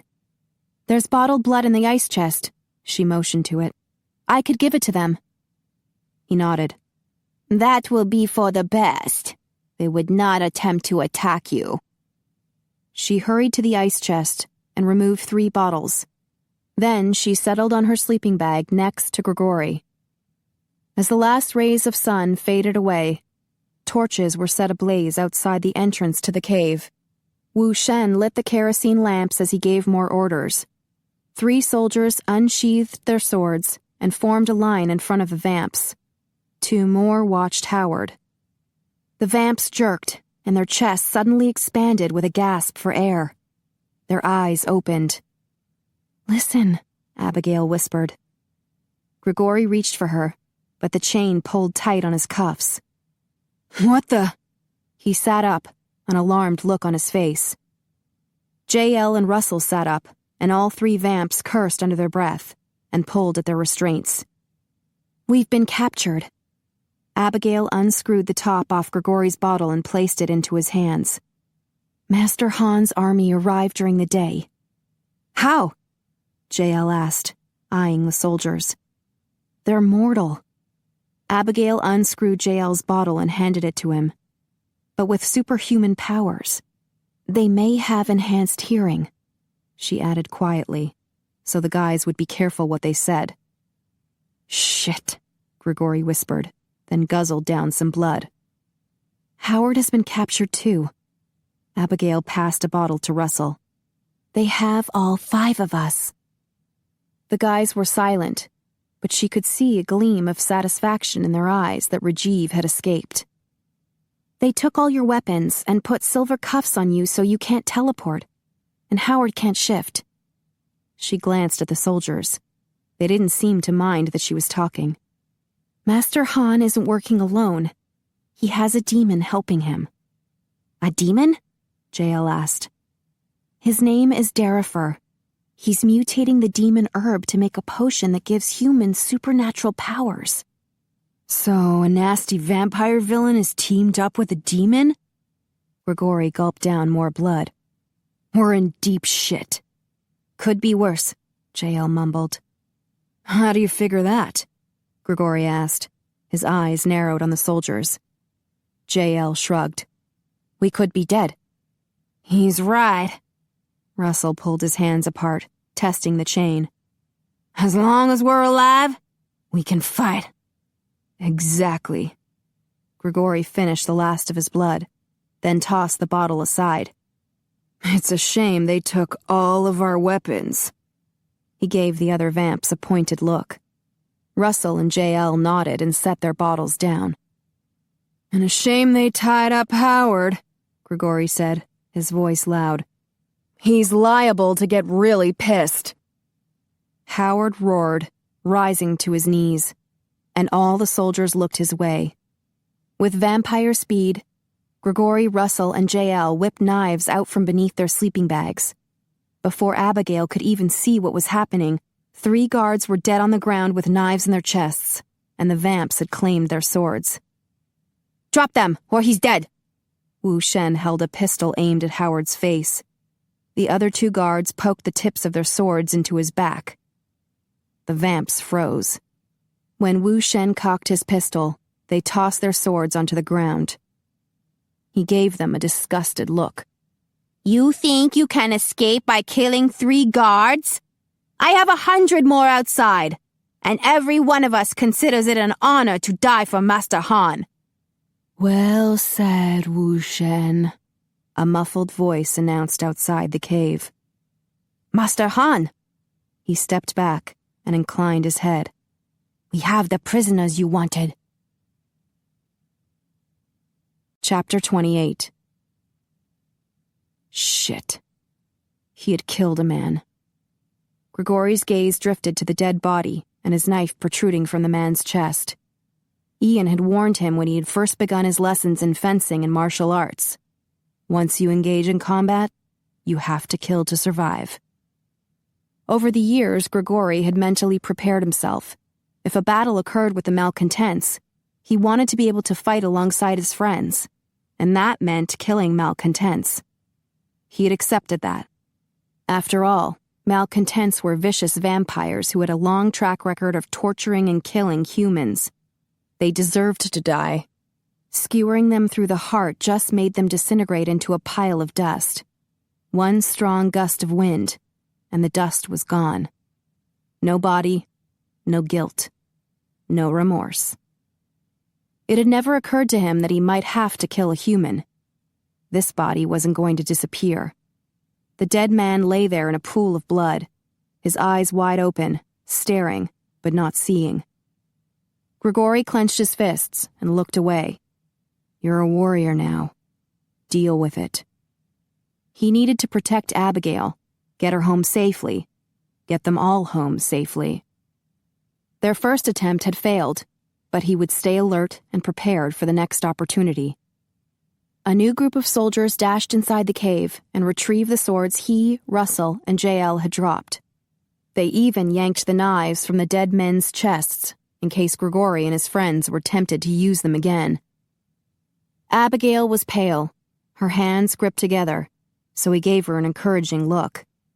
They still had a few aces up their sleeve. Rajiv had escaped. If he made it to his grandfather's tribe, there would be a group of were-tigers ready for battle. Rajiv would manage to call Angus, or the check-in call would be missed.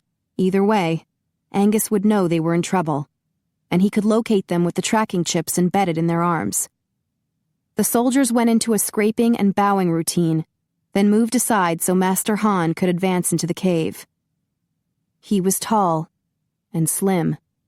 That was all Gregori could make out, for his body was covered with black silk robes and topped with a hooded robe of red silk, embroidered in gold.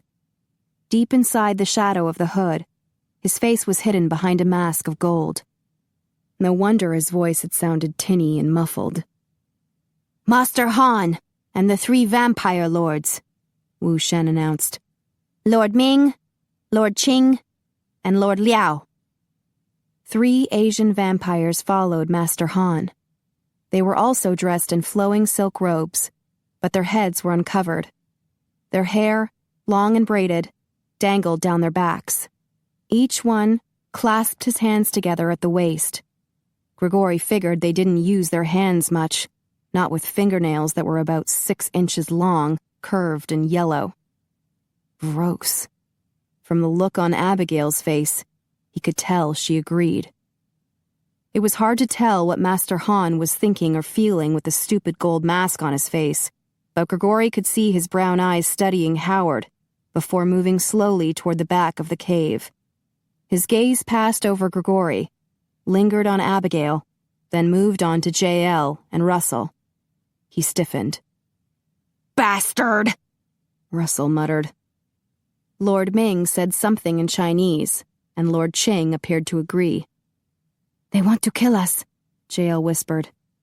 Lords Ming, Qing, and Dingaling can take a flying leap, Russell growled. Master Han lifted a black-gloved hand and pointed at Russell. This one is mine. He bears my mark. The 3 vampire lords murmured in disbelief. Show your mark, Master Han demanded in his muffled voice. Show you belong to me. Russell glared back, not moving. A soldier came forward to grab his right arm, but he pulled away. Master Han motioned to Howard, and a soldier grasped Howard's hair to yank back his head while he pressed a knife to his throat. Now, slave. Master Han turned back to Russell. Show me your mark. Russell jerked back his sleeve to reveal his tattoo. It means nothing, asshole! On the contrary, it means I will keep you alive until I can reclaim what is mine. Master Han removed 3 syringes from an embroidered pouch tied to his waist by silken cords.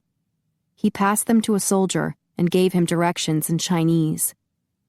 The soldier came toward them with the syringes.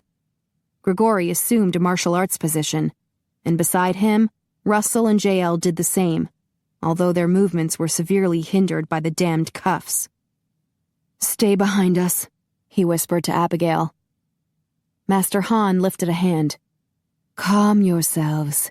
You must be sedated so we can remove the cuffs and teleport you. We don't have to do a damn thing for you, Gregori growled. The sedative will not harm you, Master Han replied. But your refusal will cause your friend great harm. He motioned toward Howard. I do not care if this one lives. Gregori fisted his hands. Shit. What choice did they have but to cooperate? They needed to keep Howard alive, and they needed to stall for time.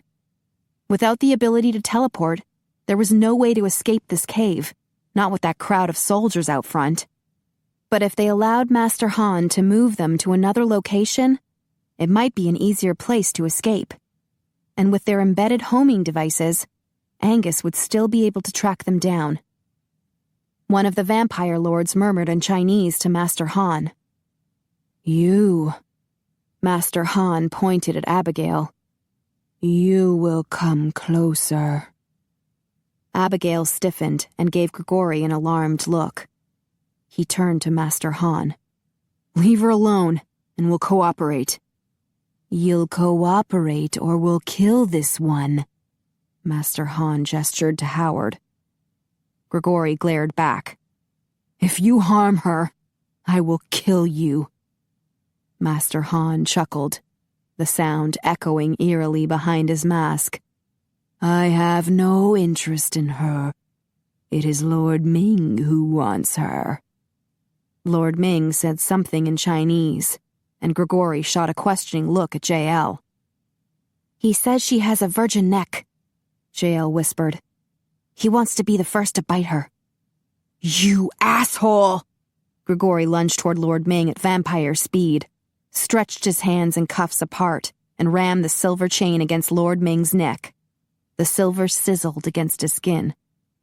Lord Ming jumped back, crying out in pain, while two soldiers knocked Gregori down and pointed their swords at his chest.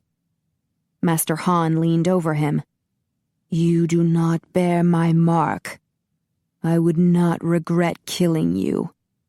The feeling is mutual, Gregori gritted out, wishing he could rip the golden frisbee off Han's face and cram it down his throat. Gregori! Abigail rushed toward him with tears in her eyes. Please! A soldier grabbed her and pressed a knife to her neck. Excellent. I believe everyone will be in a more cooperative mood now. Master Han turned to the soldier with the syringes and gave him an order in Chinese. The soldier approached Russell and JL and motioned for them to sit. After they sat, he stabbed the syringes in their necks, and they both slumped over. Gregori's eyes met Abigail's. His chest tightened. She looked so pale and scared. I love you, he whispered, as the syringe plunged into his neck. The cave spun around him, then went black. Abigail sank up to her chin in the tub of hot water. Maybe if she was real quiet, they would forget about her. She had been at Master Han's compound about 20 minutes, she estimated. The three vampire lords had teleported Russell, JL, and Gregori away after the silver cuffs had been removed from their unconscious bodies. She had no idea where the guys were. She closed her eyes and pictured Gregori's face, remembering the love he had whispered and the worry in his eyes. The soldiers had knocked Howard on the head so hard, blood had run down his face as he slumped over unconscious. They had removed his silver cuffs. Then Lord Liao had returned to teleport him away. Lord Ming had returned for her. He had grasped her arms with his nasty yellow nails, and his breath had smelled foul as he had pulled her close.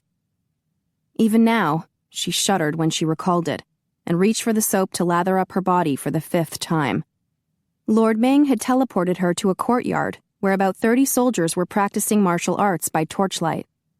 Wu Shen and his 100 soldiers were still by the Yangtze River, she assumed, since they couldn't teleport. Hopefully it would take them a while to travel back to Master Han's compound. When Master Han materialized in the courtyard, the small group of soldiers stopped and prostrated themselves on the ground. He said nothing, just turned and walked up the steps into what looked like a Buddhist temple. Lord Ming dragged her inside a 1-story building that ran the length of the compound. He steered her down a hall, then shoved her into a room where a group of 3 women resided. A harem, she figured, since the women were all young and pretty and had bite marks on their necks. They fussed over her, and although she didn't want to cooperate, the lure of a hot bath was too tempting after a night in a chilly cave. You done? One of the young women approached her, the only one who knew some English. 5 more minutes. Abigail held up her hand to show 5. No, we must make ready. The young woman gestured to the other women who came toward her, carrying beautiful teal-colored silk robes and embroidered slippers. You will wear these tonight for Lord Ming, the woman explained. Abigail climbed out of the tub and grabbed a nearby towel. Look, what's your name? I am Mei Li. Mei Li. I'm Abby. Abby. The ladies all bowed and murmured her name. Pleased to meet you. Look, I'll get dressed since I don't want to escape from this place naked, but there's no way I'm going to let that creep bite me. Mei Li looked confused. It is an honor to feed Master Han and the vampire lords. I think it would be more honorable to let them starve. Mei Li's eyes widened. It is an honor to serve Master Han and the vampire lords. Abigail sighed. They've done a number on your head, haven't they? Mei Li motioned to the silk robes once again. Come, we help you dress. Abigail slipped on the white silk slip, then wrapped the teal-colored robe around her and tied the sash. Her mind raced, trying to figure out how to handle this. Do not fear. Mei Li adjusted her sash. Lord Ming will be kind. He does not take as much blood as Master Han. You've been with Lord Ming before? Mei Li nodded. But tonight I will go with Ping and Genji. We will feed the American Shang-Chi. Abigail's fists clenched. One of these pretty women was going to offer her neck to Gregori? Over her dead body. To tell you the truth, one of those American Shang-Chi is my boyfriend. We're in love. Mei Li tilted her head. Her eyes narrowed. Boyfriend? Yes. Lovers. We love each other very much. Mei Li's eyes took on a distant look. I remember. You had a boyfriend? Mei Li nodded slowly. In Kunming. But I went home to village to see family, and whole village now work in fields for Master Han. I've seen that village, Abigail said. They bring me here. She stiffened, and her face went blank. It is an honor to serve Master Han and the vampire lords. Abigail groaned. Just when she'd thought she was making progress with Mei Li, the vampire mind control had snatched her right back. Don't you want to escape from here? See your boyfriend again? It is an honor to serve Master Han and the vampire lords. Okay, then why don't you serve the vampire lord? We'll trade places. You can feed Lord Ming, and I'll feed the American vampire. Mei Li hesitated. Lord Ming will know I am not you. Yes, but it is an honor to be bitten by him, right? No honor at all in being bitten by an American. Abigail wrinkled her nose in disgust. Mei Li shuddered. I do not wish to feed one of them. Great. Then we'll switch places. Abigail felt a twinge of guilt at manipulating someone who wasn't thinking clearly. She was using poor Mei Li as much as the creepy vampires were. But she was desperate to avoid Lord Ming and his nasty nails and fangs, and she had to find Gregori and the guys. They needed to stick together so they could escape. 5 minutes later, Abigail, Ping, and Genji all filed out of the room, dressed in similar robes with identical veils over their heads. Mei Li stayed behind, wearing her robe and veil, awaiting the summons from Lord Ming. Ping led the way down one hallway after another, then finally emerged outside. Abigail noted they were behind the Buddhist temple now. They crossed to a low building lined with heavy metal doors where 3 armed soldiers stood in front. The jailhouse, she figured. Ping spoke to one of the guards. He slid a small window open on the first door, then nodded with a grunt. He unlocked the door, and Ping went inside. Abigail caught a glimpse of Russell lying unconscious on a mat before the door was shut and locked. The guard opened the next door. Abigail spotted JL and stepped back so Genji would enter. The guard unlocked the third door, and Abigail slipped inside. The door slammed behind her. She hurried over to see if Gregori was all right. He was still unconscious, but his heart was beating strong. The silver cuffs were gone. His boots were missing, since the soldiers had removed them, so his feet were covered with thick woolen socks. His sweater and jacket were still on. He was lying in the middle of the room on a thin mat. There was no floor, just hard dirt. She straightened to take a look around her. A rectangular fluorescent light fixture glared overhead, making the smooth metallic walls gleam. Stainless steel? She looked closer. Silver. Of course. It was probably the only way to imprison a vampire. Even the ceiling was silver. Gregori moaned and lifted a hand to his forehead, then sat up abruptly and looked around. His eyes narrowed on her. "Get out. I'm not interested." Her heart soared at his faithfulness. "Are you sure?" She pulled the veil off her head. "Abby," he breathed, then leaped toward her and pulled her into his arms. "Oh, thank God. You're all right. And you're with me. I was afraid that asshole Ming would try to get his claws on you." "I was supposed to go to him, but I talked Mei Li into switching places with me." "Oh, Scholar, you are so brilliant." Gregori kissed her brow. "It wasn't all brains, believe me. When I thought about you being locked up with the beautiful Mei Li, I was ready to rip this compound apart with my bare hands." He laughed and hugged her close. She gazed up at him and brushed his hair back from his brow. "I'm not sure if Lord Ming is going to accept the trade since he appears to have a thing for unmarked necks." "Virgin necks," Gregori muttered. "Creepy bastard." "Well, under the circumstances, I think we'd better get rid of my neck virginity really quick." His eyes widened. "You mean?" "Yes. I need you to bite me before Lord Ming realizes I pulled a switcheroo on him." "Abby." Gregori released her and stepped back. "No." "You have my permission." "No.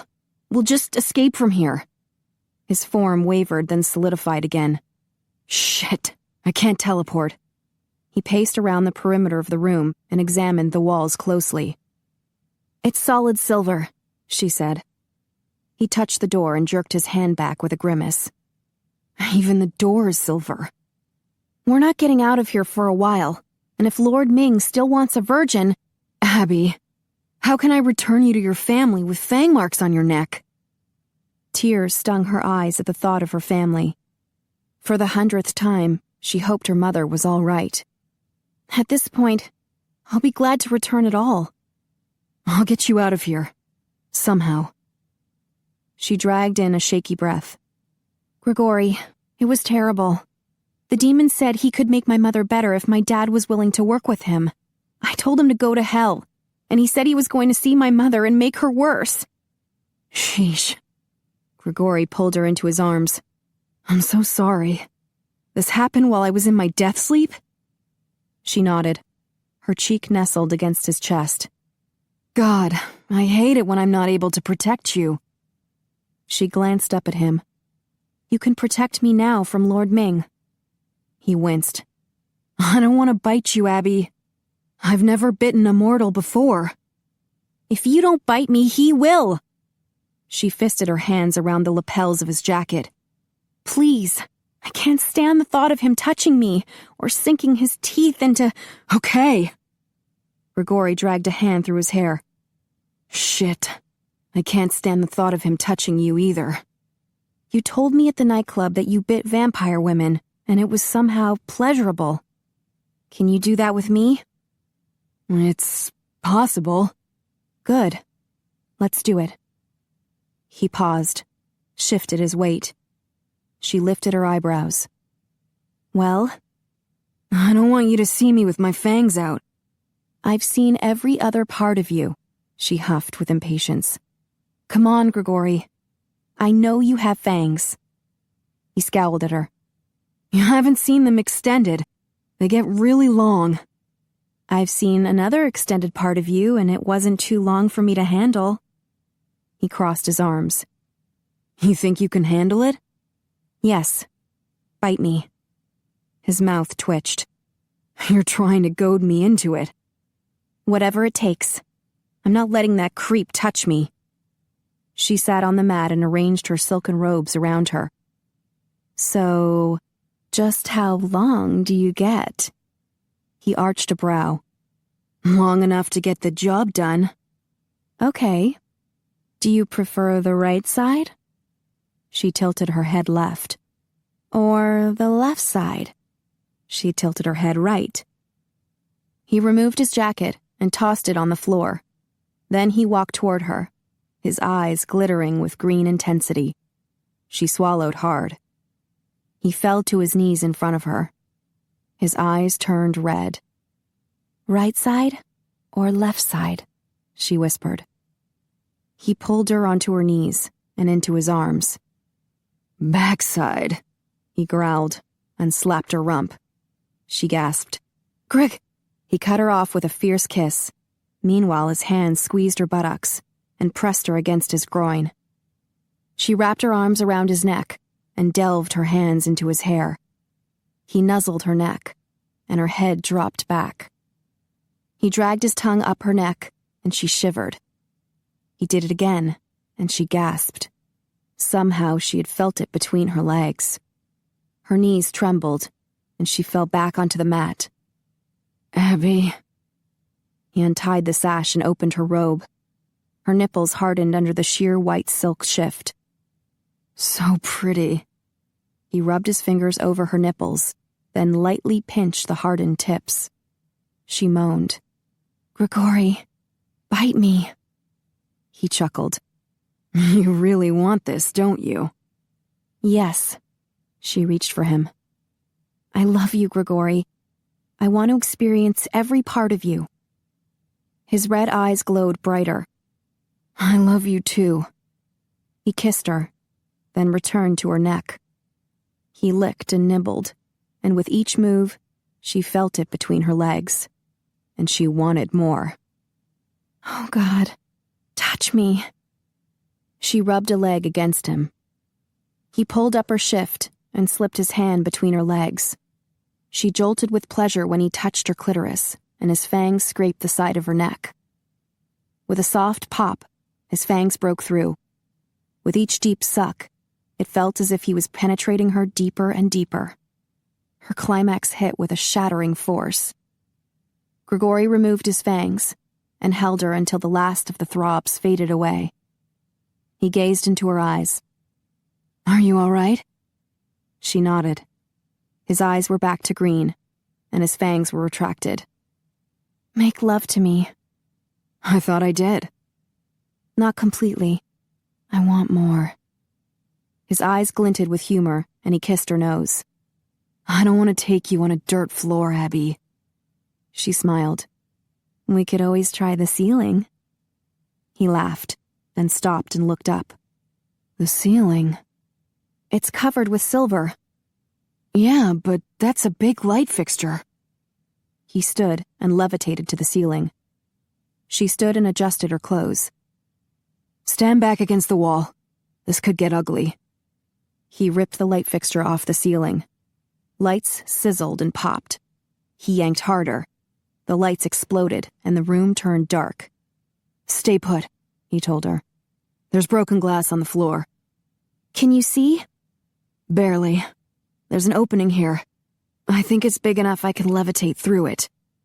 She waited, then heard his muffled voice. I can feel the tile roof. I'm going to teleport out. Hang on. She listened, then heard a thump on the roof. She waited in the dark for what seemed a long time. Then the door opened. Gregori leaned in with a torch in his hand. Watch your step. She hurried outside and found the 3 guards unconscious on the ground and the other doors unlocked. JL and Russell were helping themselves to the guards' weapons. They each took a sword and a dagger and handed Gregori the same. Ping and Genji stood nearby, hugging each other and whispering. Gregori wrapped an arm around Abigail's shoulders. I should teleport you straight to Kyo's place. It was tempting. So tempting. We can't go until we find Howard. A roar sounded in the distance. Bear-like, angry, and hurt. This way! Russell led them quietly around the Buddhist temple. They stopped behind some pillars. Abigail gasped. There in the courtyard was a giant cage, and inside was a huge bear. Blood coated the side of his head. Soldiers stood around the cage, jabbing long spears inside to pierce the bear's skin. The bear circled, swatting and breaking the spears in front of him, but more spears would stab him in the back. Abigail's eyes burned with hot tears. They're torturing him. Gregori glanced at the other two vamps. Shall we show these assholes how it feels to get stabbed?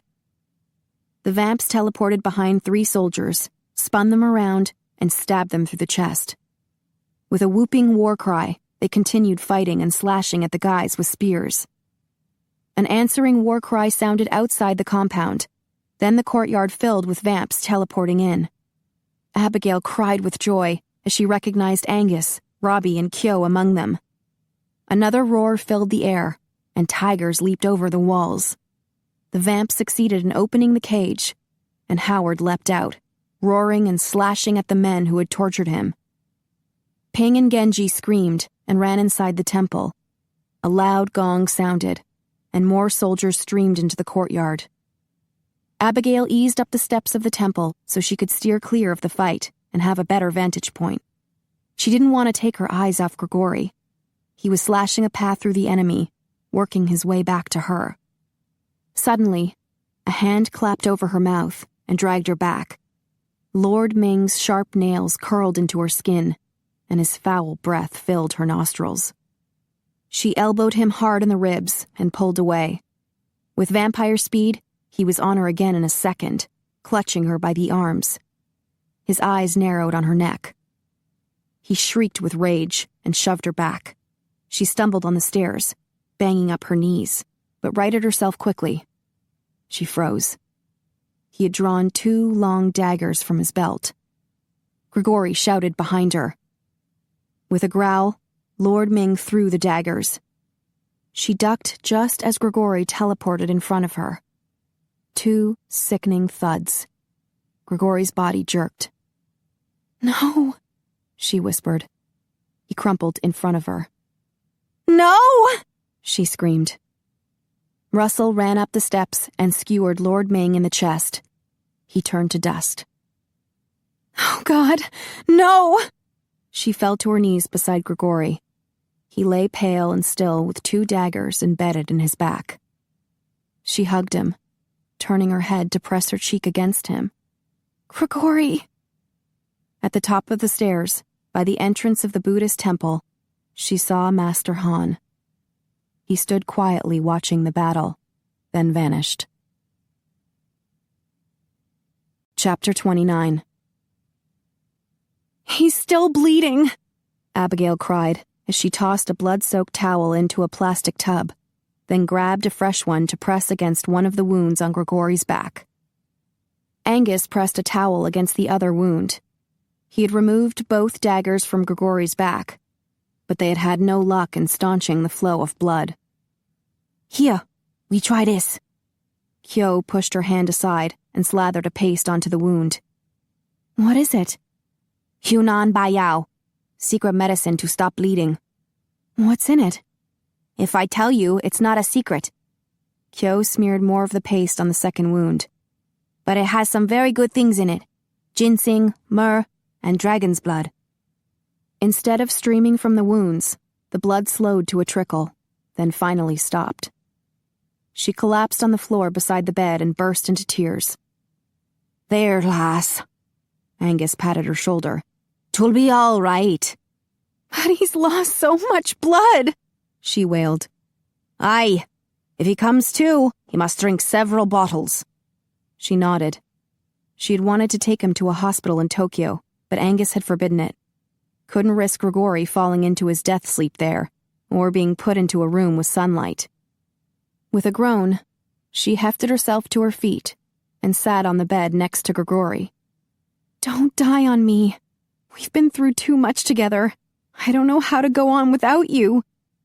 He lay there still unconscious. At least Kyo's secret medicine was working. She thought back to that terrifying moment when she realized Gregori had taken the daggers meant for her. She had clung to him on the temple steps, crying. When Angus had tried to pull her away to teleport her here, she had actually struggled to keep hold of Gregori. He had finally tugged her loose while Robbie had picked up Gregori. They had teleported them both to Kyo's estate. She wasn't sure of all the details of what had happened at the compound. She knew that once Angus had brought her here, all the vamps had returned. They seemed to be celebrating, so they must have experienced a victory. But she had seen only about 30 soldiers at the compound. The majority of Han's army was traveling back from the Yangtze River, so they hadn't been there for the battle. No one other than Gregori had been seriously hurt. Howard and Rajiv were brought back. Howard's wounds had mostly healed when he shifted back to human form. One vamp did not return with the others. Russell. Angus sent a search party after him when his homing device indicated he'd returned to their first base. A sleeping bag and some bottles of blood were missing, and on the floor in a small pool of blood, they had found his tracking chip. JL led the search party to the second base. It looked like Russell had been there, since his backpack was missing. JL and his team had gathered up everyone's belongings before returning to Kyo's estate. She had her backpack now, but no samples of the demon herb or the third plant. Kyo brought her an ice chest filled with bottled blood and set it beside the bed. "If he wakes up, he must drink." She nodded. "Thank you, Kyo." As dawn approached, Angus came in periodically to check on Gregori, and he brought some visitors to meet her. She met Yoshi and Yuki, two of Kyo's friends who had answered Angus's call to battle. "I only had an hour to get an army together," Angus explained, "and I had to draw from areas that were in darkness. Luckily, we had a few volunteers from down under." He introduced Rick, Steve, and Brian from Australia. "Thank you for coming, lads," Angus said. "No worries, mate," Rick said. "We're always looking for a good fight." She smiled and shook hands with them. "I'm delighted to meet you. I'm Abigail Tucker." "Oi, anyone with the name Tucker has got to be good," Steve said. "Nice place you have here, mate." Brian rested an arm on Kyo's shoulders. "Have you got any more of that blia?" Kyo laughed. "Come with me. We find it before Yoshi and Yuki drink it all." Rajiv and Howard dropped in to see her, and she started crying again. "Don't cry, Miss Abby. We okay, see?" Rajiv smiled, but tears glimmered in his eyes too. He hugged her, then quickly left, no doubt to keep from crying. Howard patted her awkwardly on the shoulder, then lumbered from the room. The room grew silent once more. She sat beside Gregori and thought about how close and caring the vamps and shifters were. They were like family. It was a family she wanted to be a part of. Shortly before sunrise, Angus and Robbie returned to see how Gregori was doing. "If he makes it to his death sleep, then he'll be fine," Robbie said. "But what if he really dies?" she whispered. "How would I know the difference?" "He would turn to dust," Angus said. "Just a few minutes to go, lass. Once he falls into death sleep, he'll be fine." They left the room. "How could death sleep make you fine?" she asked Gregori, but he just lay there. It was hard to know exactly when the sun rose, for the thick aluminum shutters on the window blocked out all the sun, but she did notice when he stopped breathing. "Gregori," she whispered, and stroked his hair. She pulled a blanket up to his shoulders, then lay beside him, wrapped in a comforter. Hours of fear and sheer terror had left her exhausted, so she fell into a deep sleep. She woke when Gregori's body jolted beside her. He dragged in a deep breath. He had been lying on his stomach, so when he sat up, he was in the middle of the bed. She blinked. "You're all right?" She sat up, grinning. "You're all right! Oh, thank God!" She threw her arms around his neck and hugged him. His body trembled. "Stay back." He grabbed her arms and pushed her away. His eyes glimmered an intense green. "Hungry." "Oh, right." She probably looked like breakfast in bed. She scrambled to the ice chest and pulled out a bottle. With a groan, his fangs shot out. She twisted the cap off and handed him the bottle. He guzzled it down, even though his fangs were in the way, and some of the blood trickled down his chin and neck. She grabbed another bottle and removed the cap. He was so hungry, he didn't seem to care that the blood was ice cold. When he tossed the empty bottle aside, she handed him the next one. She eased around him to check his wounds. The paste was dry and flaking away. She couldn't find the wounds. He turned toward her. I'll need another bottle. His fangs had retracted, so he finished off the second bottle without drizzling blood down his chin. She handed him another one. Are you really okay?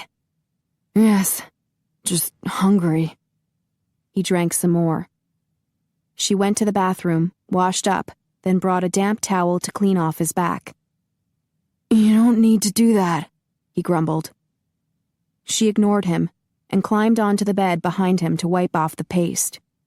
The wounds were gone, as if they had never happened.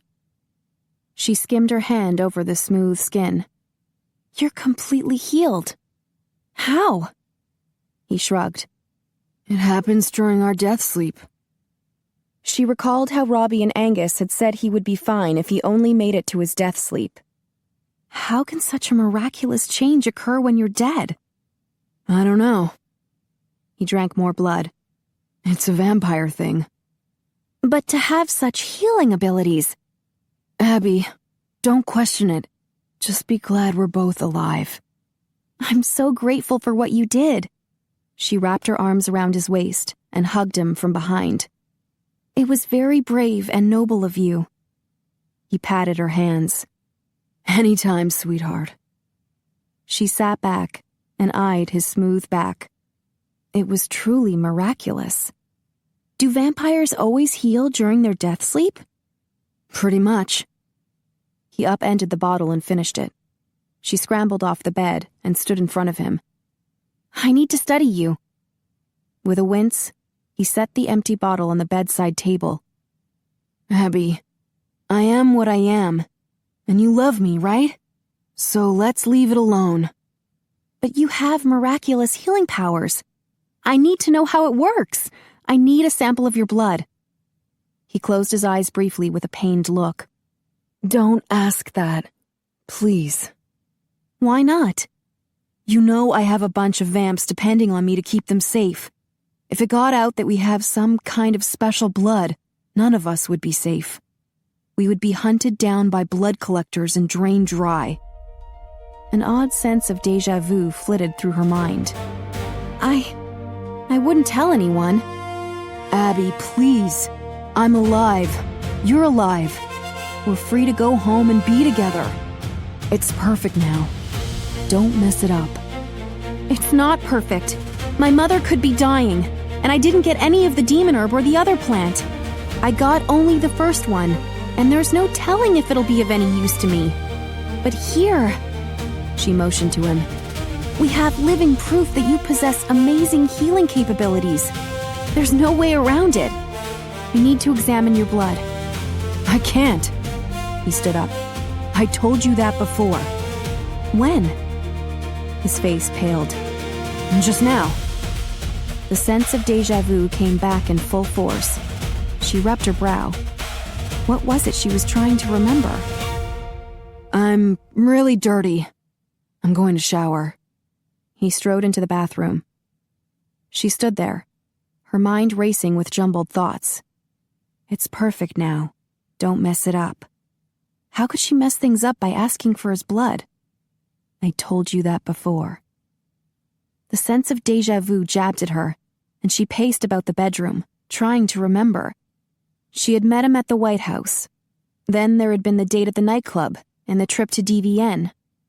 No, none of that triggered any forgotten memories. The next night she had gone to Romatech.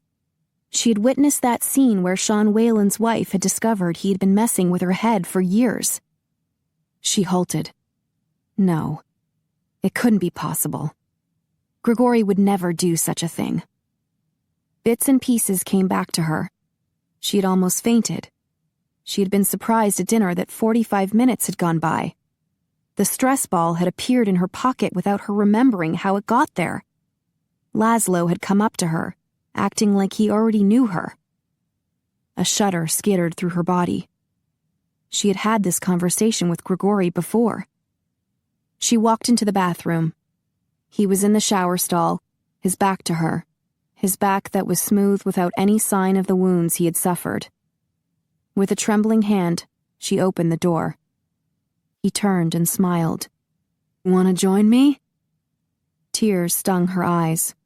She was afraid to ask, afraid of the answer. "Did you mess with my mind? Did you erase my memory?"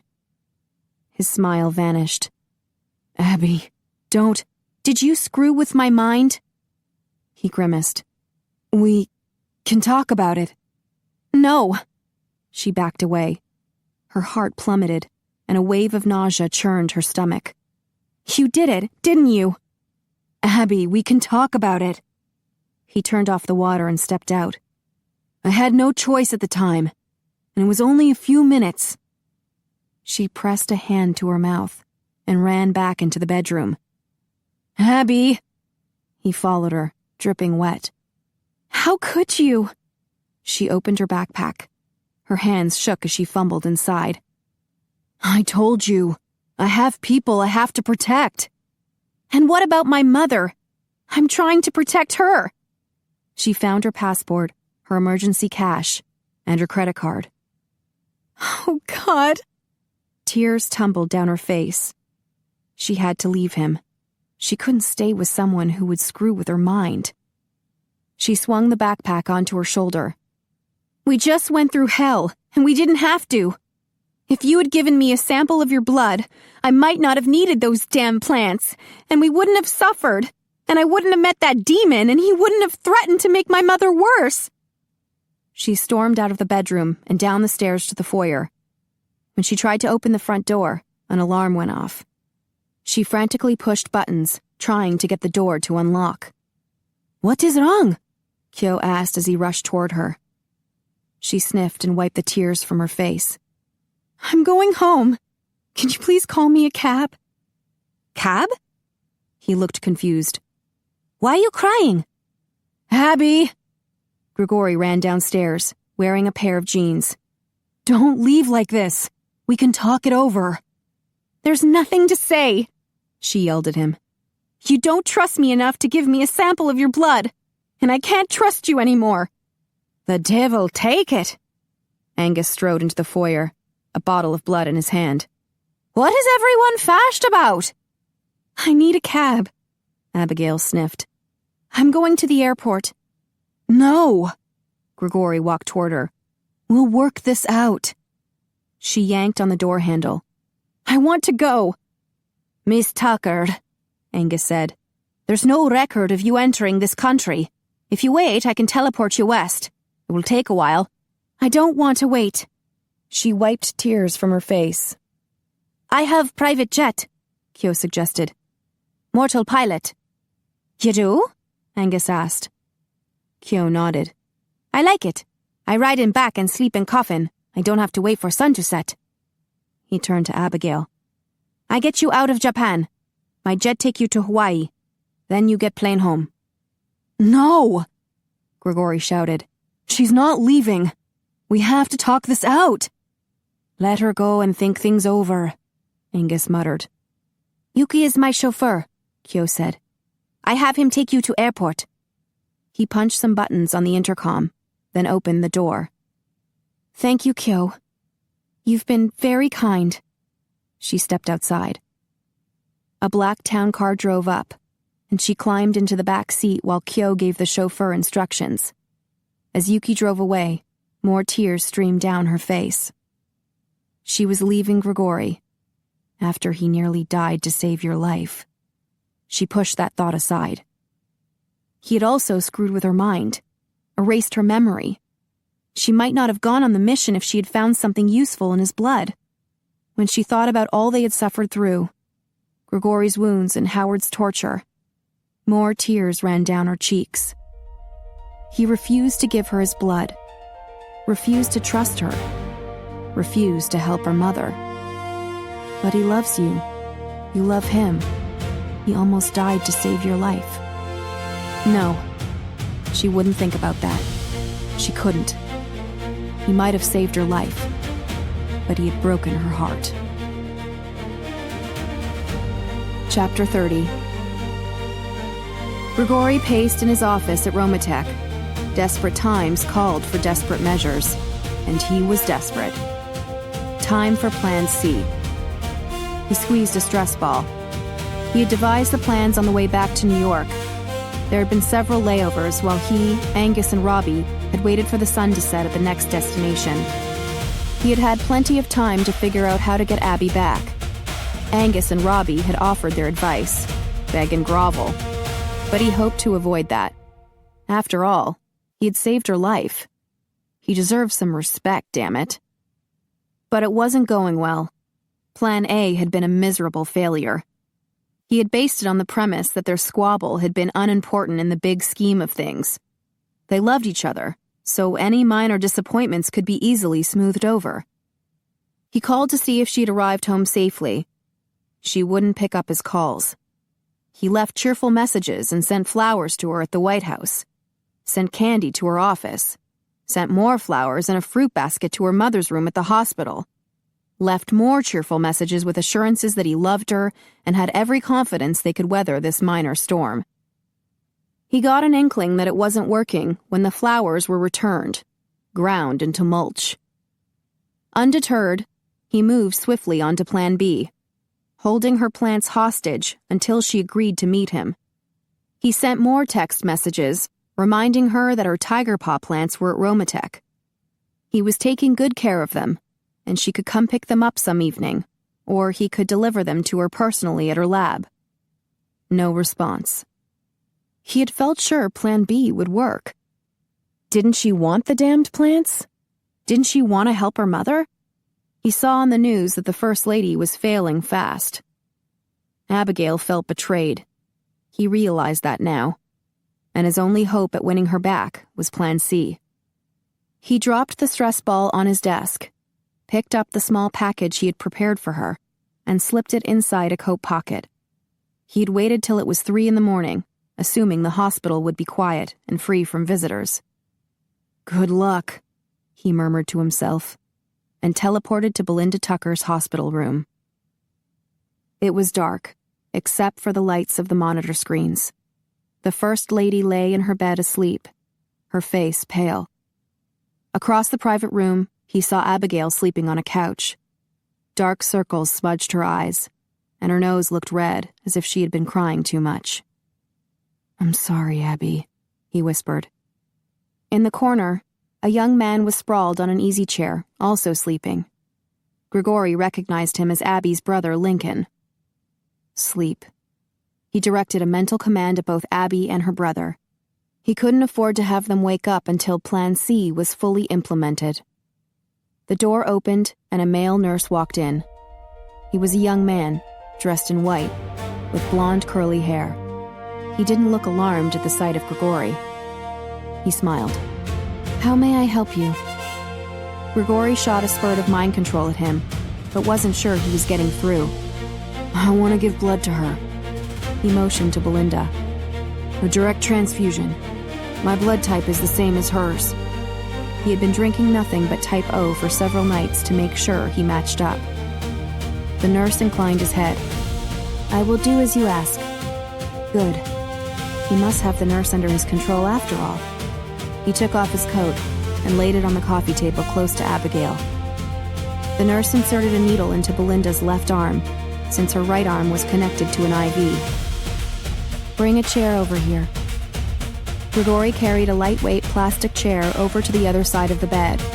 He sat and rolled up his sleeve. The nurse rubbed alcohol on the crook of his elbow, then inserted a needle. Soon, blood was streaming through a tube into Belinda. After about 10 minutes, her face took on some color. She opened her eyes, saw the nurse, and smiled. "You came back." "Yes," the nurse nodded, smiling back at her. "And someone else has come to help you."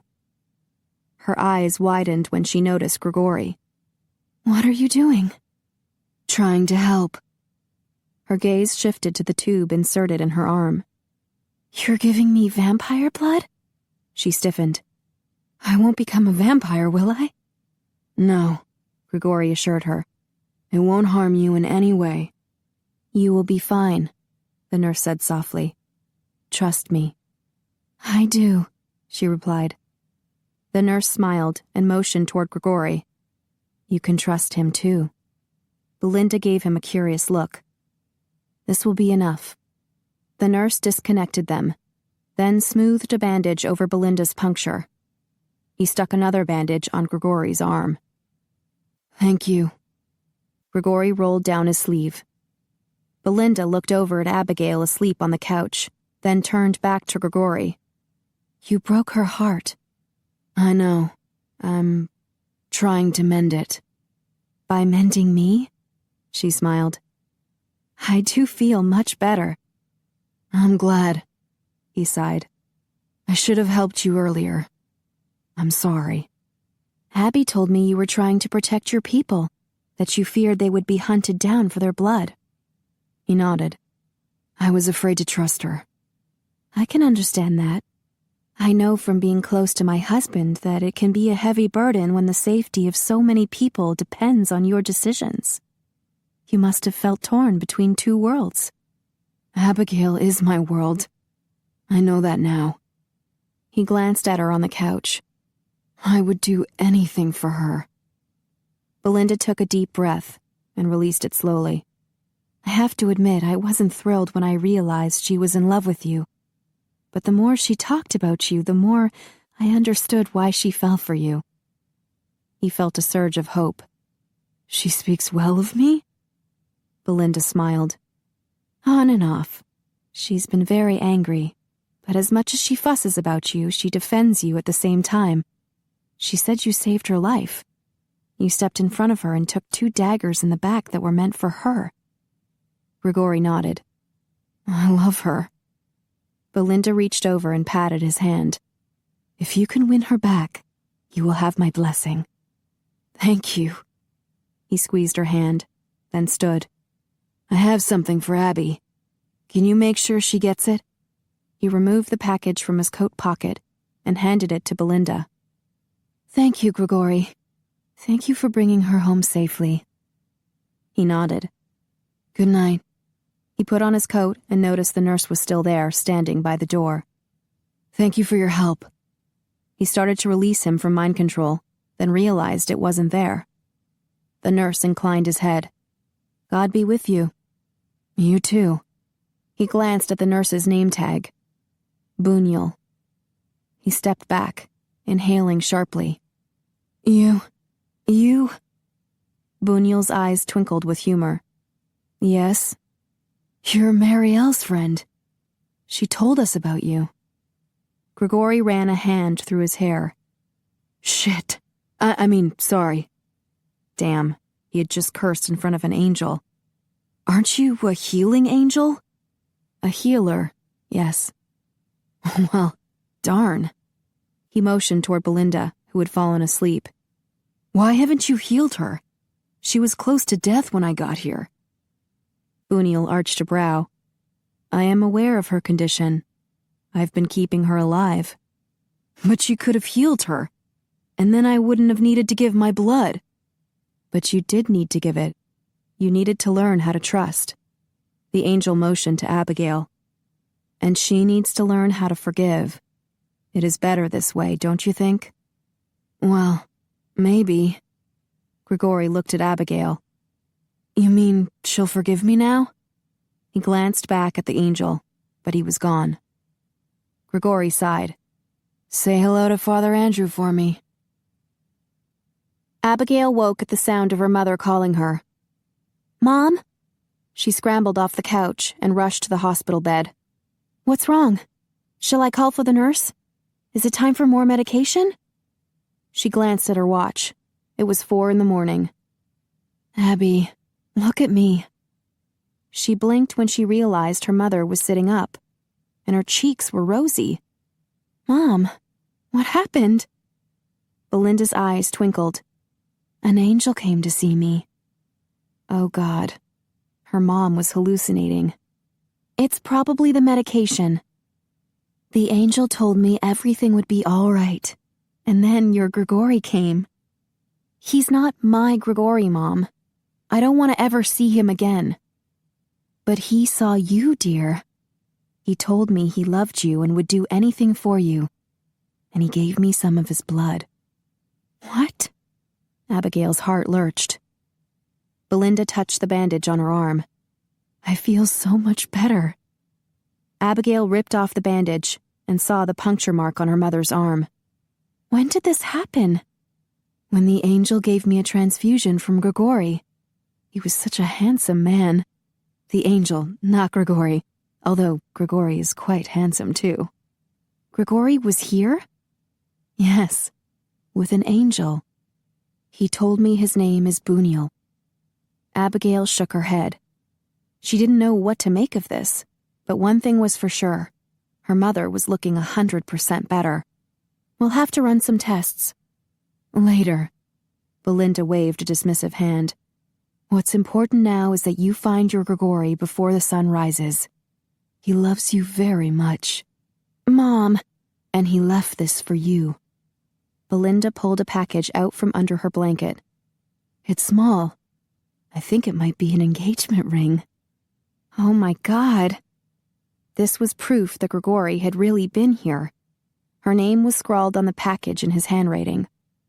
Well, open it. I want to see if it's a ring. Mom, are you saying you would approve of me and Gregori? Sweetie, he saved your life. I know that he's different, but he's a good man. He gave us his word that he would protect you on your trip, and he nearly died to keep his word. You don't let a man like that get away. He messed with my mind. Belinda snorted.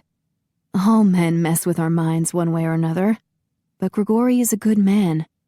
Even the angel said we should trust him. Will you please open the package? Oh, right. She ripped open one end and pulled out the contents. Underneath a layer of thermal wrap, she found a vial of blood. It was labeled Gregori Holstein. Belinda wrinkled her nose. He gave you blood? That's not very romantic. Tears came to her eyes. Oh, it is. It means he trusts me. Well, you'd better hurry up and meet him. Abigail blinked away her tears. Yes, Mother. Thank you. She dropped the vial of blood inside her handbag and retrieved her cell phone. After a moment's hesitation, she punched in the number for Angus. Miss Tucker? He answered. What can I do for you? Could you possibly teleport me to Romatech? In 1 minute, she was standing by the side entrance to Romatech. Angus swiped his card, then opened the door for her. Thank you. She walked inside. Any time, lass. He walked beside her, his kilt swishing around his knees. I gather Plan C worked. Excuse me? He chuckled. Go easy on the lad. He's been lost without you.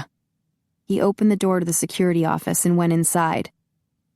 She took out her phone and sent Gregori a text message. I would like to pick up my plants. I'll meet you in the foyer at Romatech. A message came instantly back. When? She grinned and texted back. About 10 seconds. She stepped into the foyer, and in about 5 seconds, Gregori zoomed in at vampire speed. He halted abruptly. Hello. Hello. She bit her lip to keep from laughing. He looked so darned nervous. I came to get my plants. Of course. This way. She walked beside him down a hall. How have you been? He asked. She shrugged. Busy. He nodded and slanted a look her way. How is your mother? Not bad. She seems a bit better. Oh, he frowned. That's good. He opened a door. Your plants are in here. She walked in and looked around. What a beautiful lab. It's yours. What? She spun to face him. It's yours, if you want it. Roman wants to hire you, and you can work on whatever you like. Like this? She removed his vial of blood from her handbag. Yes. He shifted his weight. But that is yours to keep no matter where you work. I trust you. She set the vial in her handbag down on a table. I know what you did for my mother. I want to thank you. I can't thank you enough, actually. And I understand that you have a duty to protect your kind. It was wrong of me to judge you when you were trying to do the right thing. Then, you forgive me? She smiled and nodded. Yes. Can you forgive me? He lunged forward and pulled her into his arms. Oh, Abby, I love you. She laughed and hugged him tight. I love you too. Thank God. He kissed her brow. I have something hard in my pants. She snorted. Your phone? No. He reached into his pants pocket and pulled out a large golden disc. It's a Medal of Honor. Angus gave it to me. Oh, it's beautiful. She took the disc and examined it. Congratulations. There was a big ceremony to thank me for saving the vamps, and Roman named me as heir apparent. That means I'll be the next Coven Master for the East Coast. That's wonderful. You must be thrilled. He shoved a hand through his hair. Actually, it doesn't mean much to me if I can't share it with you. I want to be with you, Abby. You do? She set the medal down on the table. Yes, and I'll make you happy. You'll see. You can have all the freedom you want. You can work at your old job or here with me. And if you want to live close by, we can buy a house. Are you asking me to live with you? He stepped back. Well, actually, the thing is, he pulled a stress ball from his pocket and squeezed it. I know how much you value your freedom, but I thought we might have a more binding commitment. She bit her lip to keep from grinning. More binding? Yes. He tightened his fist around the stress ball. Not that I intend to imprison you in any way. I've realized a commitment to a vampire could last a really long time, and I don't want you to feel trapped. Are you asking me to marry you? The ball exploded in his hand. Oh, God, yes. He tossed the ball on the floor and fell to his knees. Marry me, Abigail. She fell to her knees and cradled his face in her hands. I will. He grinned. You'll marry me? She laughed. Yes. He levitated them both up onto their feet. You'll have children with me? Yes. And sex on the ceiling? She laughed again. Yes. And you'll dance disco with me? She feigned a frown. Now you're pushing it. He laughed and hugged her tight. I love you, Scholar. Falling for you was the smartest thing I've ever done. I love you too. She nestled her cheek against his chest. Marry a vampire? It was the craziest thing she'd ever do. Or maybe not. She glanced up at the ceiling. Are you thinking what I'm thinking? He chuckled. I'll lock the door.